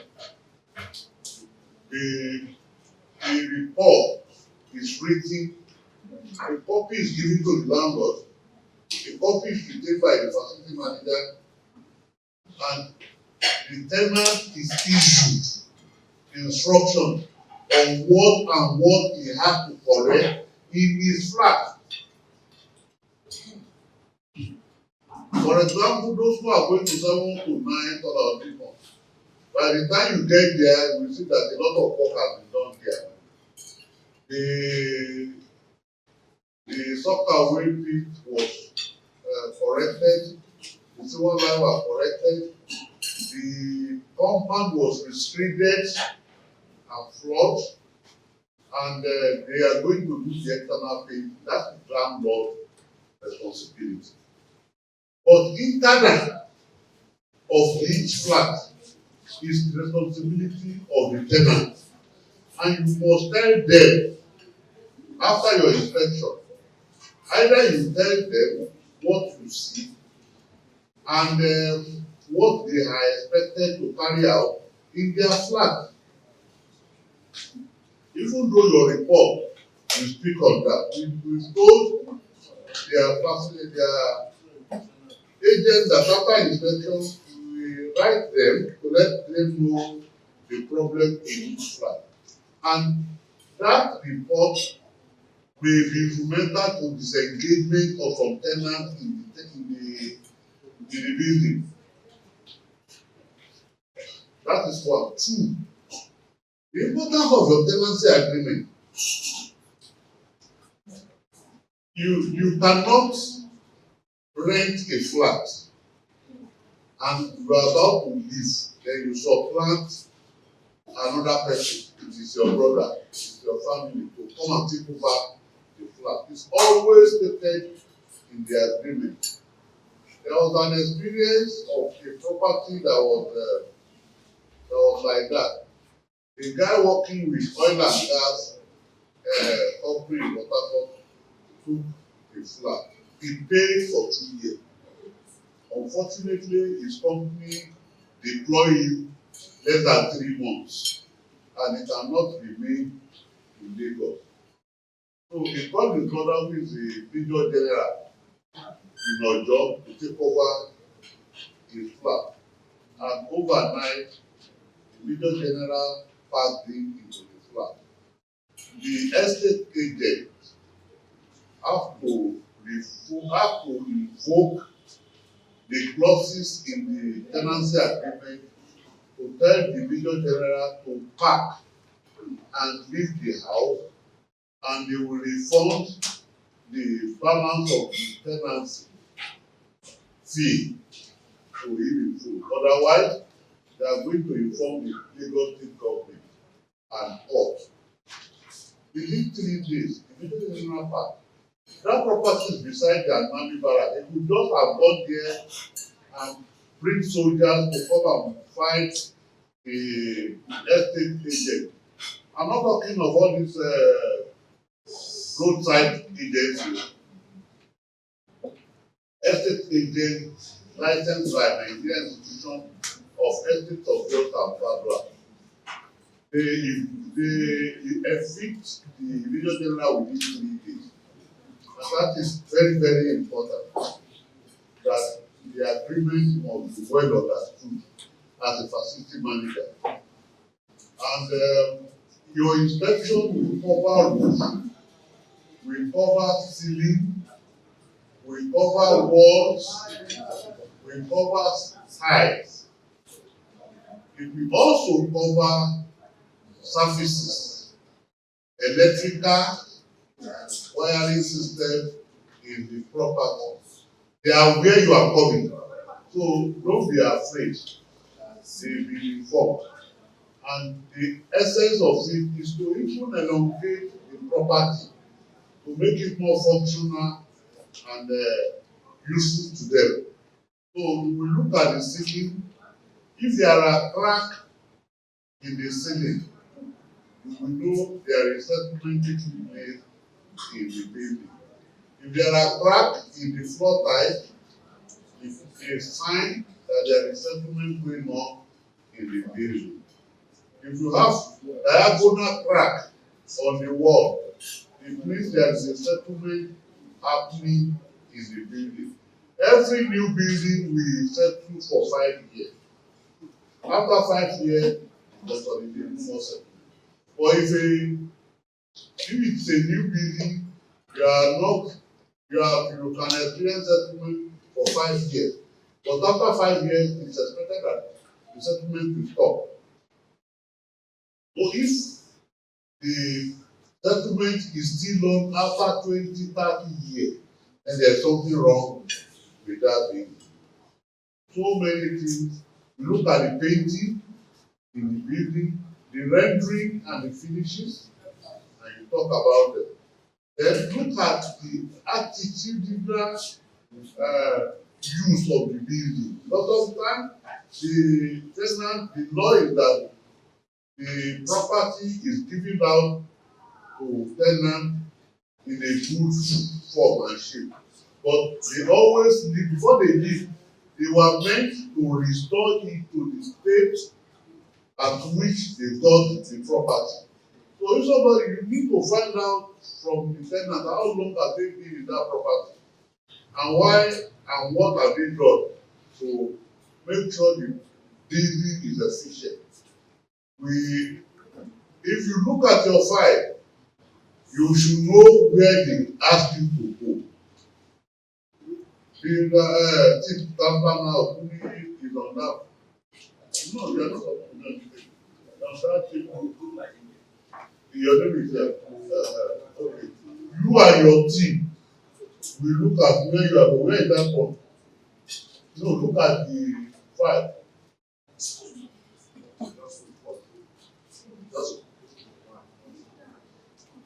Here. Sir. Group 1 is going where?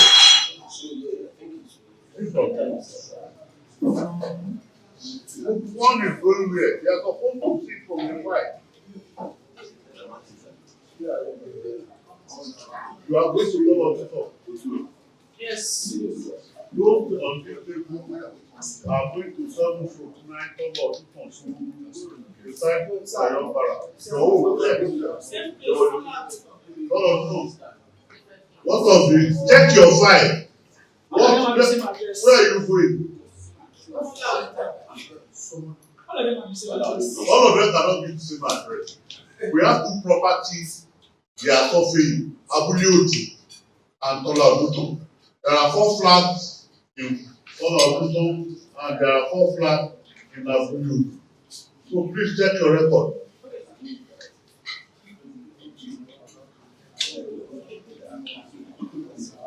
It is not that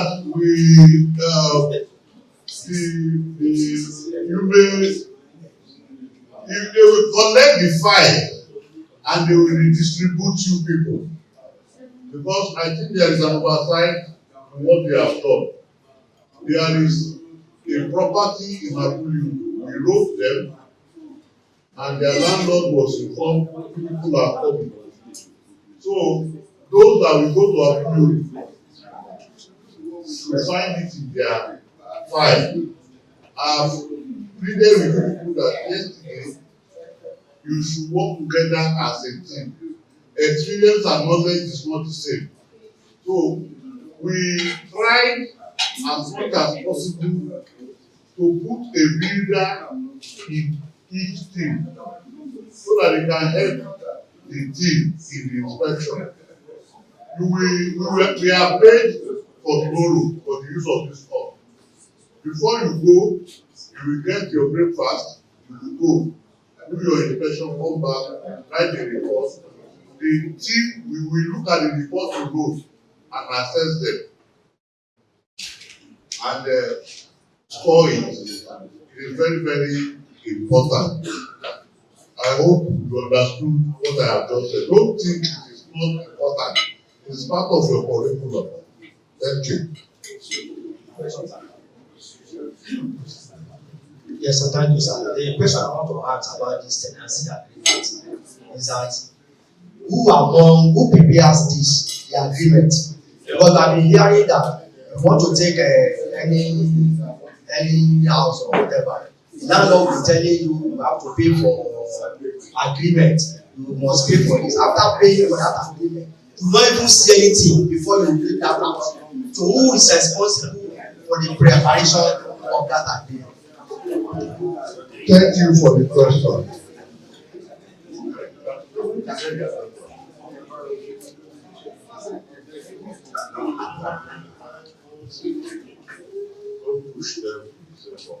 Thank you for the question.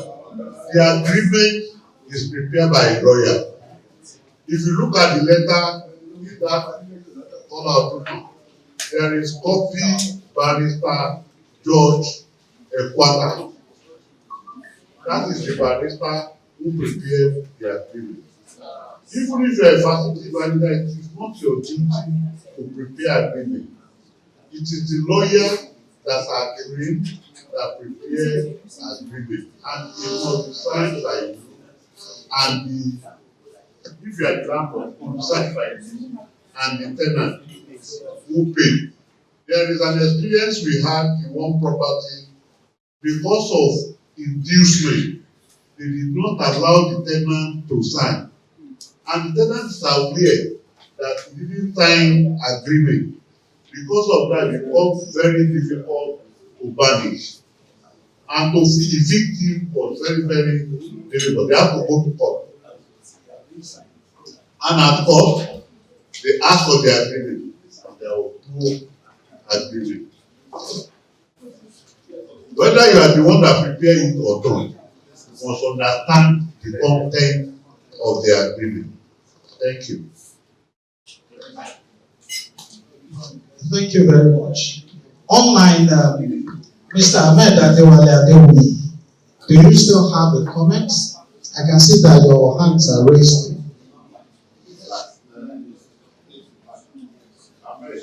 Yes, good afternoon, everyone. Can you hear me? Yes, we can hear you. Good afternoon. Yes, good afternoon. Yes, I would just like to add few things. Somebody asked a question regarding safety responsibility in the building or in the facility. The safety to reduce the workload from the facility manager. I believe somebody who has to be a safety officer or safety engineer in the building has to be a qualified person, not just anybody. You can't just appoint anybody in the building and from the workforce to act in a way that he will be in charge of facility, health and safety, and the likes. When you appoint a safety officer who is qualified, he will be the one to train every other department, to tell them what to do, to give the fire drills, and to, at the same time, to inspect. There should be internal inspection before external auditing or external inspection will come. Like every 3 months, it can be 4 months, it can be 6 months, it can be a year. He has to do this inspection internally to check all this fire extinguisher to see if they still have pressure or if they are still usable, to check the fire extinguishers and the likes.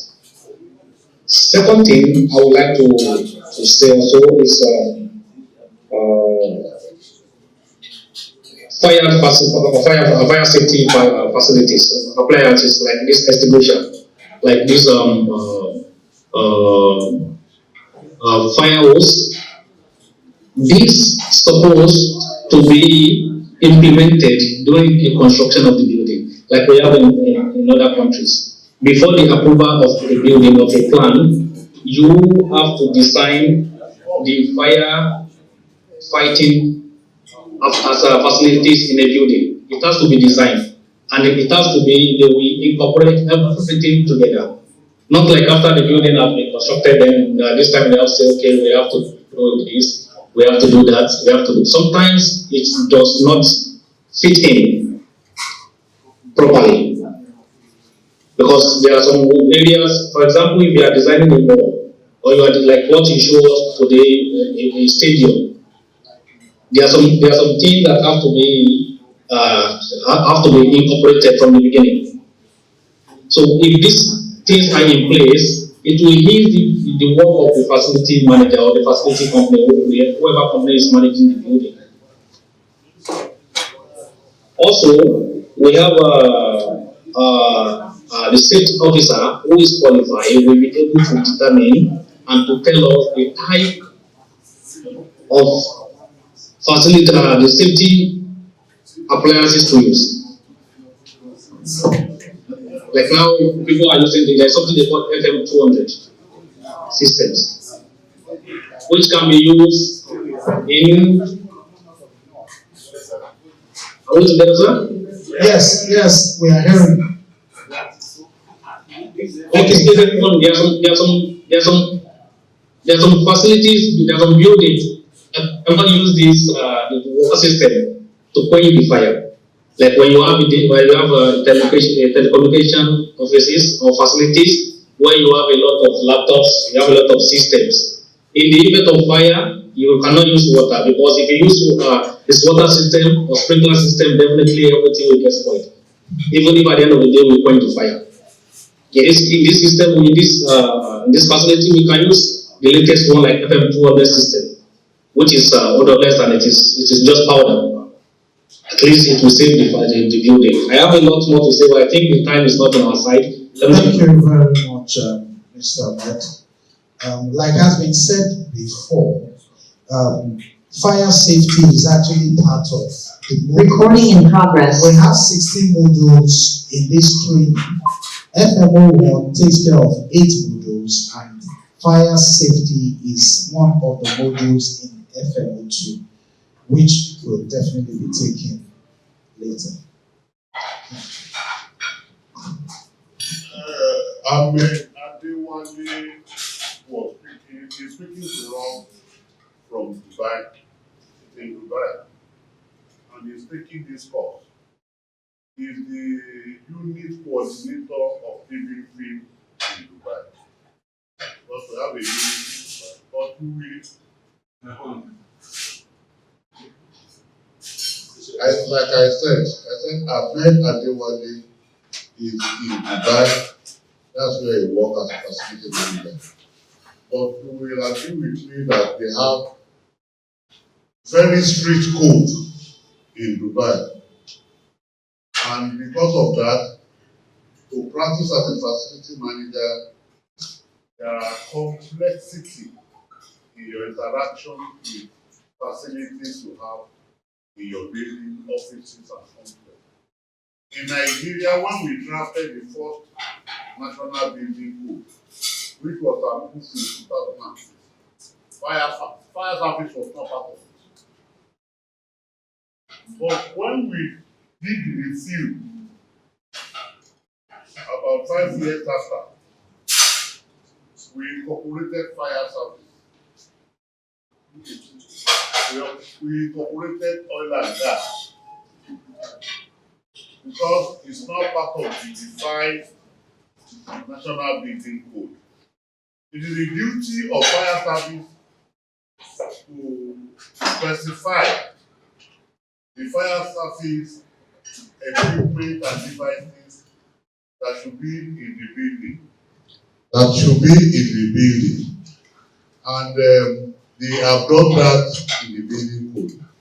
In the building code, we have what we call building code enforcement agency. When you are building your house, you are supposed to come and look at what you are doing, whether it is compliant with the national building code or not. But we know Nigeria has a way of doing things. The facility manager has onerous responsibility to ensure that what is provided is okay and in compliance with government specification. For example, when they are building a house, it is the building inspector, building surveyor in UK that will monitor that the building complies with the standard and building codes. That is being done by town planning in Nigeria today. But like it's going to be done by LAPSTAR very soon. They have engaged consultants who will inspect all these buildings and ensure that the buildings are in compliance with government standards and codes. Some of you are part of the team of consultants that have been licensed and approved to do that work. So we know that Nigeria, as we are evolving, we get to the desired level and status in a while. new things come up. Like we said, this facility management course is new in Nigeria. It's not part of us. When we were in school, nobody is doing it. We didn't do it. When I was in Polytechnic, the maximum I did was the property management. Then urban and regional planning, one course at HND level. Finished. But now it is in the curriculum. They do facility management. In Federal Polytechnic, the management sponsored one person to us about 4 weeks ago. He is designated to take facility management in the Polytechnic. They needed materials and everything that will be used and certification. So we trained that person. Currently, is part of the attendee online participation, and will be inducted on Saturday too. Because just being a teacher is not sufficient enough to take a course. You must belong to a professional body or association. And you are lucky taking this course, like I said yesterday.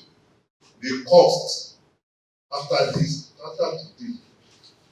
is enormous. We rented this all 200,000 per day. But they have increased it to 3, how much are they calling it to do that? 300 and something thousand per day. Now, the certificate anything is going to give you. You are going to earn 2 certificates here. Participation certificate, analysis certificate. The analysis certificate, as of today, they gave it to us at €11 because we are long-standing partner. But they wrote us that after this training, it is now $30. And you must have it. Because you take their test and exam. So you must score 80% minimum before you can get that certificate. One of you did the test. Who is that person who did the test? One of you did the test and passed. Who is the person? Raise up your hand. Yes, you did the test, but you wrongly did it where you are not supposed to do it. You are supposed to do it under ALIC, National Academy of Facility Manager platform. You did it under ALIC alone. So we will take you to that platform where you are supposed to register and do the exam. Because the code we give you, we only work with that platform that we have, that ALIC logo for us. You will take it under ALIC LAFM platform. It doesn't take time. You know it's CBT. It doesn't take time. And they gave you opportunity to do it 2 times. Even if you do it 1 time, you didn't come up to 80%, you can do it again. Then the procedure is after you have done the test, you will show us the certificate they give you, because immediately they issue you a certificate, but you cannot download it.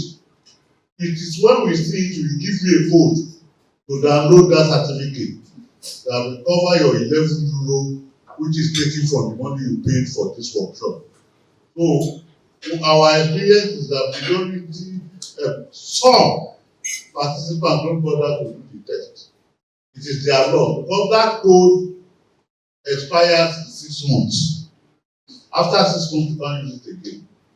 So it is, you do it now, you do it before 6 months, and you use that code before it expires. We wish you best of luck, and we know that all of you, because you've been attentive since we started, we do the test. It's not as difficult as it is what we have trained you on, and it is in your proceeding too.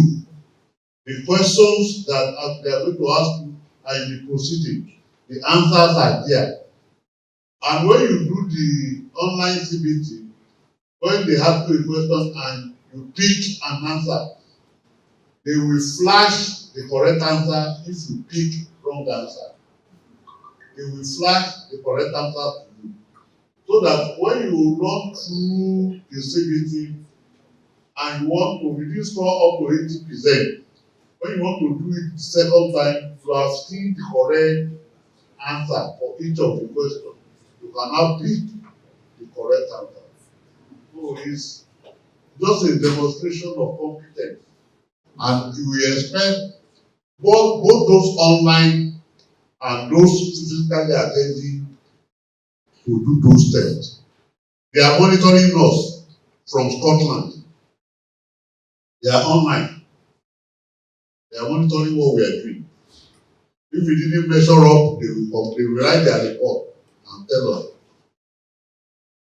If what we are doing is satisfactory, they will tell us and commend us because we are in partnership.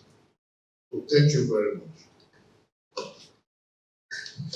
Thank you very much, sir. So what is left now is for us to go through how we can register on any FM platform for both online and in-person participants. We are not going to assume that everybody here is registered. You have comments now? Yes, sir.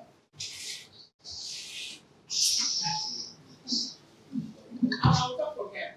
Okay, for those online, no, because of those online. Is related to tomorrow's session, does it affect them online? Since they are not, okay, ask the question and I'll answer so they can hear. Okay, thank you, sir. We just got the address of the property, second property, inspection sites. We're going tomorrow, and it's somewhere in Egbeda, Abule Odu in Egbeda. And we're supposed to first come here, then go back to Egbeda, then we'll now come back here again for submission and discussion. I just want to, I don't know, maybe it's me speaking for myself, but I'm thinking, can't we all do the one that is there that we have seen, that we already made up our mind that is nearby here, which is Ishowolu here? It's true. That's because I'm on the mainland, that we have to first come to Yaba before going together and then come back here. That's my observation, sir.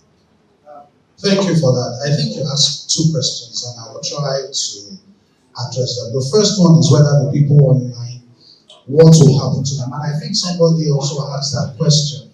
Or then David also asked that question. He said, please, how can online participants be part of the syndicate or case study? Online members cannot be part of the syndicate or case studies because we will not be transmitting live from the sites that we go to.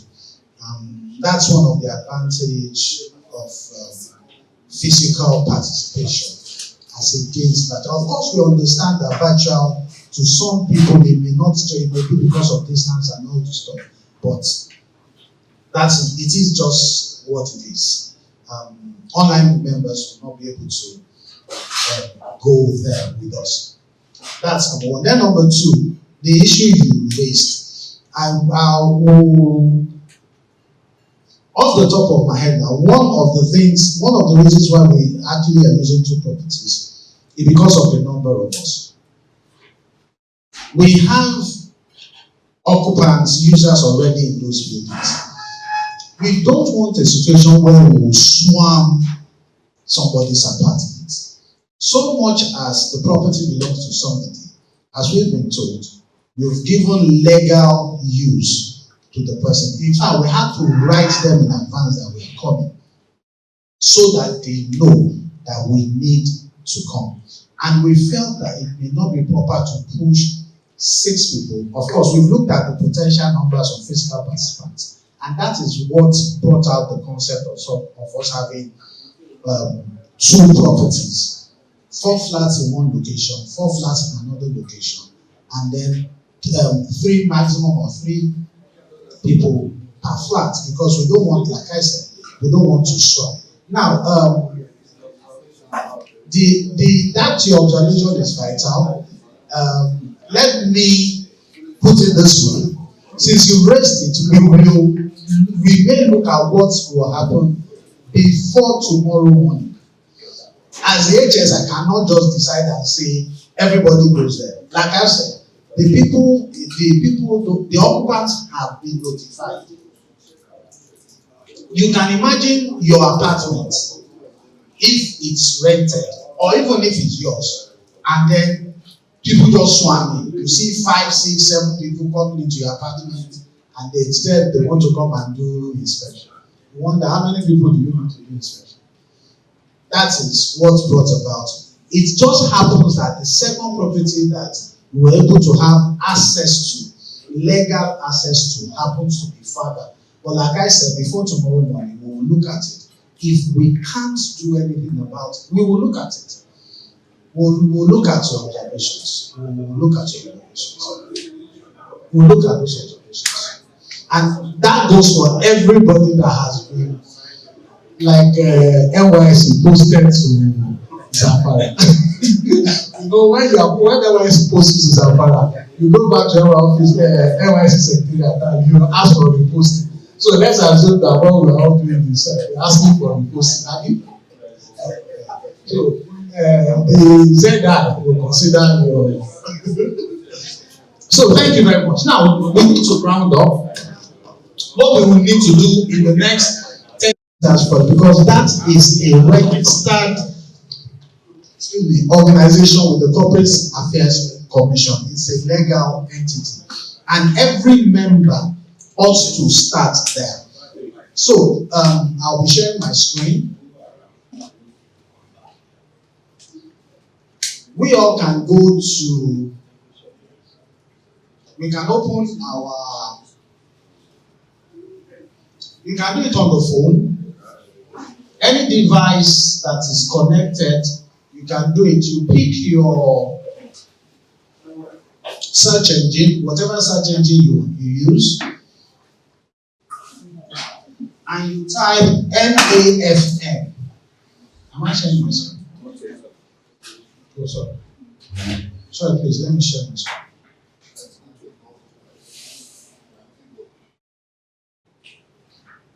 Okay.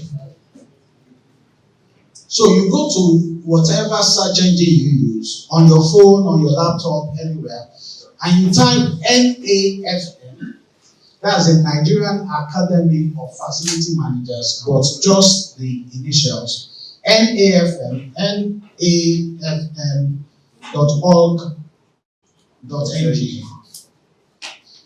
NAFM.org.ng. .org.ng. It will take us to the home page it will take us to the home page. On the home page, we have the home, the about. The about talks about the executives and what NFM is about. Membership talks of why we should register, what are the benefits of members, the different grades and requirements. And that is critical because it is the requirements that will tell you what grade of membership you can apply for and you will be approved at. And then, of course, the register and the login. We have the media center, we have the blogs, and we have the contact details. Now, we go to membership. You click on membership, roll down to the register icon. You roll down to register, and you click. The registration page, the membership registration page will open up. The registration fee is 3,000 naira. There's the what they're calling it. There's the urge for me to say just 3,000 naira. 3,000 only. But then I won't say just because 3,000 is also some amount of money. But in reality, if you are registering to a professional, you are joining a professional organization with 3,000 naira, I think it's It's only, let me not say just, only, which is the level. So you have the general information, you will fill in those details. The details includes the surname, the first name, the other name. We're expected to pick the grades. Of course, we are supposed to have read the requirements under membership, so you know what grade you qualify for. Because at the back end, when you submit your application, you will still be graded. Your submissions will still be graded to know what grade of membership you qualify for. And we can see the grades of membership that is applicable: licentiate, associate, graduate, corporate, and fellow, just like there is in other corporate institutions. So you pick the grade of membership that you qualify for, you input your contact address, your phone number, your email, all those details as demanded. If you have a corporate organization, if you're registering as a corporate organization, your corporate name, your company address, your work title, your description, what you do, you click next. Let me just fill in something here so that we can see what is next. I'll just fill in something.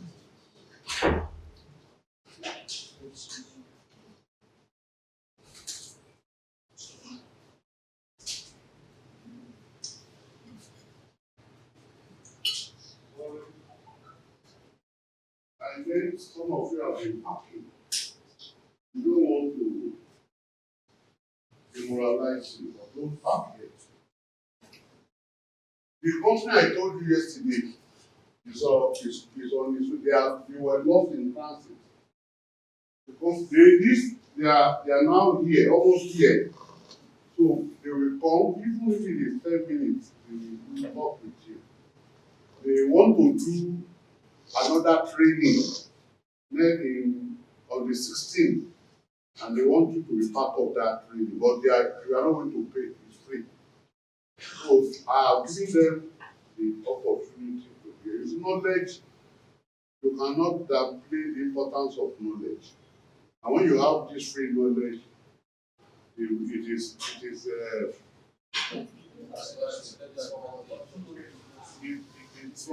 plus for you.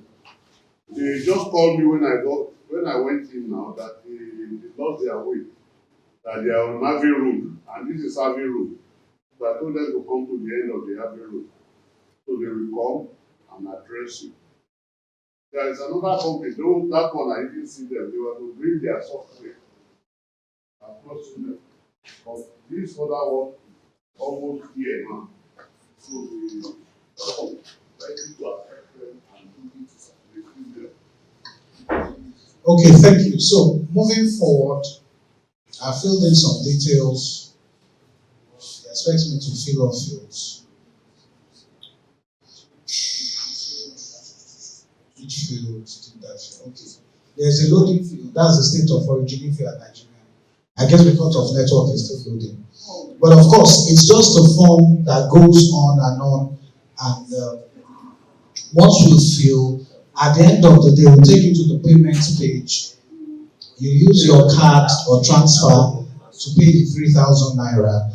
We will get it at the back end. We do our best to ensure that within 72 hours, we respond to membership applications. We do our best to ensure that within 72 hours, we respond to membership application. Review whatever is submitted, because part of the applications, you also need to submit your details, maybe your certificate, whatever you have to prove the grade of membership that you are applying for. And then based on those details that you submitted, we will now approve the grade of membership, get you the membership number, and then at the later date, you will now get inducted at that level if you have done Fm01 and Fm02. Now, it is at the point where we take part in this, and that is why we may have members here who will be inducted on Saturday, but we insisted that they must take part in this training. Because what makes you a facility manager It is not the certificate, it is the knowledge. And so, if we give you a certificate and have not given you the knowledge, then we are not being professional. And that is why, for everybody, if you have not done FM, some people here, because what we do is we run FM01, we said that the modules are 16, we run FM01 every year, at least for the last 2-3 years, in April consistently, and then FM02 in October consistently. We have not failed till date since we started. We have been consistent with that, and we will be consistent with that. But like the past chairman must have told us, there has been, based on the feedback of FM01 or FM02, that we do not have as much practical content as possible. So the institute is developing FM03, which will be strictly practical. No sitting down on this table and somebody, it will be all 100% practical. Everything will be industrial based. Everything that we do FM03 will be done on the site. And so the idea is that if you have done FM01, let's say for those who are here now, you are doing FM01 in April. For this year, we won't most likely do FM02 in October. We will do FM03 in October. But everybody is allowed to do them in stages. So that means you can even start with FM03 and come back and do FM02 next year. I hope you understand. We've done FM01 now. There are some people, like he did FM02 first in October, and then he's doing FM01 now. We have those people. I have done FM01 and 2. I'm waiting for whenever FM03 comes up. When it comes up, I will do. So whichever level you are allowed to do whatever training is applicable as at that time.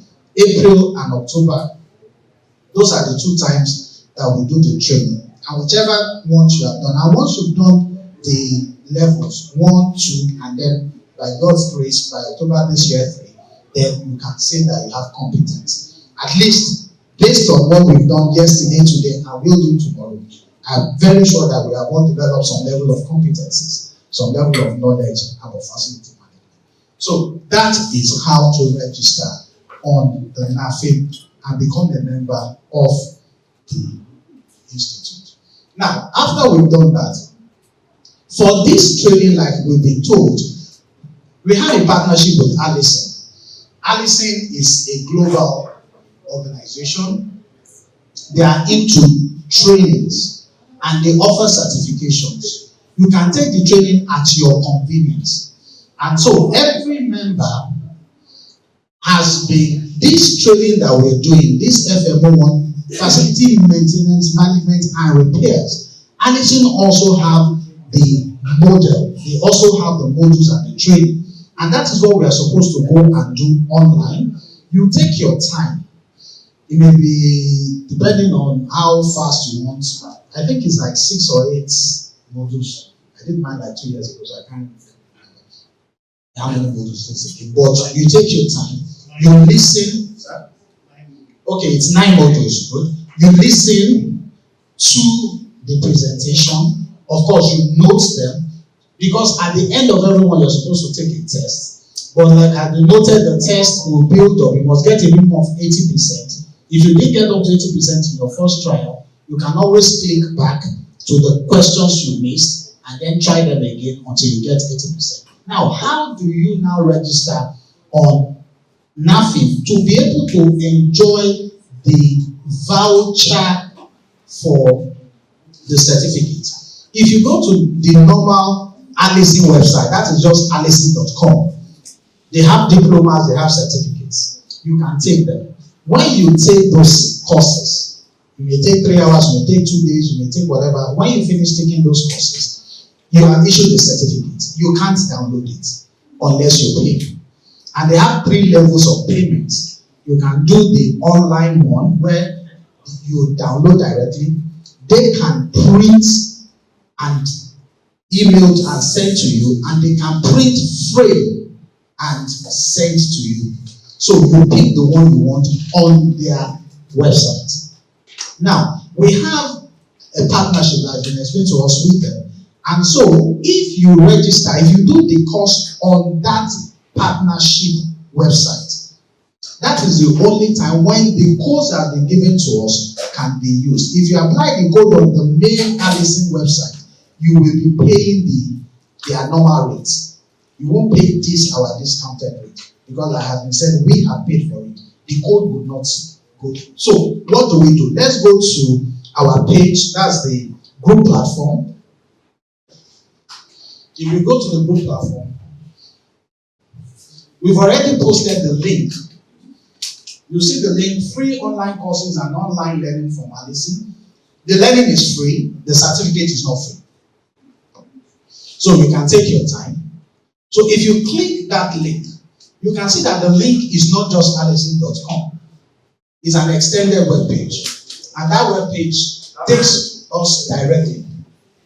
Just go to the group, the group for this workshop, the 2020 Living Film April 2025 Fm01 series, 3 workshop group, WhatsApp group.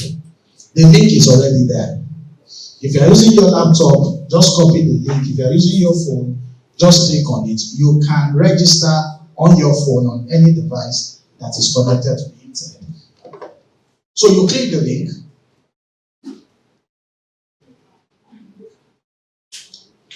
Online members too can't click the link.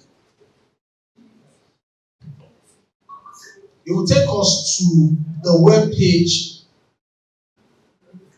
that bears Nigerian Academy of Facility Managers. It is not the main Allison web page. Any one of us can try that. You can also open the main Allison web page. You see that this is not the web page that you see, because this is the web page that's actually dedicated to us. When you get there, you click sign up.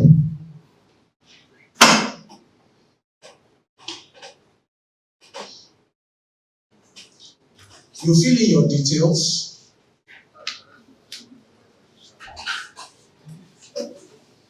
I have signed up before, but just for the sake of it, so that we can see. You fill in your details.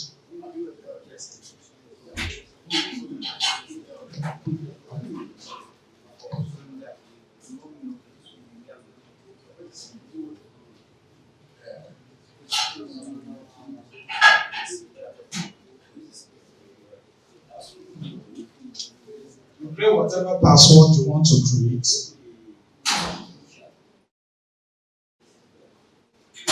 And you sign up.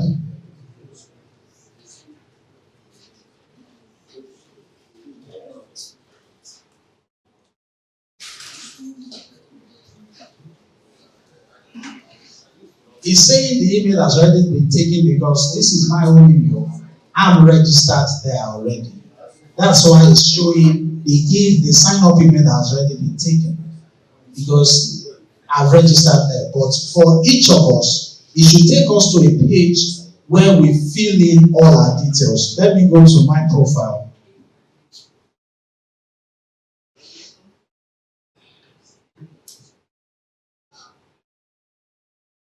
The basics that we are supposed to fill in. Now, I'm assuming now that you'll actually be able to sign in. So that means you can actually go to your profile. You can view on that profile. You can fill your profile. You can see that I have not filled my details on that profile. But you can fill your profile. It contains your details, your work experience, your current job title. I have done 2 courses that I've downloaded the certificates, but I've done more courses, like 4, and I didn't pay for 2 certificates. That's why you see that completed courses for me is 4. Courses in progress is 1, because I started taking one, but I didn't finish it. But you can see that I only have 2 certificates, and those are the certificates that this institution has already paid for. The certificate for Fm01, which is what all of us here will also do. And then when I did Fm022, The institute also paid, and I did the test. I got 80% and above for everybody, which is expected. And they paid, and so that's why you see 2 certificates that I have downloaded. But I actually have opportunity to download 4. And if I finish the facility management course, I just clicked it, but I've not started it. If I finish that one, so I can download and pay for that. So my profile will show, but if not, you can always pick on your profile. So I hope 1 or 2 of us have been able to complete the profile, but if not, because of time, I'll move on. Now, on the normal, on the nothing, Allison nothing page now, we can explore courses. Their certificate is different from their diploma. Their diploma has more content and takes longer time, depending on what you can do. They have a lot of courses on IT, health, language, business management, personal development, blah, blah, blah, engineering and construction.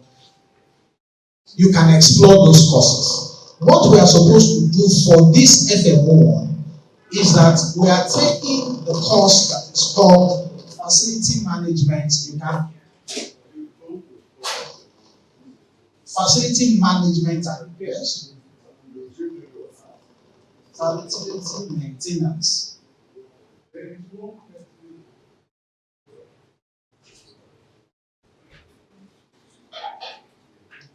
You can search for the course.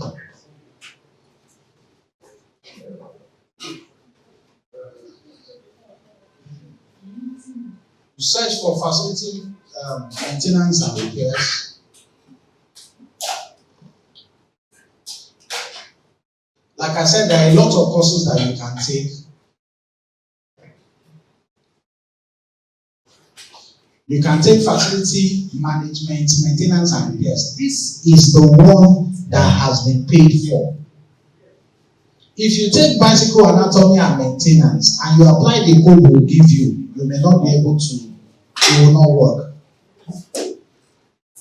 This is the course. This first one, that's at intermediate level, on an average, depending on your learning time, should take just between 2 or 3 hours to be able to go through the course and take the test. Of course, you click on Start Learning.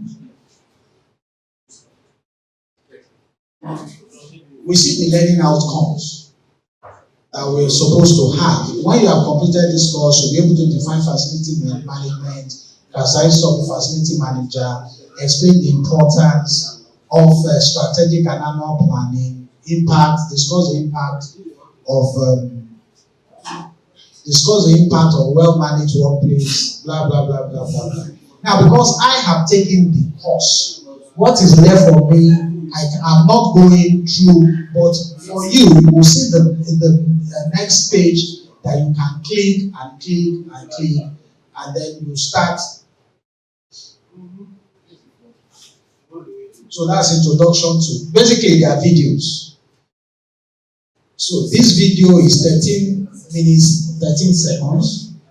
You take your time to listen, because at the end of the video, that's where you can now have a summary. And you can watch it multiple times. That's when you can have the summary. And after like 2 or 3 modules, you will take a test. After like 2 or 3 modules, you take a step on and on and on until you get to the end. So when you finish the first one, the next one is managing workplace. The next one is workplace anxiety. And then you take some tests, submit your answers. When you finish that test, it's recorded for you, stored for you.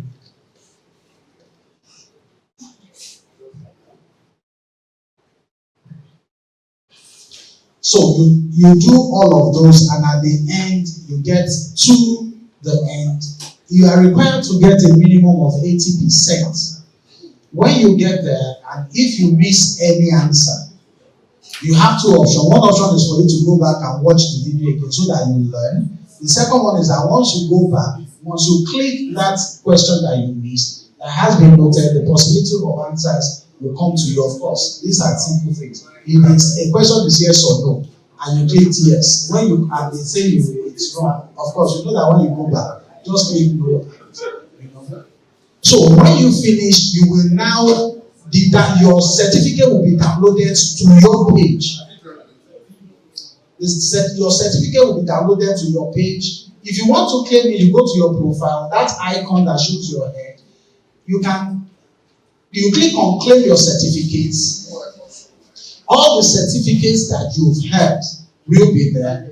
You can pick whichever one you want paid for. You now click the claim your certificate. You claim the certificate you want to use the voucher for. That is after you've passed it and we've given you the voucher. Let's imagine I've not paid for this bill something. You see that it says that if I want the digital certificate, it's $8. If I want this one, $14. But when you now get there, if you have a code, it will come out with the fact that you can use a code. That is when you now copy the voucher. That's when you copy the codes that we give you in the voucher, and that's when you copy the code that we give you in the voucher and you put them in that box and you click, you pay. You see apply voucher. If I want to pay, I pick the one I want to pay, but because I don't want to pay, I apply voucher. The discount comes here, I enter the voucher, I just copy it and just paste it there, and then you click add code, and the certificate will be downloaded to your page. Of course, you just download the certificate and you go and print, because what we paid for is not the physical certificate that we sent to you, is an online certificate, but it will contain their signature. It contains the signature of Alison.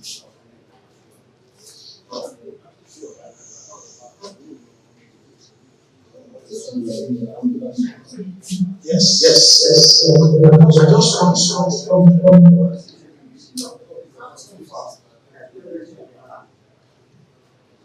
so basically, that's how we get the microphone is.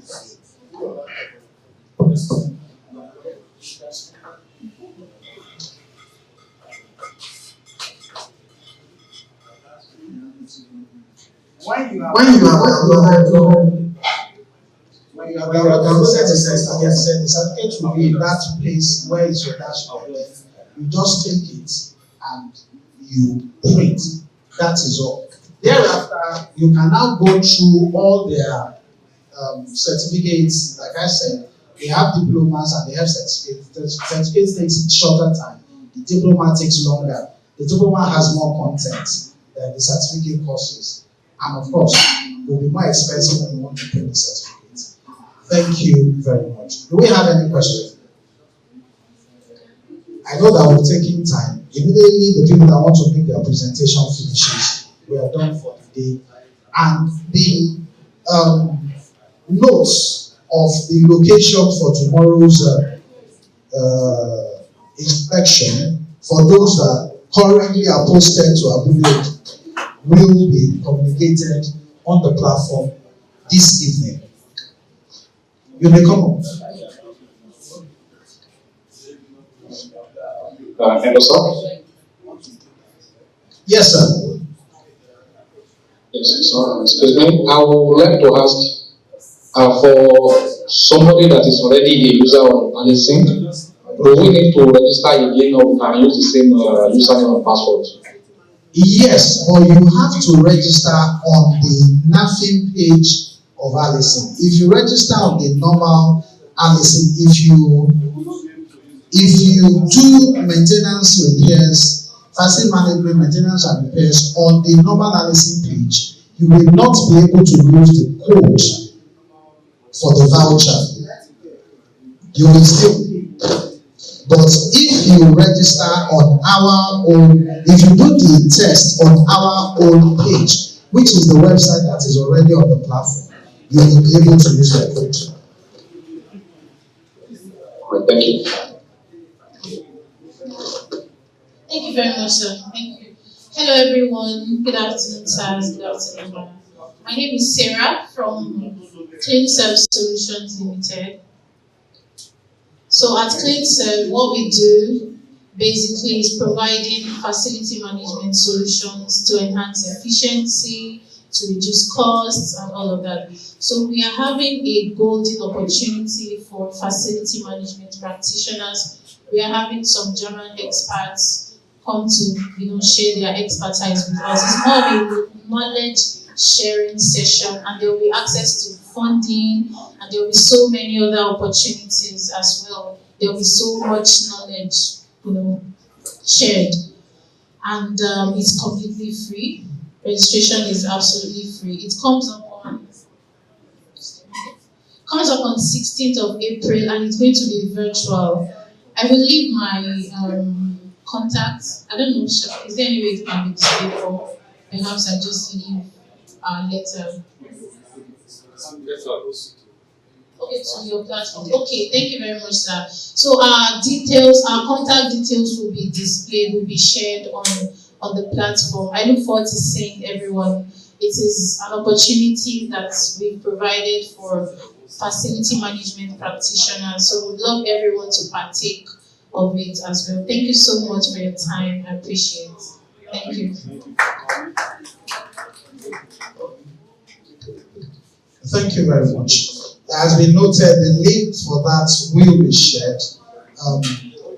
Fortunately, it's virtual, and so I think that we should be able to take advantage of it. They said it's free, no knowledge is lost. So, thank you. We've ended today's. Okay. The chairman wants to make. Okay.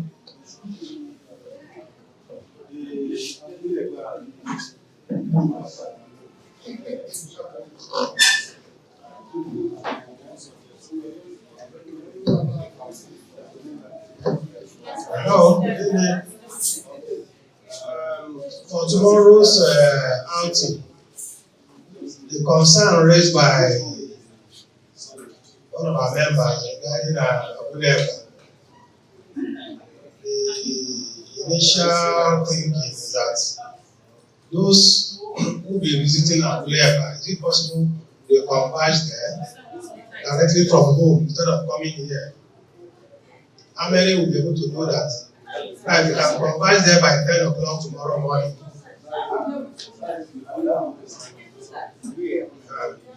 And by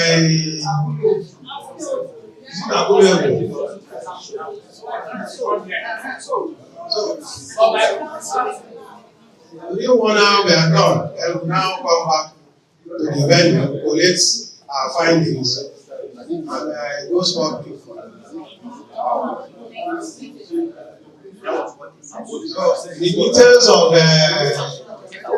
the inspection side will be communicated through the website.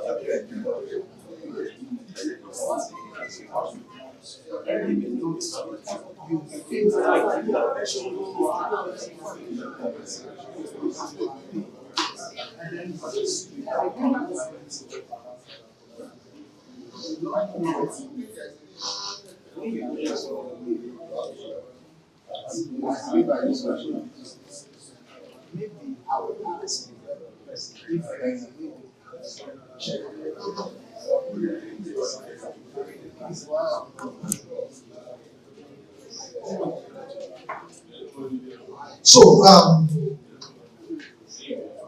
excuse me, please. Since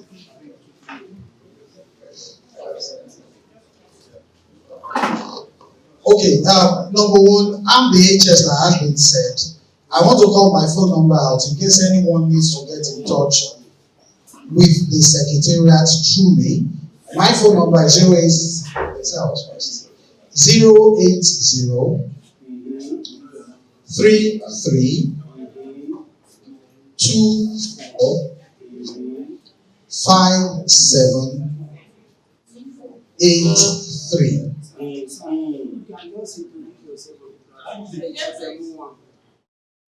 I'll do that.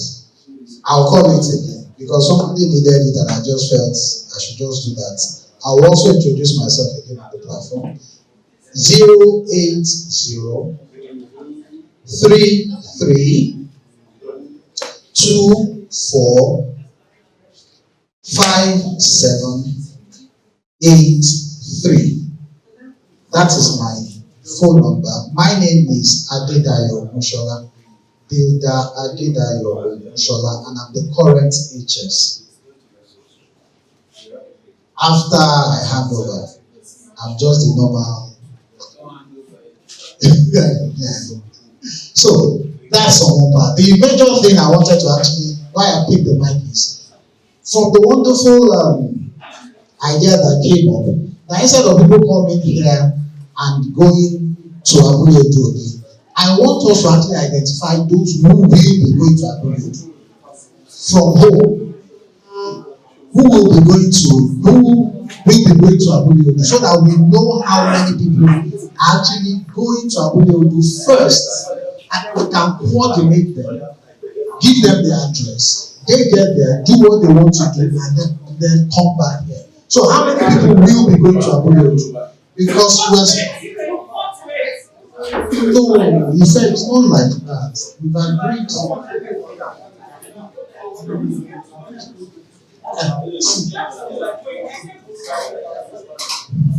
The ES is saying prefer to wait, but the chairman, listen, members have raised concerns. Yes, and so the chairman had given a solution, which is the fact that if Abule Odu is closer for you to go there first, instead of coming here, we go to wherever we're supposed to go and come back for the report, and then we round up and get us settled. Then if going to Abule Odu is easier for you, you go there first in the morning, meet 10 o'clock, do 1 hour, 45 minutes, 1 hour, then we come back. By 11:30, 12, I believe distance, maybe the road will be clearer. We know that we are coming back 12 o'clock. We do our reports, our presentation, 1 hour, 1 hour. Before 2 o'clock, we close and we get our certificates. So I want to know how many people will actually be going to Abuja. Because like I said, we cannot flood Somolu. So that's actually what I wanted to know. How many people are going to Abuja? I think you said you go. So no. See, excuse me, please. Excuse me. Which is what we're doing now. 3-5 minutes we're through. Irrespective of the group that you have been placed, if Abule Odu is convenient for you, please raise up your hand. Raise up your hand before.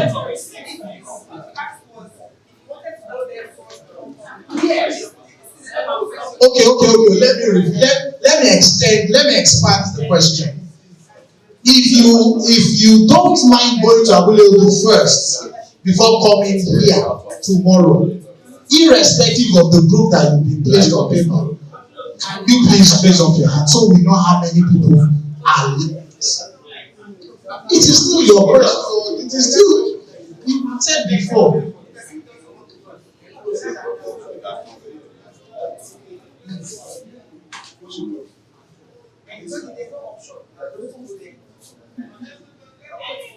Where is your place?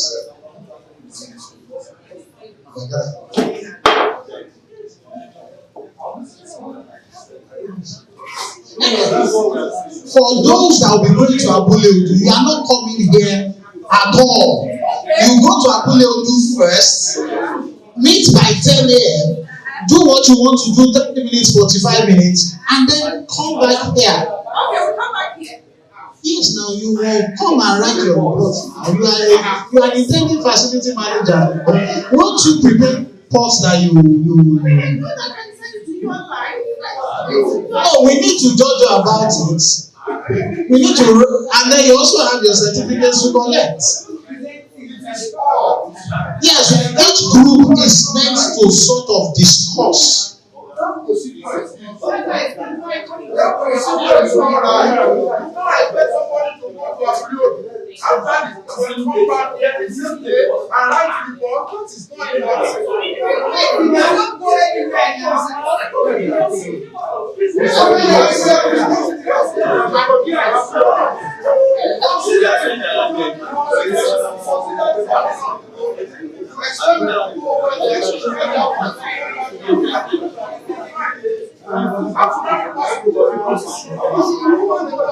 Okay, everybody, there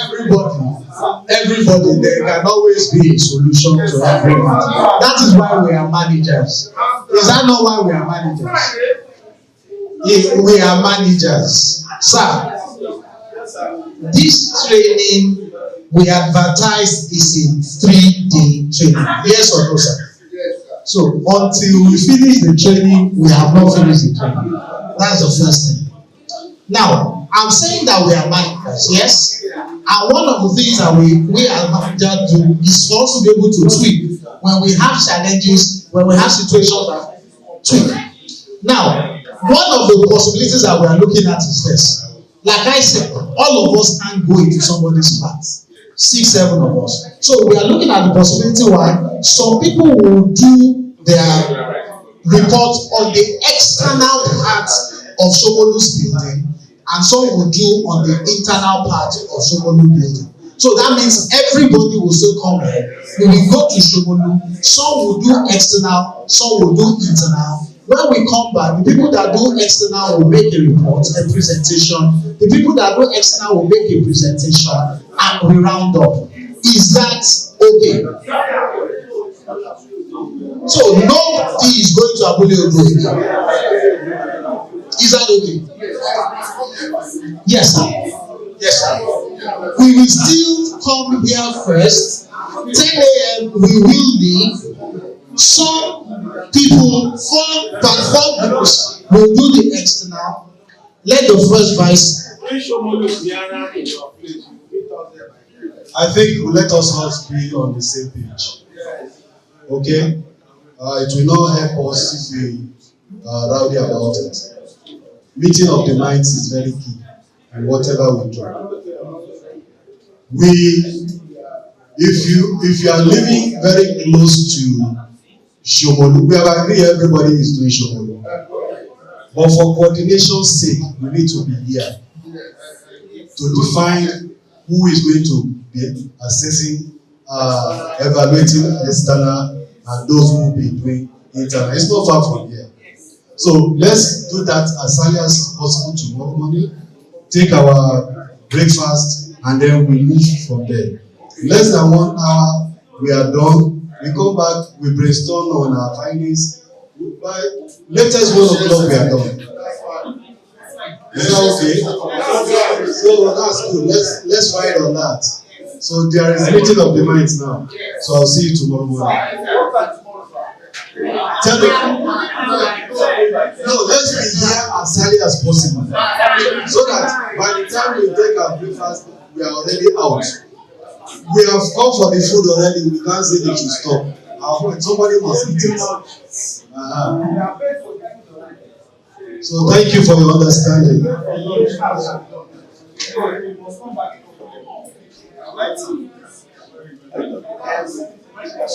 Okay, for those of us online, you can still link up tomorrow, right? IT. You can still link up tomorrow as early as possible, and if we visit to the site inspection and we come back to brainstorm, we can still be part of solution being profiled for all the observation that is going to be made online. Thank you for your patience and enjoy the rest of your day. Good night.